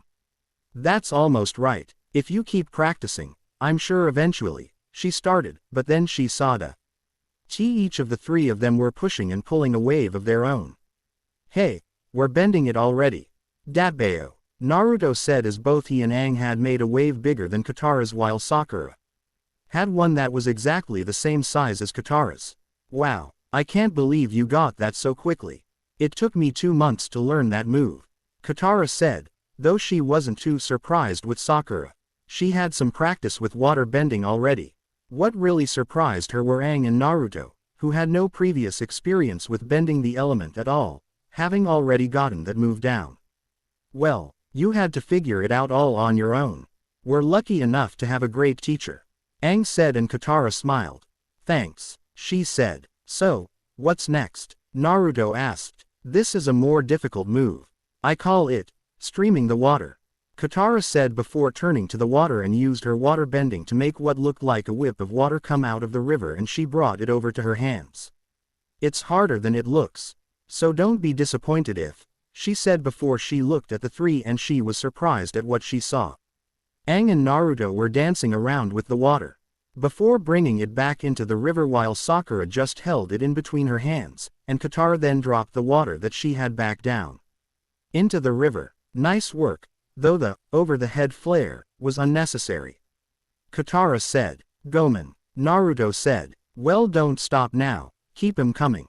Aang said. Well, I kinda know of this one other move, but it's pretty hard. I haven't even totally figured it out yet. Katara said before turning to the water again. The idea is to create a big powerful wave. She then brought her hands into the air and started concentrating as a dome of water came up from the river before falling back down. So, like this, Aang asked before he brought his hands into the air, creating a big wave that came down on Sokka and Appa. Looks like I got the hang of that move. Aang said. Okay, me next. Naruto said before he looked towards Sasuke, who was standing by a tree trunk which had the Uchiha's Kaden scroll lying on it, and smiled. He then brought his hands into the air as a big wave came and crashed down on Sasuke. Naruto, I'm gonna get you for that. The Uchiha yelled as Aang and Naruto were laughing before a big wave crashed into Naruto. That was for Sasuke-kun. Sakura said. Sasuke looked down on the scroll, going through the hand signs that were shown, and when he reached the last hand sign, he looked around for a target until he spotted Naruto. Hey, Naruto, he yelled, getting the blonde's attention. Think fast. Kaden. Ruka no Jutsu. He then fired a flame that looked like a dragon's head at Naruto, who quickly brought his hands into the air to create a wall of water that the dragon head impacted with. Hey, looks like we can help out each other with our training, the Uchiha prodigy said as Sakura giggled in the background before Aang turned to Katara. What else do you have? He asked. That's enough practicing for today. Katara said. Yeah, I'll say. You just practiced our supplies down the river. Sokka said as their supplies went down the river. Sorry, Aang said. I'm sure we can find some way to replace all that stuff. Datbeo. Naruto said. My life was hard enough when you were just an airbender. Sokka mumbled to himself before sinking into the water. Seedy Merchant's Pier. Later, Aang, Naruto with Momo on his shoulder, Katara, Sakura. Sokka, Sasuke and Kakashi were walking through a merchant port It wasn't too far away from the river they'd been training at. As they walked, they noticed that there were many different people from all nations there. Later Aang, Naruto, Katara, Sakura, Momo and Asuke were waiting for Sokka and Kakashi, who were inside a house to buy more supplies before they came out. We've got exactly 3 copper pieces left from the money that King Bumi-san gave us. We should spend it wisely. Kakashi said. Make that 2 copper pieces, Kakashi-san. I couldn't say no to this whistle. Aang said as he held up a bison whistle before blowing in it, but it didn't seem to work. It doesn't even work, Sokka said. I think I should hold the money from now on. Naruto said before Aang gave him the 2 copper pieces. Docks, Earth Nation, Fire Nation, Water Nation. So long as bargains are your inclination, you're welcome here. Don't be shy, come on by. A man who was standing next to a ship said before he spotted the group and ran over to them. Oh. You there, I see NC from your clothing that you're world-traveling types. Perhaps I can interest you in some exotic curious. Sure. What are curious? Aang said. I'm not entirely sure, but we got him. The man saw it before grabbing Aang and leading him into the ship as the others followed. When they had gotten into the ship, they looked around at the different artifacts that were there. Sakura noticed a small monkey statue that had rubies for eyes and also a ruby necklace, and she wasn't able to take her eyes off it. Naruto walked over and looked at some of the merchandise that were in the corner of the room as Momo was on his shoulder. I've never seen such a fine specimen of lemur. Naruto turned around to see a man, who was probably the ship's captain, that had a reptilian bird on his shoulder. Quote, that beast would fetch me a heavy sum if you'd be interested in bargaining. He said before the reptile bird screeched and Momo retorted. Momo's not for sale, Aang said before Sakura and Katara noticed a shelf with a few scrolls in it, including a waterbending scroll, and Sakura took it out before unrolling it. Look at this, Aang-kun, Naruto-san. Katara said and the 2 avatars walked over to them. It's a waterbending scroll. Check out these crazy moves. Sakura said. Where did you get a waterbending scroll? Aang asked before the captain picked it up and rolled it. Let's just say I got it up north. At a most reasonable price. Free, he said before putting it into the shelf. Wait a minute, sea-loving traders with suspiciously acquired merchandise. And pet reptile birds. You guys are pirates, Sokka said as he looked over at the man who brought them in there. We prefer to think of ourselves as high-risk traders. The man said. It really took you this long to figure out that they were pirates? Kakashi asked. When did you figure it out, Kakashi-sensei? Naruto asked and Kakashi shrugged. When I first saw their ship. Kakashi said. So, how much for the, traded, scroll? Sakura asked. I've already got a buyer, a noble man in the Earth Kingdom. Unless of course, you kids have 200 gold pieces on you right now. The captain said. What would someone from He Earth Kingdom want with a waterbending scroll? Naruto asked. It's not my business what my customers do with what they've bought after they've bought it. The captain said. I know how to deal with these guys. Pirates love to haggle, Aang said and Naruto gave him the 2 copper pieces, watch and learn. And the bald monk walked over to the captain. Let's say to the prize of 1 copper piece. Aang said as he held up the copper piece and the captain started laughing. The prize is 200 gold pieces. I don't haggle on items this rare. The captain said. Okay, 2 copper pieces, Aang said as he held up the pieces. It's not as amusing the second time, boy. The captain said. Okay, guys, let's go. Kakashi said. We be castin' off now. Aang said before they left. Hey, what was that about, Kakashi-sensei? Naruto asked when they had gotten down from the ship. Yeah, I was just starting to browse through their boomerang collection. Sokka said. Don't worry about it, I'm sure. You'll all find out about it when we get back to the campsite. Right, Sakura, Kakashi said as he looked at Sakura at the end. Hey, you, get back here. The pirate who brought them into the ship yelled after them as he ran towards the bow of the ship. Well, look who's come to their senses.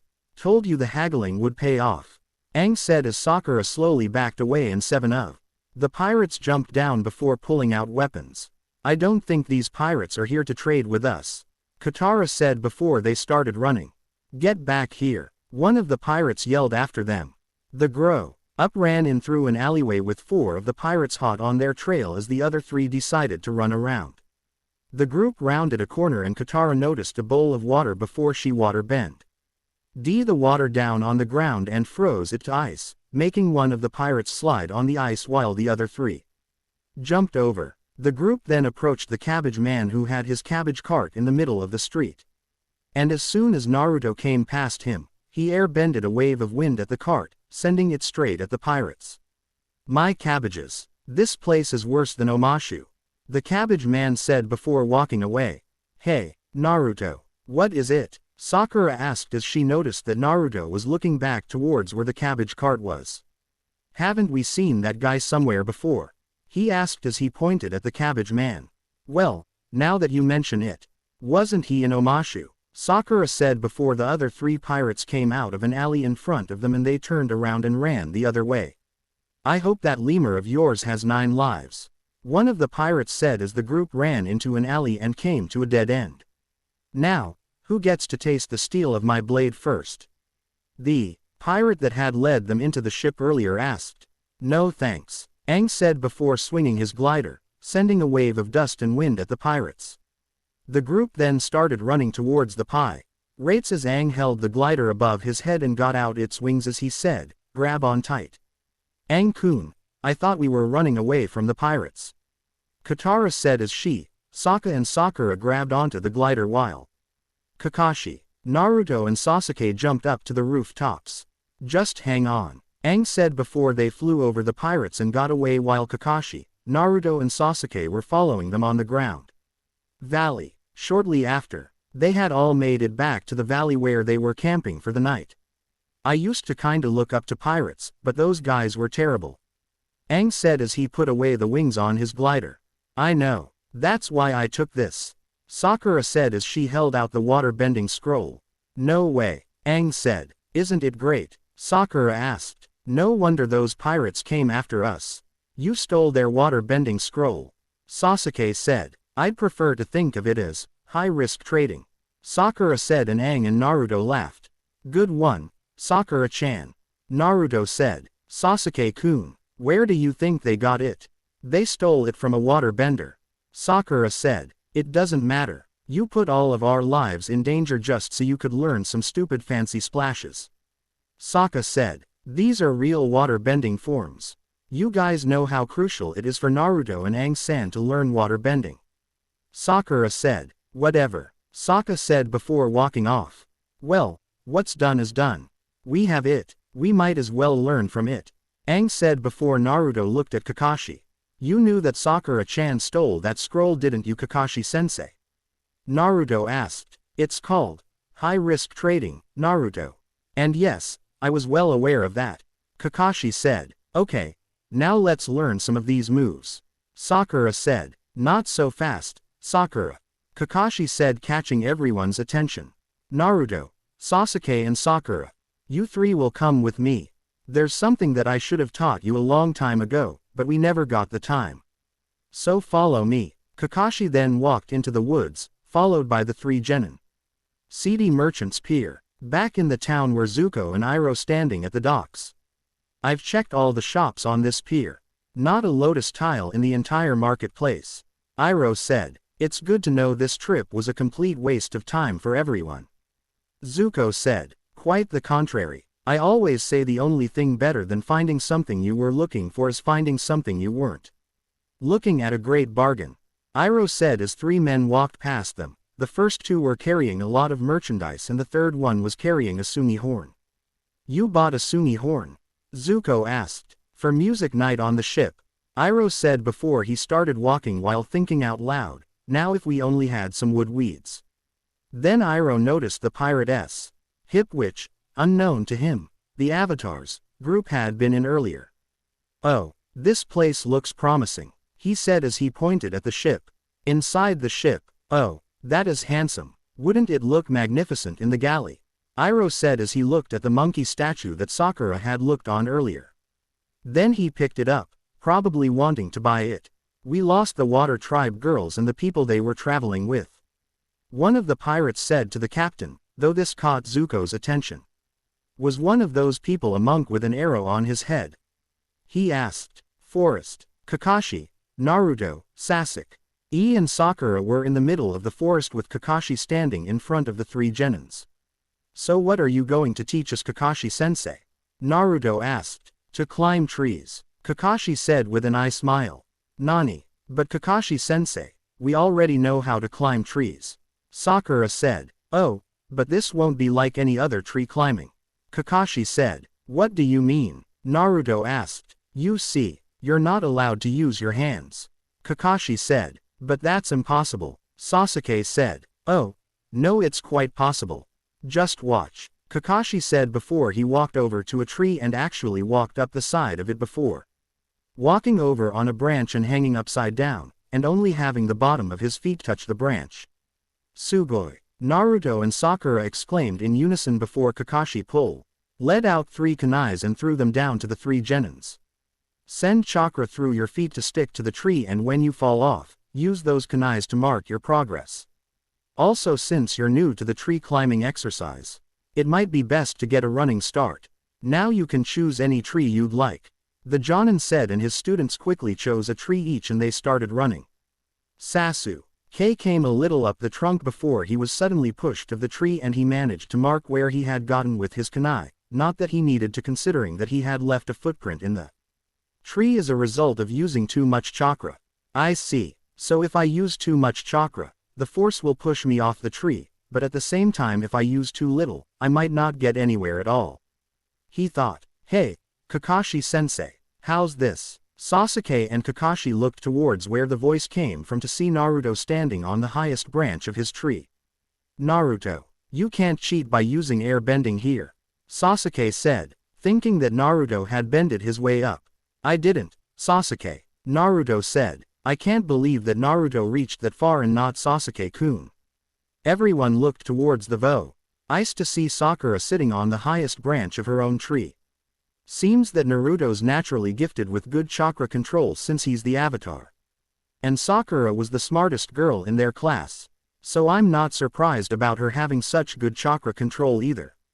Kakashi thought. Valley, I just wanna try this one move first, and then it's all yours. Katara said as she pointed at one of he moves in the scroll before she picked the scroll up and gave it to Aang. Here, hold it up for me. The single water whip looks doable, she said before water bending some water out of the river and attempting to hit it at the air. But she hit her own forehead instead, and Sokka laughed. What's so funny? I'm sorry, but deserved that, Sokka said before turning to Aang. You've been duped. She's only interested in teaching herself.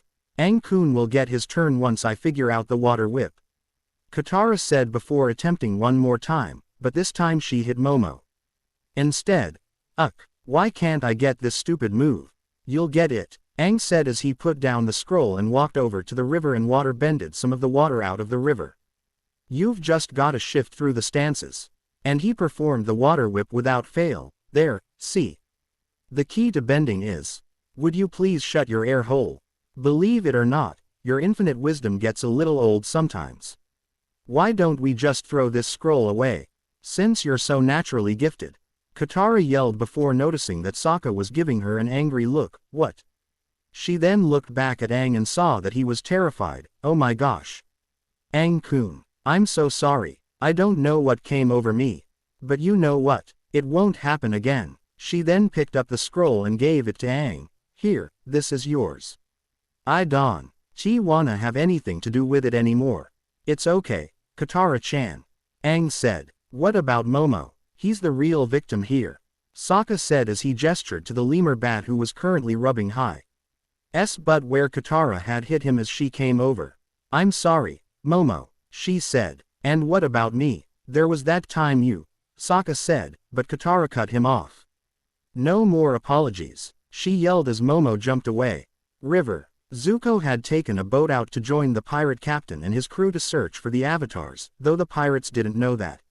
Shouldn't we stop to search the woods? The captain asked. We don't need to stop. They stole a water-bending scroll, right? Then they'll be on the water. Zuko said. Avatar camp. At the Avatar's camp, had everyone gotten into their sleeping bags? Except for Kakashi, who was sitting by a tree, seemingly asleep, and they were all sleeping soundly, well, all except one.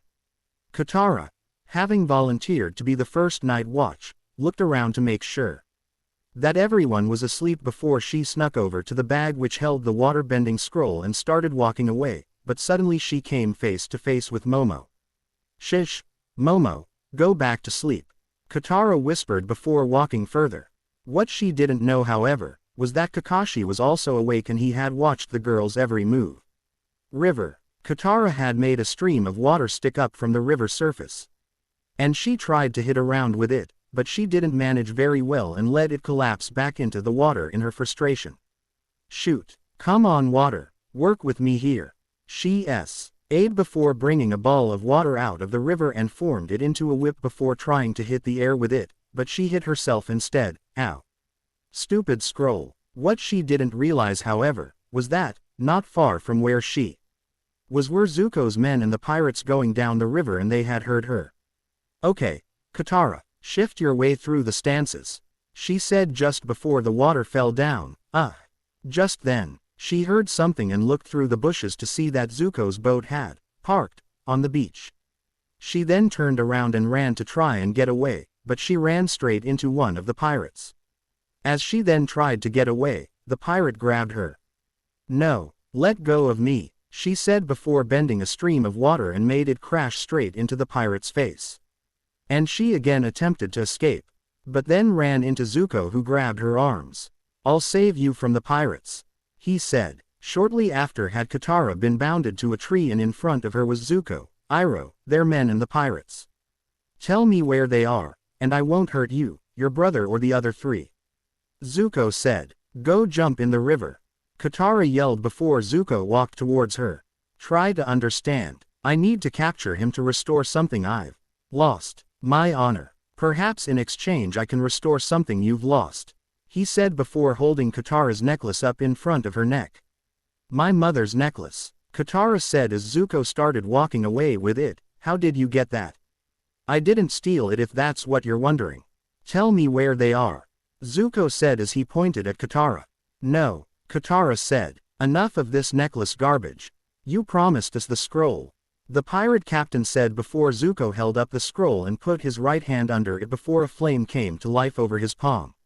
I wonder how much money this is worth, he said. No, the pirate captain said. A lot, apparently. Now you help me find what I want, you'll get this back and everyone goes home happy. Search the woods for the monk and the blonde, and meet back here, Zuko said. Fine, the pirate captain said before walking off. Avatar camp. Sokka was the first to wake up, and he instantly nodded that his sister's sleeping bag was empty. Where did she go? He then held the bag that the scroll should have been in and emptied it. Yawn. What's wrong? Naruto asked as he and the others woke up. She took the scroll. She's obsessed with that thing. It's just a matter of time before she gets us all in deep. Before he could finish, a rope with a stone at the end of it wrapped itself around the teenager's wrists. And he was sent forward, down on the ground. One of the pirates had found them and was attacking them with some rope that had a stone in the end of it. He then sent the stone falling down towards Sokka. But the Water Tribe warrior rolled out of the way before grabbing his club and running towards the pirate. Sasuke then went through several hand signs, but before he could execute the jutsu, he was suddenly caught in a net and fell to the ground, and one of the pirates took him away. Sasuke-kun, Sakura yelled, but then she was caught in a net as well. Ah, Sakura-chan, Naruto said before he looked towards where the nets had come from to see a pirate that was holding 2 crossbows, and he fired off 1 arrow from each crossbow, and the net that was held by the arrows managed to capture him as another net came over Aang and the pirates ran off. Oh, what? I'm not good enough to kidnap? Sokka asked before a net hit him too. River. Shortly after had the pirate brought the 5 kids in front of Zuko and his men, though Iroh raised an eyebrow when he saw that Kakashi wasn't there, and that wasn't good. Kakashi was obviously the strongest and most experienced in the group. If he wasn't there, that means that he was probably trying to figure out a plan of rescuing the others. Nice work, Zuko said before walking over to the pirates with the scroll. Aang-kun, Naruto-san. This is all my fault. Katara said. No, Katara-chan. It isn't. Aang said. Yeah, it kind of is. Iroh said. He's got a point there. Sasuke said. Give me the boys. Zuko demanded. You give us the scroll. The pirate captain said. You're really gonna hand over the avatar for some stupid scroll? Sasuke asked. Don't listen to him. He's trying to turn us against each other. Zuko said before the pirate captain looked down at Naruto. This is the avatar? He asked. Sure is, and I'll bet that he'll fetch a lot more on the black market than that fancy scroll. Sokka said. Aving caught on to what Sasuke was trying to do when he revealed that Naruto was the avatar. Shut your mouth, you water tribe peasant. Zuko yelled. Yeah, Sokka-san. You really should shut your mouth. Aang said. Yeah, just imagine how much the Fire Lord would pay for the avatar. You guys would be set for life. Sakura said. Keep the scroll. We can get 100 with the reward we'll get for the kid. The pirate captain said before turning around and walking away as the other pirates grabbed the kids and followed him towards their ship. You'll regret breaking a deal with me. Zuko said before he and 2 of his men sent 1 fireball each towards the pirates who jumped out of the way just before the fireballs hit the ground. One of the pirates then ran towards the firebenders with smoke bombs in his hand, and he threw the bombs at the feet of the firebenders before jumping into the smoke screen that erupted from the bombs. Sasuke, Sakura and Naruto did a quick rope untying no jutsu before helping Aang and Sokka with their ropes as they noticed that 3 of Zuko's nun-bending soldiers ran towards them. But then 4 of the pirates came up in front of them before throwing smoke bombs down on the ground, creating a smoke screen, and the 3 soldiers were drawn into the smoke. Suddenly Katara felt that her ropes loosened up, and she then saw Kakashi standing there with Omo on his shoulder and his finger in front of his mouth to indicate that she should be quiet. Zuko was pushed out of the smoke screen that he was in before putting the scroll under his belt, and he quickly turned around and avoided the slash of the pirate captain's sword. Zuko then attempted a palm strike, but the pirate captain blocked it with his sword as a fireball shot out of the prince's hand. Said prince then attempted a kick, but it too was blocked as a fireball shot out of his foot. The pirate captain then thrusted his sword forward, but Zuko managed to dodge it before throwing the back of his arm at the pirate captain as said arm was engulfed in flames. But the pirate captain managed to block it with his sword and grabbed Zuko's wrist as said prince grabbed the pirate captain's wrist. A rope with a stone on the end then came and wrapped itself around the scroll before getting pulled back to the pirate who threw it. Before the pirate could grab the scroll, however, Momo swooped head down and grabbed it instead before the reptile bird spotted the flying lemur and chased after him. The reptile bird crashed into Momo, making said lemur drop the scroll right down into the smoke screen that was closest to the ship. Inside the smoke screen had Sokka and Sakura gotten separated from the others. Aang-san, Naruto-san, Sasuke-san. Are you there? Sokka yelled. We're over here, follow my voice. Aang said as he jumped up before going back down. Where? We can't find you. Sakura said. We're right here. Naruto yelled before using air bending to clear out the smoke around them. But the 3 of them were surrounded by the pirates and Zuko's men on all sides, and Naruto brought the smoke back to cover them. Never mind. Shortly after, Sokka and Sakura managed to crawl out from the smoke screen as Naruto, Aang and Sasuke came out over them. Run, Aang said before he and the other 2 landed on the ground, and they ran towards the pirate ship where Katara and Kakashi were trying to push the ship out on the water. Kakashi-sensei, Katara-san. Naruto said as he and the others came over to them. Help us get this boat out on the water so we can get out of here. Katara said, and everyone attempted to push the ship before giving up. We need a team of rhinos to budge this ship. Sokka said. A team of rhinos, or 4 waterbenders, Naruto said before he, Aang, Sakura, and Katara began to bend the water so that it came up on the beach and lifted the ship up off the beach. Everyone, get on, Kakashi said, with Zuko and the pirate captain.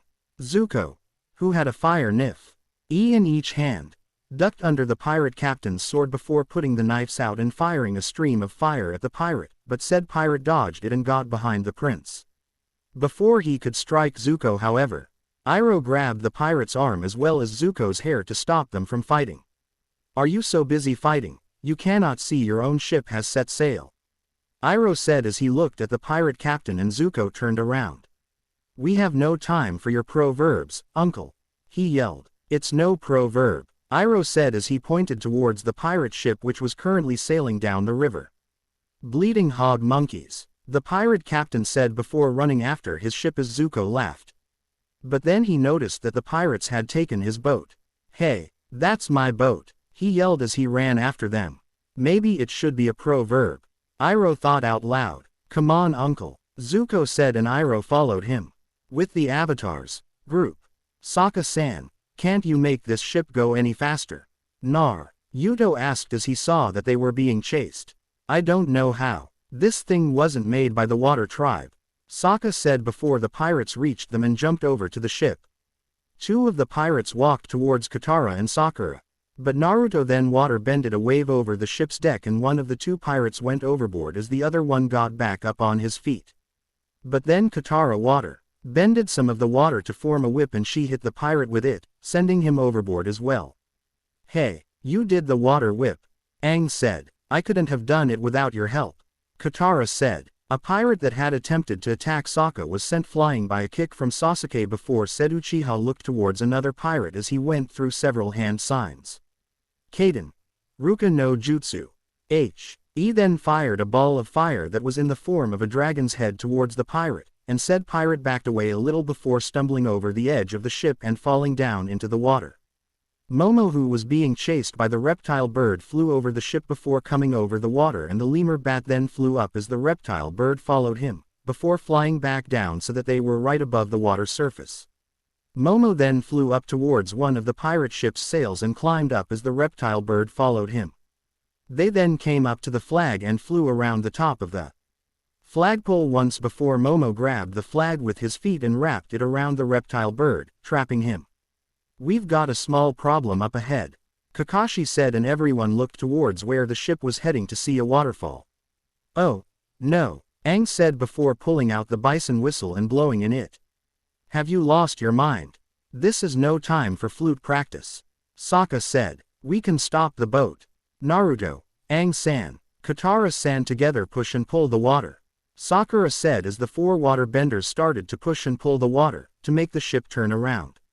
"It's working. It's slowing down," Katara said as the ship began to turn around until they eventually came to a complete stop. "We're doing it," Sakura said, "but we have another problem," Sasuke said as he saw the boat that the pirates were in came towards them. The boat then rammed into the pirate ship and they all went over the waterfall, but then Appa came and the group landed in his saddle as the pirates went down to the bottom of the waterfall. "I knew a bison whistle would come in handy," Aang said as he looked at the whistle while Momo came and landed on Naruto's shoulder, and Aang turned to the bison. "Thanks, Appa." "Yeah, we owe you one," Sokka said, and Appa grunted.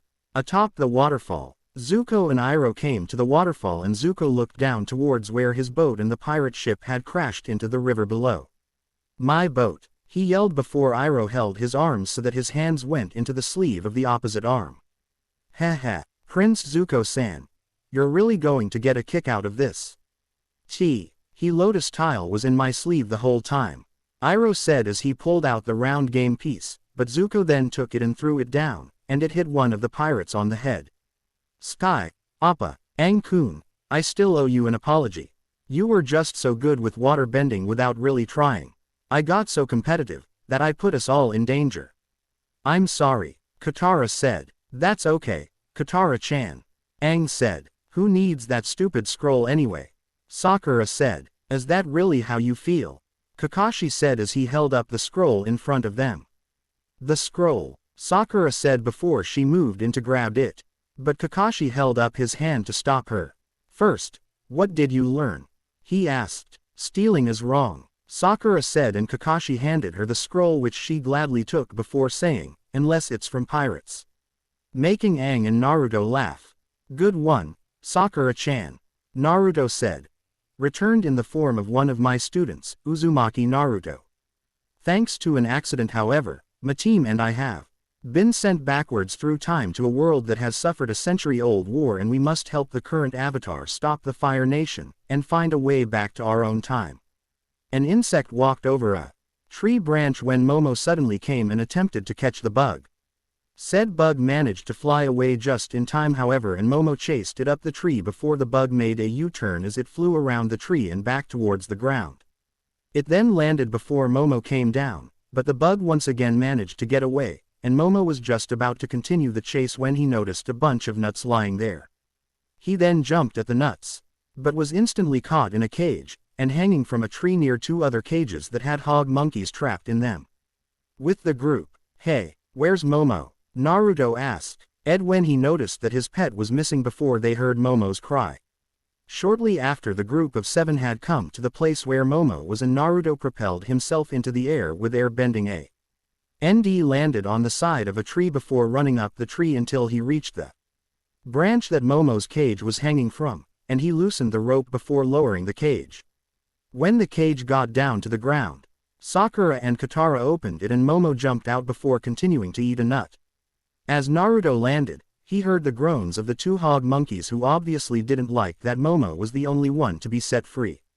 "Alright, you too," Naruto said before jumping up. "This is gonna take forever," Sasuke said before throwing 2 shuriken, and both cages fell down as the ropes were cut, just before Naruto reached them. "That works," he said before sliding down the tree, and Sokka checked one of the cages. "These are Fire Nation traps. You can tell from the metal work. We'd better pack up camp and get moving," he said. Shortly after, they had finished packing everything and were currently loading it on Appa. No flying this time," Sokka said. "Nani? Why wouldn't we fly?" Naruto asked. "Think about it. Somehow Prince Zuko and the Fire Nation keep finding us. It's because they spot Appa. He's just too noticeable," Sokka said. "What? Appa's not too noticeable," Katara said. "He's a gigantic fluffy monster with an arrow on his head. It's kind of hard not to miss him," Sokka said, and Appa grunted. "Sokka-san's just jealous because he doesn't have an arrow," Aang said. "I know you all wanna fly, but my instincts tell me we should play it safe this time and walk," Sokka said. "Who made you the boss?" Katara asked. "Actually, he's got a point," Sasuke said, and Kakashi nodded. "Yes, I think we should walk for a change. And I think we should have Sokka-san and his instincts lead the way," the silver-haired Jonin said. "Who knows? Walking might be fun," Aang said. Later, "Walking stinks. How do people go anywhere without a sky bison?" Aang asked after they had walked for a few minutes. "Well, I don't know, Aang-san. Why don't you ask Sokka-san's instincts? They seem to know everything," Sakura said. "Ha ha, very funny," Sokka said. "I'm tired of carrying this pack," Naruto said. "You know who you should ask to carry it for a while?" "Sokka-ni-san's instincts," Katara said. "That's a great idea," Naruto said before turning to Sokka. "Hey, Sokka-san's instincts, would you mind?" He got cut off by Sokka, however. Okay, I get it," Sokka said before Sasuke walked over to him and held up his Kaden scroll. "Hey, Sokka's instincts, mind watching over this for a while?" he asked. "Look guys, I'm tired too. But the important thing is that we're safe from the Fire Nation," Sokka said as they walked past some bushes and into a Fire Nation camp. "Run!" Sokka yelled as they got off their packs and started running, but the captain of the Fire Nation troops sent a fireball past them. And it impacted with the bushes, causing them to burn. "Sokka-san, your shirt!" Naruto yelled as he noticed that Sokka's left sleeve had caught fire, and Katara then got some water from her water-bending pouch and splashed it on Sokka's arm before bringing the water back. When they then looked around, they noticed that the Fire Nation troops had them surrounded. "If you let us pass, we promise not to hurt you," Sokka said. "What are you doing?" Katara asked with a whisper. "Bluffing," Sokka whispered back. "You promise not to hurt us?" the captain asked before something suddenly hit him in the back and he fell down. "Nice, Kakashi-sensei. How did you do that?" Naruto asked. "I didn't," Kakashi said. "Look," Sakura said as she pointed up to a tree branch where a boy couldn't be many years older than them were standing. The boy then drew two hook swords before jumping down behind the branch and using his swords to swing himself forward and landing on two of the Fire Nation soldiers, forcing them down on the ground. He then ran forward and grabbed the legs of two other Fire Nation soldiers with his swords before throwing them at the downed captain. "Down you go," the boy said, and the group looked at him, wondering who he was. "Sugoi," Naruto said before a Fire Nation soldier came up from behind the boy and attempted to strike him, but he just turned around, blocked his sword and threw him away. There in the trees, one of the Fire Nation soldiers yelled before a small boy suddenly landed on his shoulders and turned his helmet around and started riding him. Then arrows suddenly came flying down, knocking the swords out of several Fire Nation troops' hands, and they looked up to see a boy sitting on a tree branch with a bow and arrow. The boy then fired two arrows simultaneously, disarming another two soldiers. Another boy then jumped down from a tree and crouched down, making a soldier that had been charging at him fall over him. The boy then jumped up and the soldier was sent straight up to a tree branch. Another soldier then charged at the boy, but said boy grabbed his arm and threw him away. A girl who was holding a dagger in a reverse grip then landed and charged forward. Katara and Sakura bended some water at the Fire Nation troops as Naruto and Aang used air bending, and Sasuke and Kakashi went through a series of hand signs. Kaden, Gukakyo no Jutsu, Sasuke called out and the fireball was sent flying straight at some of the Fire Nation troops. Raiden, Jaibashi, Kakashi called out, giving several soldiers the shock of their lives. Sokka, boomerang in hand, prepared to strike an incoming Fire Nation soldier, but the boy with the hooked swords kicked the soldier away. "Hey, he was mine," Sokka said. "Gotta be quicker next time," the boy said before charging towards another soldier. Two Fire Nation soldiers backed away before a large man suddenly came down behind them, and they turned around before raising their swords. The man then got a piece of wood from his back and slammed it down. The two soldiers backed away before looking at their swords to see that they had bent in several places, and they threw the swords away before running. A Fire Nation soldier then tried to sneak up on the boy with the hook swords and thrusted his spear forward, but the boy blocked it with his swords before grabbing the spear as he quickly turned around in a full circle and threw the weapon with the back of it pointing forward, and the soldier got knocked out before the spear hit another soldier in the back of the head. "Man," Sokka said as he had wanted to kill that guy. Another soldier with a spear then came up behind the boy and thrusted his spear forward, but the boy blocked it by having it go through a small opening in between the sword's handle and some kind of guard that was there probably to protect his fingers. The soldier then walked past the boy as he allowed the entire spear to go through or both of them turned around and the soldier thrusted the spear towards the boy who grabbed it just behind the tip with his hook swords and forced it down on the ground and running over both the spear and the soldier as said soldier fell down, and the boy landed on the ground before running a little due to the momentum and stopping in front of Sakura. "Hey," he said. "Hi," Sakura said before both of them looked at the camp as the Fire Nation troops ran off. "You just took out a whole army single-handed," Aang said as he and the others came over to them. "Army, PFF'd. There were only like 20 guys," Sokka said as the boy walked forward before turning around. "My name is Jet, and these are my freedom fighters. Sneers, Longshot, Smeller B, the Duke and Pipsqueak." The boy, now identified as Jet said. "Haha, Pipsqueak. That's a funny name," Aang said as he walked towards where the Duke and Pipsqueak, the smallest and the tallest of them respectively, was standing and looked down at the smaller one. "You think my name is funny?" Pipsqueak said as he looked down at the young avatar, seemingly threateningly. "It's hilarious," Aang said before Pipsqueak and the Duke started laughing.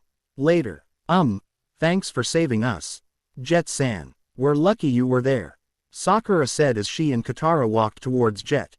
"I should be thanking you. We were waiting to ambush those soldiers all morning. We just needed the right distraction. And then you guys stumbled in," Jet said. "We were relying on instincts," Katara said as she glared towards Sokka from the corner of her eye.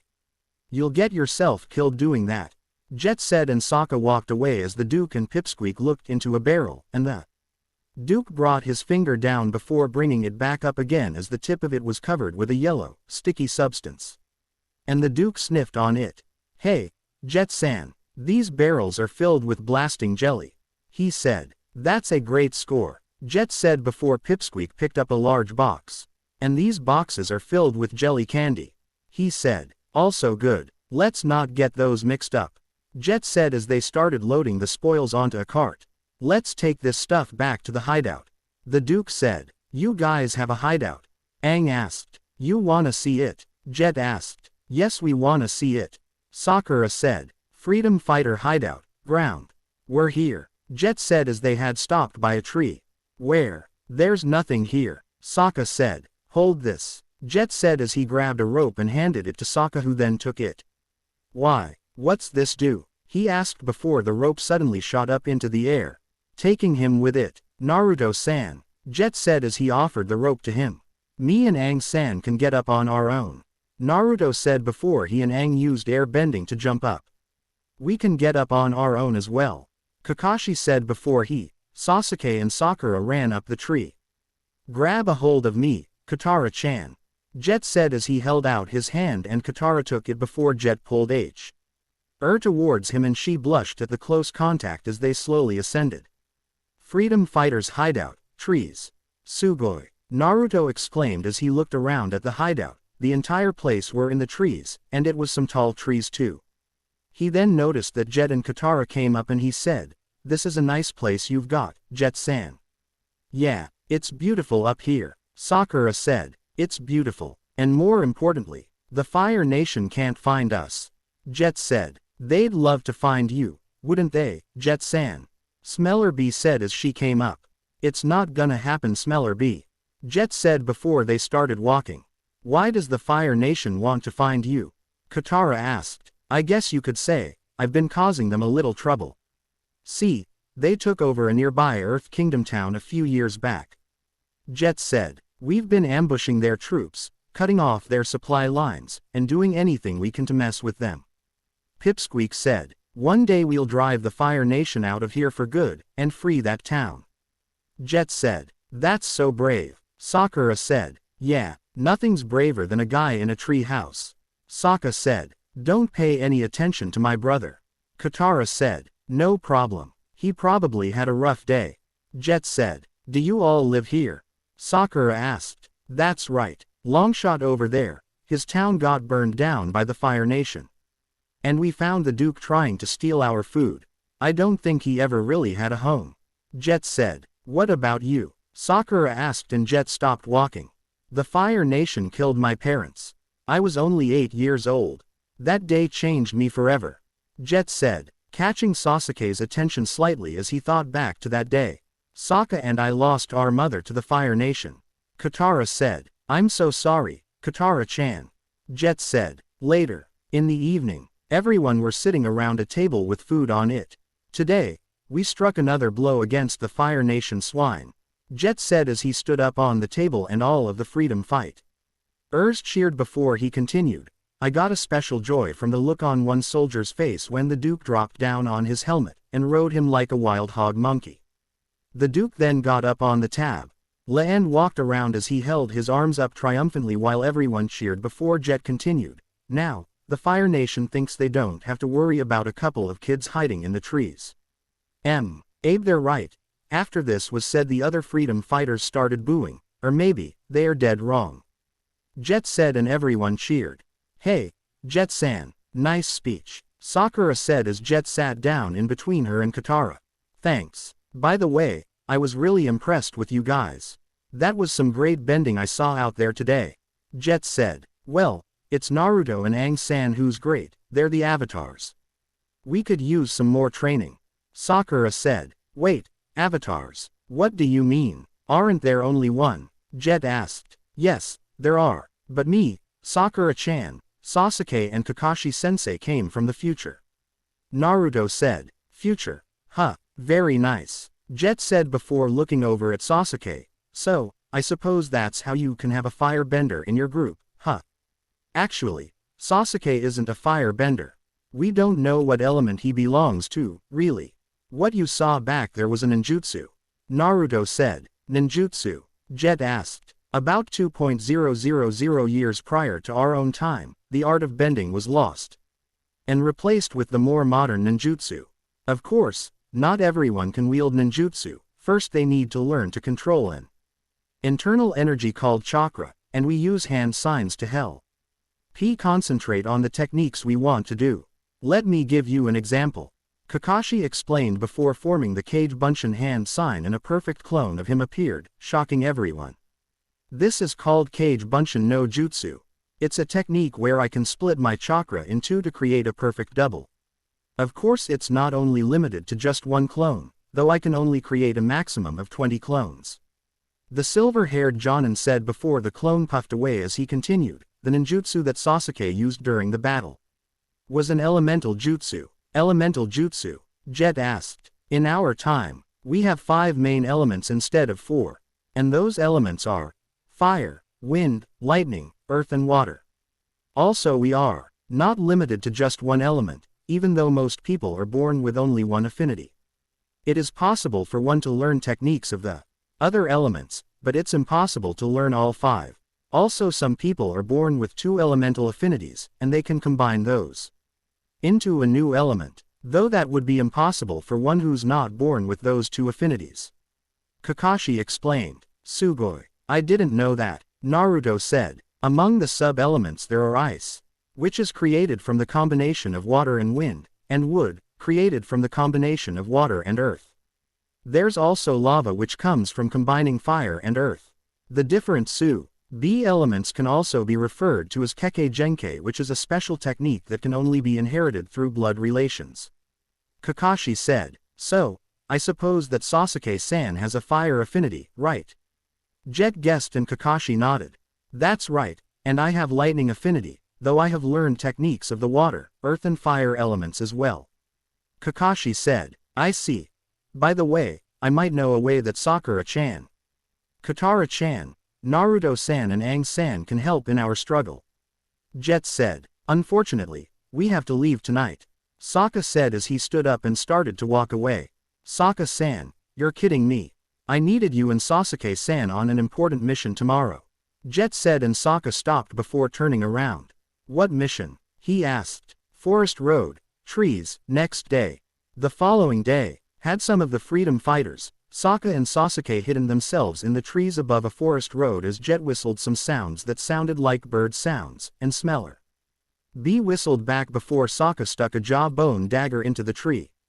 What are you doing? Jet asked before the Water Tribe warrior put his ear to the dagger. Shish. It amplifies vibrations. Sokka said. Good trick. Jet said. Nothing yet. Sokka said as he was listening before hearing something. Wait, yes.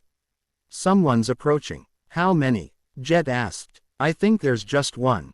Sokka said before Jet signaled the others. Good work, Sokka-san. Ready your weapon, he said, and Sokka pulled out the dagger before he and Sasuke saw that it was just an old man.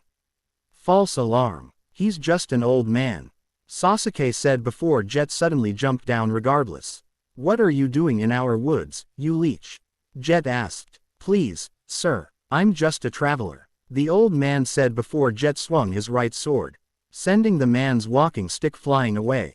The old man then tried to get away, but he ran into Pipsqueak and fell down on the ground. The old man then tried to crawl away, but Pipsqueak stopped high by putting his foot down on the man's back. Do you like destroying towns? Do you like destroying families? Do you? Jet asked as Smellerbee came up behind Pipsqueak. No, please, let me go. Have mercy, the old man pleaded. Does the Fire Nation let people go? Does the Fire Nation have mercy? Jet asked before he moved to kick to man before his foot was suddenly caught by Sokka's club. Jet, he's just an old man, Sokka said before Jet turned around. He's Fire Nation, search him, Jet said, the second half to his 2 subordinates, who then proceeded to search the man. But he's not hurting anyone, Sokka said. Have you forgotten that the Fire Nation killed your mother? Remember why you fight, Jet yelled. We got his stuff, Jet-san, Smellerbee said. This doesn't feel right, Sokka said. It's what has to be done. Now let's get out of here, Jet said before he, Smellerbee and Pipsqueak walked back towards the hideout as Sokka looked back at the old man. Come on, Sokka-san, Sasuke-san. Jet said, and Sokka took a few steps back before turning around and following the others as Sasuke went by the trees. Freedom Fighter Hideout, trees. Later Sokka was sitting by one of the trees in the hideout before Aang. Naruto and Momo came down and landed next to him. Sokka-san, look what the Duke gave us, Aang said before he pulled a small explosive from his pouch before throwing it towards Momo, who jumped out of the way as it exploded. Hey, leave Momo alone, Naruto yelled as he sent Aang into the tree with a small gust of wind. Then Katara and Sakura came climbing down from a higher level of the tree.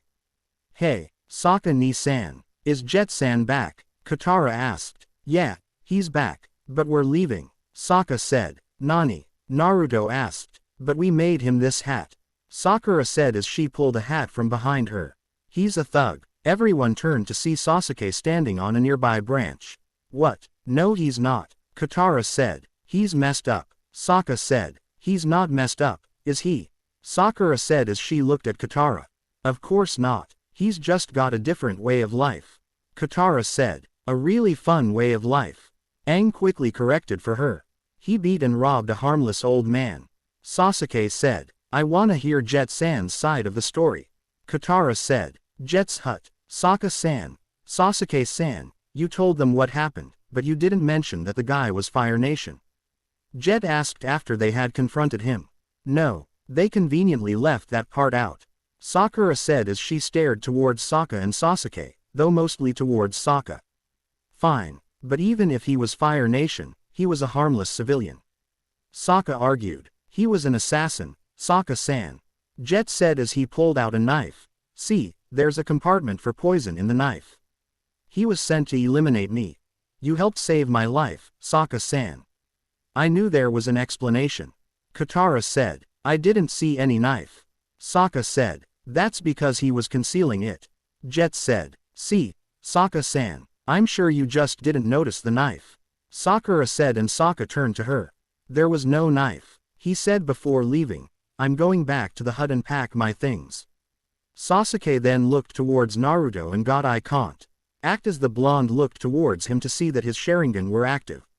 Naruto looked into Sasuke's eyes for any sign that Jet had told the truth, but from the look Sasuke gave him, the blonde avatar could tell that Jet had been lying. Tell me you guys aren't leaving yet. I really need your help, Jet said as he stood up as Sasuke left the hut. What can we do? Aang asked. The Fire Nation is planning on burning down our forest. If the four of you use waterbending to fill the reservoir, we can fight the fires. But if you leave now, they'll destroy the whole valley, Jet said. With Sasuke, Sasuke walked out of the hut to find Kakashi leaning to the tree, reading his book. Hello, Sasuke. I see you're back. How was the mission? Kakashi said. We need to get out of here as soon as we can, Sasuke said, ignoring Kakashi's question. Yeah, I know. I heard everything, but I think it'd be best for us to stay for a little while longer, Kakashi said. And why's that? Sasuke asked. The group's hut. Sokka was busy packing his things when Katara, Sakura, Aang and Naruto walked into the hut. We can't leave now with the Fire Nation about to burn down a forest, Katara said. I'm sorry, Katara Imoto. Jet's very smooth, but we can't trust him, Sokka said. You're just jealous that he's a better warrior than you, Sakura said. Sakura-san, I'm not jealous of Jet. It's just that my instincts, Sokka said. But Katara cut him off. Well, my instincts tell me we need to stay here a little longer and help Jet-san, she said before walking out while saying, come on guys. Sorry, Sokka-san, Aang said as he, Sakura and Naruto followed Katara, but Sokka noticed that Naruto dropped a curled slip of paper, and the Water Tribe warrior picked it up before uncurling it to see that it was a map over the area. Sokka then looked on the other side of the paper to see that, good luck, Sokka-san, was written there. Damn Valley, Cliff, that night. Following the map that Naruto had given him, Sokka eventually came to a cliff that overlooked a valley, and he also spotted a dam as well as a village further down. After a while, he heard someone approaching and quickly went into hiding before Jet, Smeller B, Longshot, the Duke, Pipsqueak and Sneers walked out on the cliff with a cart filled with explosives. Now listen, you are not to blow the dam until I give the signal, If the reservoir isn't full, the Fire Nation troops could survive, Jet said as he turned to the others. But what about the people in the town? Won't they get wiped out too? The Duke asked. Look Duke, that's a prize of ridding this area of the Fire Nation, Jet said before turning to Longshot. Now don't blow the dam until I give the signal. Got it. Longshot then nodded and Sokka was about to sneak away, when he heard something and Pipsqueak suddenly lifted him up out of the bushes as Smellerbee held a dagger to Sokka's throat. Where do you think you're going, Ponytail? She asked before she and Pipsqueak brought the Water Tribe warrior in front of Jet. Sokka-san, I'm glad you decided to join us, Jet said as Smellerbee and Pipsqueak threw Sokka down on the ground. I heard your plan to destroy the Earth Kingdom town, Sokka said as he stood up. Our plan is to rid the valley of the Fire Nation, Jet said. There are people living there, Jet. Mothers and fathers and children. Sokka yelled. We can't win without making some sacrifices, Jet said. You lied to Aang-san, Naruto-san, Katara Imoto and Sakura-san about the forest fire, Sokka yelled. Because they don't understand the demands of war. Not like you and I do, Jet said. I do understand. I understand that there's nothing you won't do to get what you want, Sokka said. I was hoping you'd have an open mind. But I can see you've made your choice, Jet said before Pipsqueak and Smellerbee grabbed Sokka. I can't let you warn the others, Jet said before turning to the two who were restraining the boy. Take him for a walk. A long walk. You can't do this, Sokka said. Cheer up, Sokka-san. We're gonna win a great victory against the Fire Nation today, Jet said. River. Jet-san, I'm sorry about how Sokka-ni-san's been acting, Katara said as Jet led her, Aang, Sakura and Naruto towards the reservoir. No worries. He already apologized, Jet said, and Naruto's eyes widened as he stopped walking for a second. There's no way someone like Sokka would apologize just like that. Really? Sokka-san apologized? Aang asked. Yeah, I was surprised too. I got the sense that maybe you talked to him or something, Jet said. Yeah, we did, Katara said. I guess something you said got through to him. Anyhow, he went on a scouting mission with Pipsqueak and Smellerbee, Jet said. Well, I'm glad he cooled off. He's so stubborn sometimes, Katara said. Sokka-san went on a scouting mission with Pipsqueak and Smellerbee. More like he's been captured. And here I thought he could actually be a little useful. Naruto thou. Before looking up to the treetops to see Sasuke standing there, the blonde then nodded and the Uchiha nodded back before sunshining away. Suddenly Naruto felt some air blowing up at him from the ground before he was sent sky high by a steam geyser. Alright, we're here. Underground water's trying to escape from these vents. I need you guys to help it along, Jet said as Naruto landed. I've never used waterbending on water I can't see. I don't know, Katara said. Katara-san, you can do this, Jet said. What about me? Aang asked. I know the Avatar can do this, Jet said. Shortly after, the four of them were standing around one of the vents as they all raised and lowered their arms as they brought the water further and further up until it came out of the hole, and then they sent it into the small river that was there. Yes, good job. This river leads to the reservoir. A few more geysers and it'll be full, Jet said. Look, there's another steam vent, Aang said as he pointed Tawa. RDS another geyser before the four of them ran towards it. Okay, you four keep it up. I'll go check on things at the reservoir, Jet said before he started walking away. When we're done we'll meet you over there, Katara said. Actually, it'll probably be better if you meet me back at the hideout when you're done, Jet said before walking away as the four waterbenders continued bending the water. But when Naruto guessed that Jet was far enough away, he stopped. Naruto, what is it? Sakura asked. Before we do anything else, there's something you should know, Naruto said before he told them that Jet had lied to them earlier. And that Sokka might have been right for once. Why would Jet-san lie to us? Sakura yelled. In order to win us over, and it seems like it worked on three of us, Naruto said. Oh, who? Aang asked and Naruto face-palmed. But even if he lied then, this forest could still get burned down by the Fire Nation at any minute, Katara said. I'm not so sure about that. That might also have been a lie. Plus I believe that he's captured Sokka-san. Naruto said. Nani? How can you say that? Jet-san wouldn't do something like that. Sakura yelled. Well, if you don't believe me, you could go take a look at what your precious Jet-san is doing right now. Naruto said. Fine, we will, and then he'll tell you how wrong your accusations are. Sakura yelled. With Sokka, Pipsqueak and Smeller B. Come on, move along, Smeller B said as she pushed Sokka. How can you stand by and do nothing while Jet wipes out a whole town? Sokka asked. Hey, listen Sokka-san. Jet-san's a great leader. We follow what he says, and things always turn out okay. Pipsqueak said just before a large fireball flew past them, taking care of the ropes that bounded Sokka's hands. As he jumped forward before turning around as Smeller B and Pipsqueak looked towards where the ball came from to see Sasuke standing there. Perhaps, but any good leader should know not to mess with a ninja, he said before weaving a series of hand signs. Kaden, Ruka no Jutsu. A fiery dragon head suddenly flew towards the two freedom fighters, but they jumped out of the way just as Sasuke eared in between them and kicked Pipsqueak so hard that he was sent into a tree and knocked out.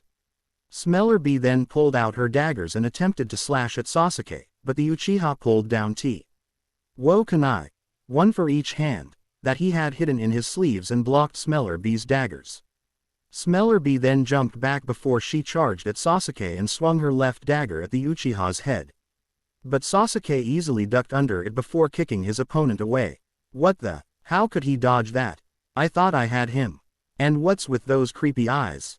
Smeller B thought before her yes widened as Sasuke had seemingly vanished. Hey, where? She was cut off however when Sasuke suddenly appeared under her and kicked her up into the air before jumping up himself. Shishi Renden, saw, Soup called out as he appeared above Smeller B and kicked her down into the ground, effectively knocking her out. Whoa, I didn't know you could do that. Sokka said. It's a technique I've been working on for a while. Now come on, we need to get to the dam. The others should already be there. Sasuke said. Dam Valley, cliff. When Naruto, Aang, Sakura and Katara reached the cliff, they saw that 4 of the freedom fighters, including Sneers and the Duke, were putting down explosives in front of the dam. What are they doing? Katara asked. Aren't those the red barrels they got from the Fire Nation? Sakura asked. Why would they need blasting jelly? Katara asked. Because Jet-san's gonna blow up the dam, Aang said as he realized what Jet was planning. Nani? That would destroy the town. Jet-san wouldn't do that. Sakura said. Yes, I think he would. Sakura-chan. We've got to stop him. Datbeo. Naruto said. Jet-san wouldn't do that. Katara said as Aang got out the wings of his glider and ran towards the edge of the cliff, but just then Jet ran past and took Aang's glider away from him. Yes I would, Jet said. Jet-san, why? Katara asked. Katara-chan, you would too if you just stopped to think. Think about what the Fire Nation did to your mother. We can't let that happen to anyone else, ever again. Jet said. This isn't the answer. Katara said. I want you to understand me Katara-chan. I thought your brother would understand, but, Jet said, but Katara cut him off. Where's Sokka-ni-san? She asked as tears came from her eyes. Katara-chan. Jet said before Katara suddenly sent a stream of water out of her waterbending pouch and knocked Jet back. I need to get to the dam, Aang said before he ran towards his glider, but just before he could pick it up, Jet's hook sword came down and was about to take the glider, but then Naruto sent Jet skidding backwards with a wave of air. Aang-san. Grab your glider and get down to the dam. Naruto said and Aang did as he was told. Jet then charged towards Aang, but Naruto came up in front of him with one kunai in each hand before pushing, forcing Jet to jump back. Naruto then quickly grabbed 4 shuriken and threw them all at the older boy. But Jet easily managed to deflect the dangerous projectiles using his swords. The blonde avatar then formed the Kage Bunshin hand sign and 4 clones appeared. All 5 Narutos then coated their kunai in wind chakra, and threw all of them towards Jet, who then jumped up and grabbed the branch of a tree with his hook swords before pulling himself up. Just as he got up on the branch however, 2 of the clones appeared in front of him and both of them had their right fists covered by air that they were bending to increase the power of their blow. They hit home and Jet flew backwards straight through a tree just before another two clones appeared above him, and both of them sent a strong wave of air towards Jet, making him plummet towards the ground. Then our Naruto, the one Jet guessed was the real one, appeared on the ground directly under him before swiping his arm, sending a crescent-shaped blade of wind towards Jet. Jet then quickly reacted by grabbing a nearby branch and pulling himself towards it, narrowly avoiding getting sliced in half. Suddenly, all 5 Narutos appeared around him however, but he quickly used his hook swords to grab 2 of the Narutos and bumped their heads into each other before they puffed away. Then the remaining 3 Narutos pulled out a kunai each and charged at Jet, but he kicked one of them, making the clone puff away before grabbing another one and throwing him at the 5th one, and both of them puffed away. That's strange. I thought he only created 4 clones. Jet thought before a blast of air suddenly hit him and sent him off the branch and down towards the ground. He landed with a thud before getting back up on his feet as he saw Naruto charge at him, and he blocked Naruto's kunai with his hook sword. With Aang came down and landed on the ground in front of the dam, but was shocked to see that there weren't anyone there. "Hey, where is everyone?" he asked. "Don't worry, I've already taken care of them." Aang turned towards the voice to see Kakashi leaning against a tree, reading his book. With Naruto and Jet, Naruto pushed Jet back out on the cliff with a strong wave of air, sending the older boy skidding all the way towards the edge of the cliff. "Jet-san, tell me, why are you doing this? There are innocent civilians in that town." Naruto said, "You would do it too if the Nation had taken your family away from you." Jet said, "No, I wouldn't. I'd know better than to do something this stupid." Naruto said, "I didn't think you'd understand, anyway. Someone who doesn't understand how it is to lose their loved ones could never understand." Jet said, "You're right, I don't understand.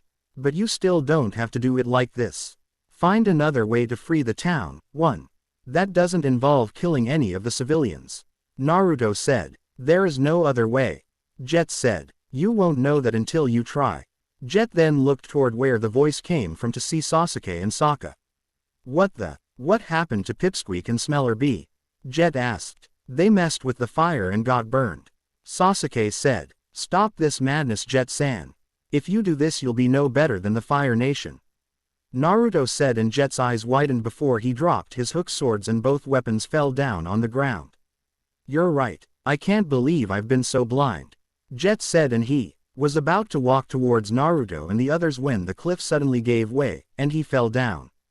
"Jet-san," Naruto yelled as he ran towards the edge of the cliff, but he was too far away. But then he suddenly vanished, and before anyone knew what happened, he had grabbed Jet's arm and pulled him up. "Hey, Jet-san, you all right?" Naruto asked. "Why yeah," Jet said. "I knew he could move at high speeds with air bending. But this is ridiculous. Not even my Sharingan was able to follow his movements. It's as though he somehow traveled at the speed of light." Sasuke thought. Freedom Fighter Hideout, ground, later. The group was standing in front of the Freedom Fighters to bid them farewell since they had to leave as quickly as possible to reach the North Pole in time. "I hope we see each other again someday," Naruto said. "Don't worry, I'm sure we will.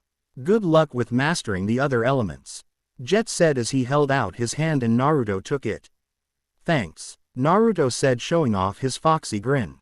"All right guys, it's time to go," Kakashi said from where he was sitting on Appa's head. "Take care, Jet-san." Sakura said. "You too, Sakura-chan," Jet said before he suddenly gave her a kiss on the cheek. And she blushed as she brought her hand up to where he had kissed her. "Hey, come on Sakura-chan, or we're leaving without you," Katara yelled with a hint of jealousy in her voice, and Sakura noticed that everyone else had already gotten into the saddle. "Oh, right," Sakura said before running over to Appa and climbing up into the saddle. "Good luck with taking back that village," Aang said. "Thanks," Jet said. "Yip yip," Kakashi said, and the Sky Bison took off into the air. The end. I hope you enjoyed this episode. Remember to subscribe and like this video. See you in the next vid.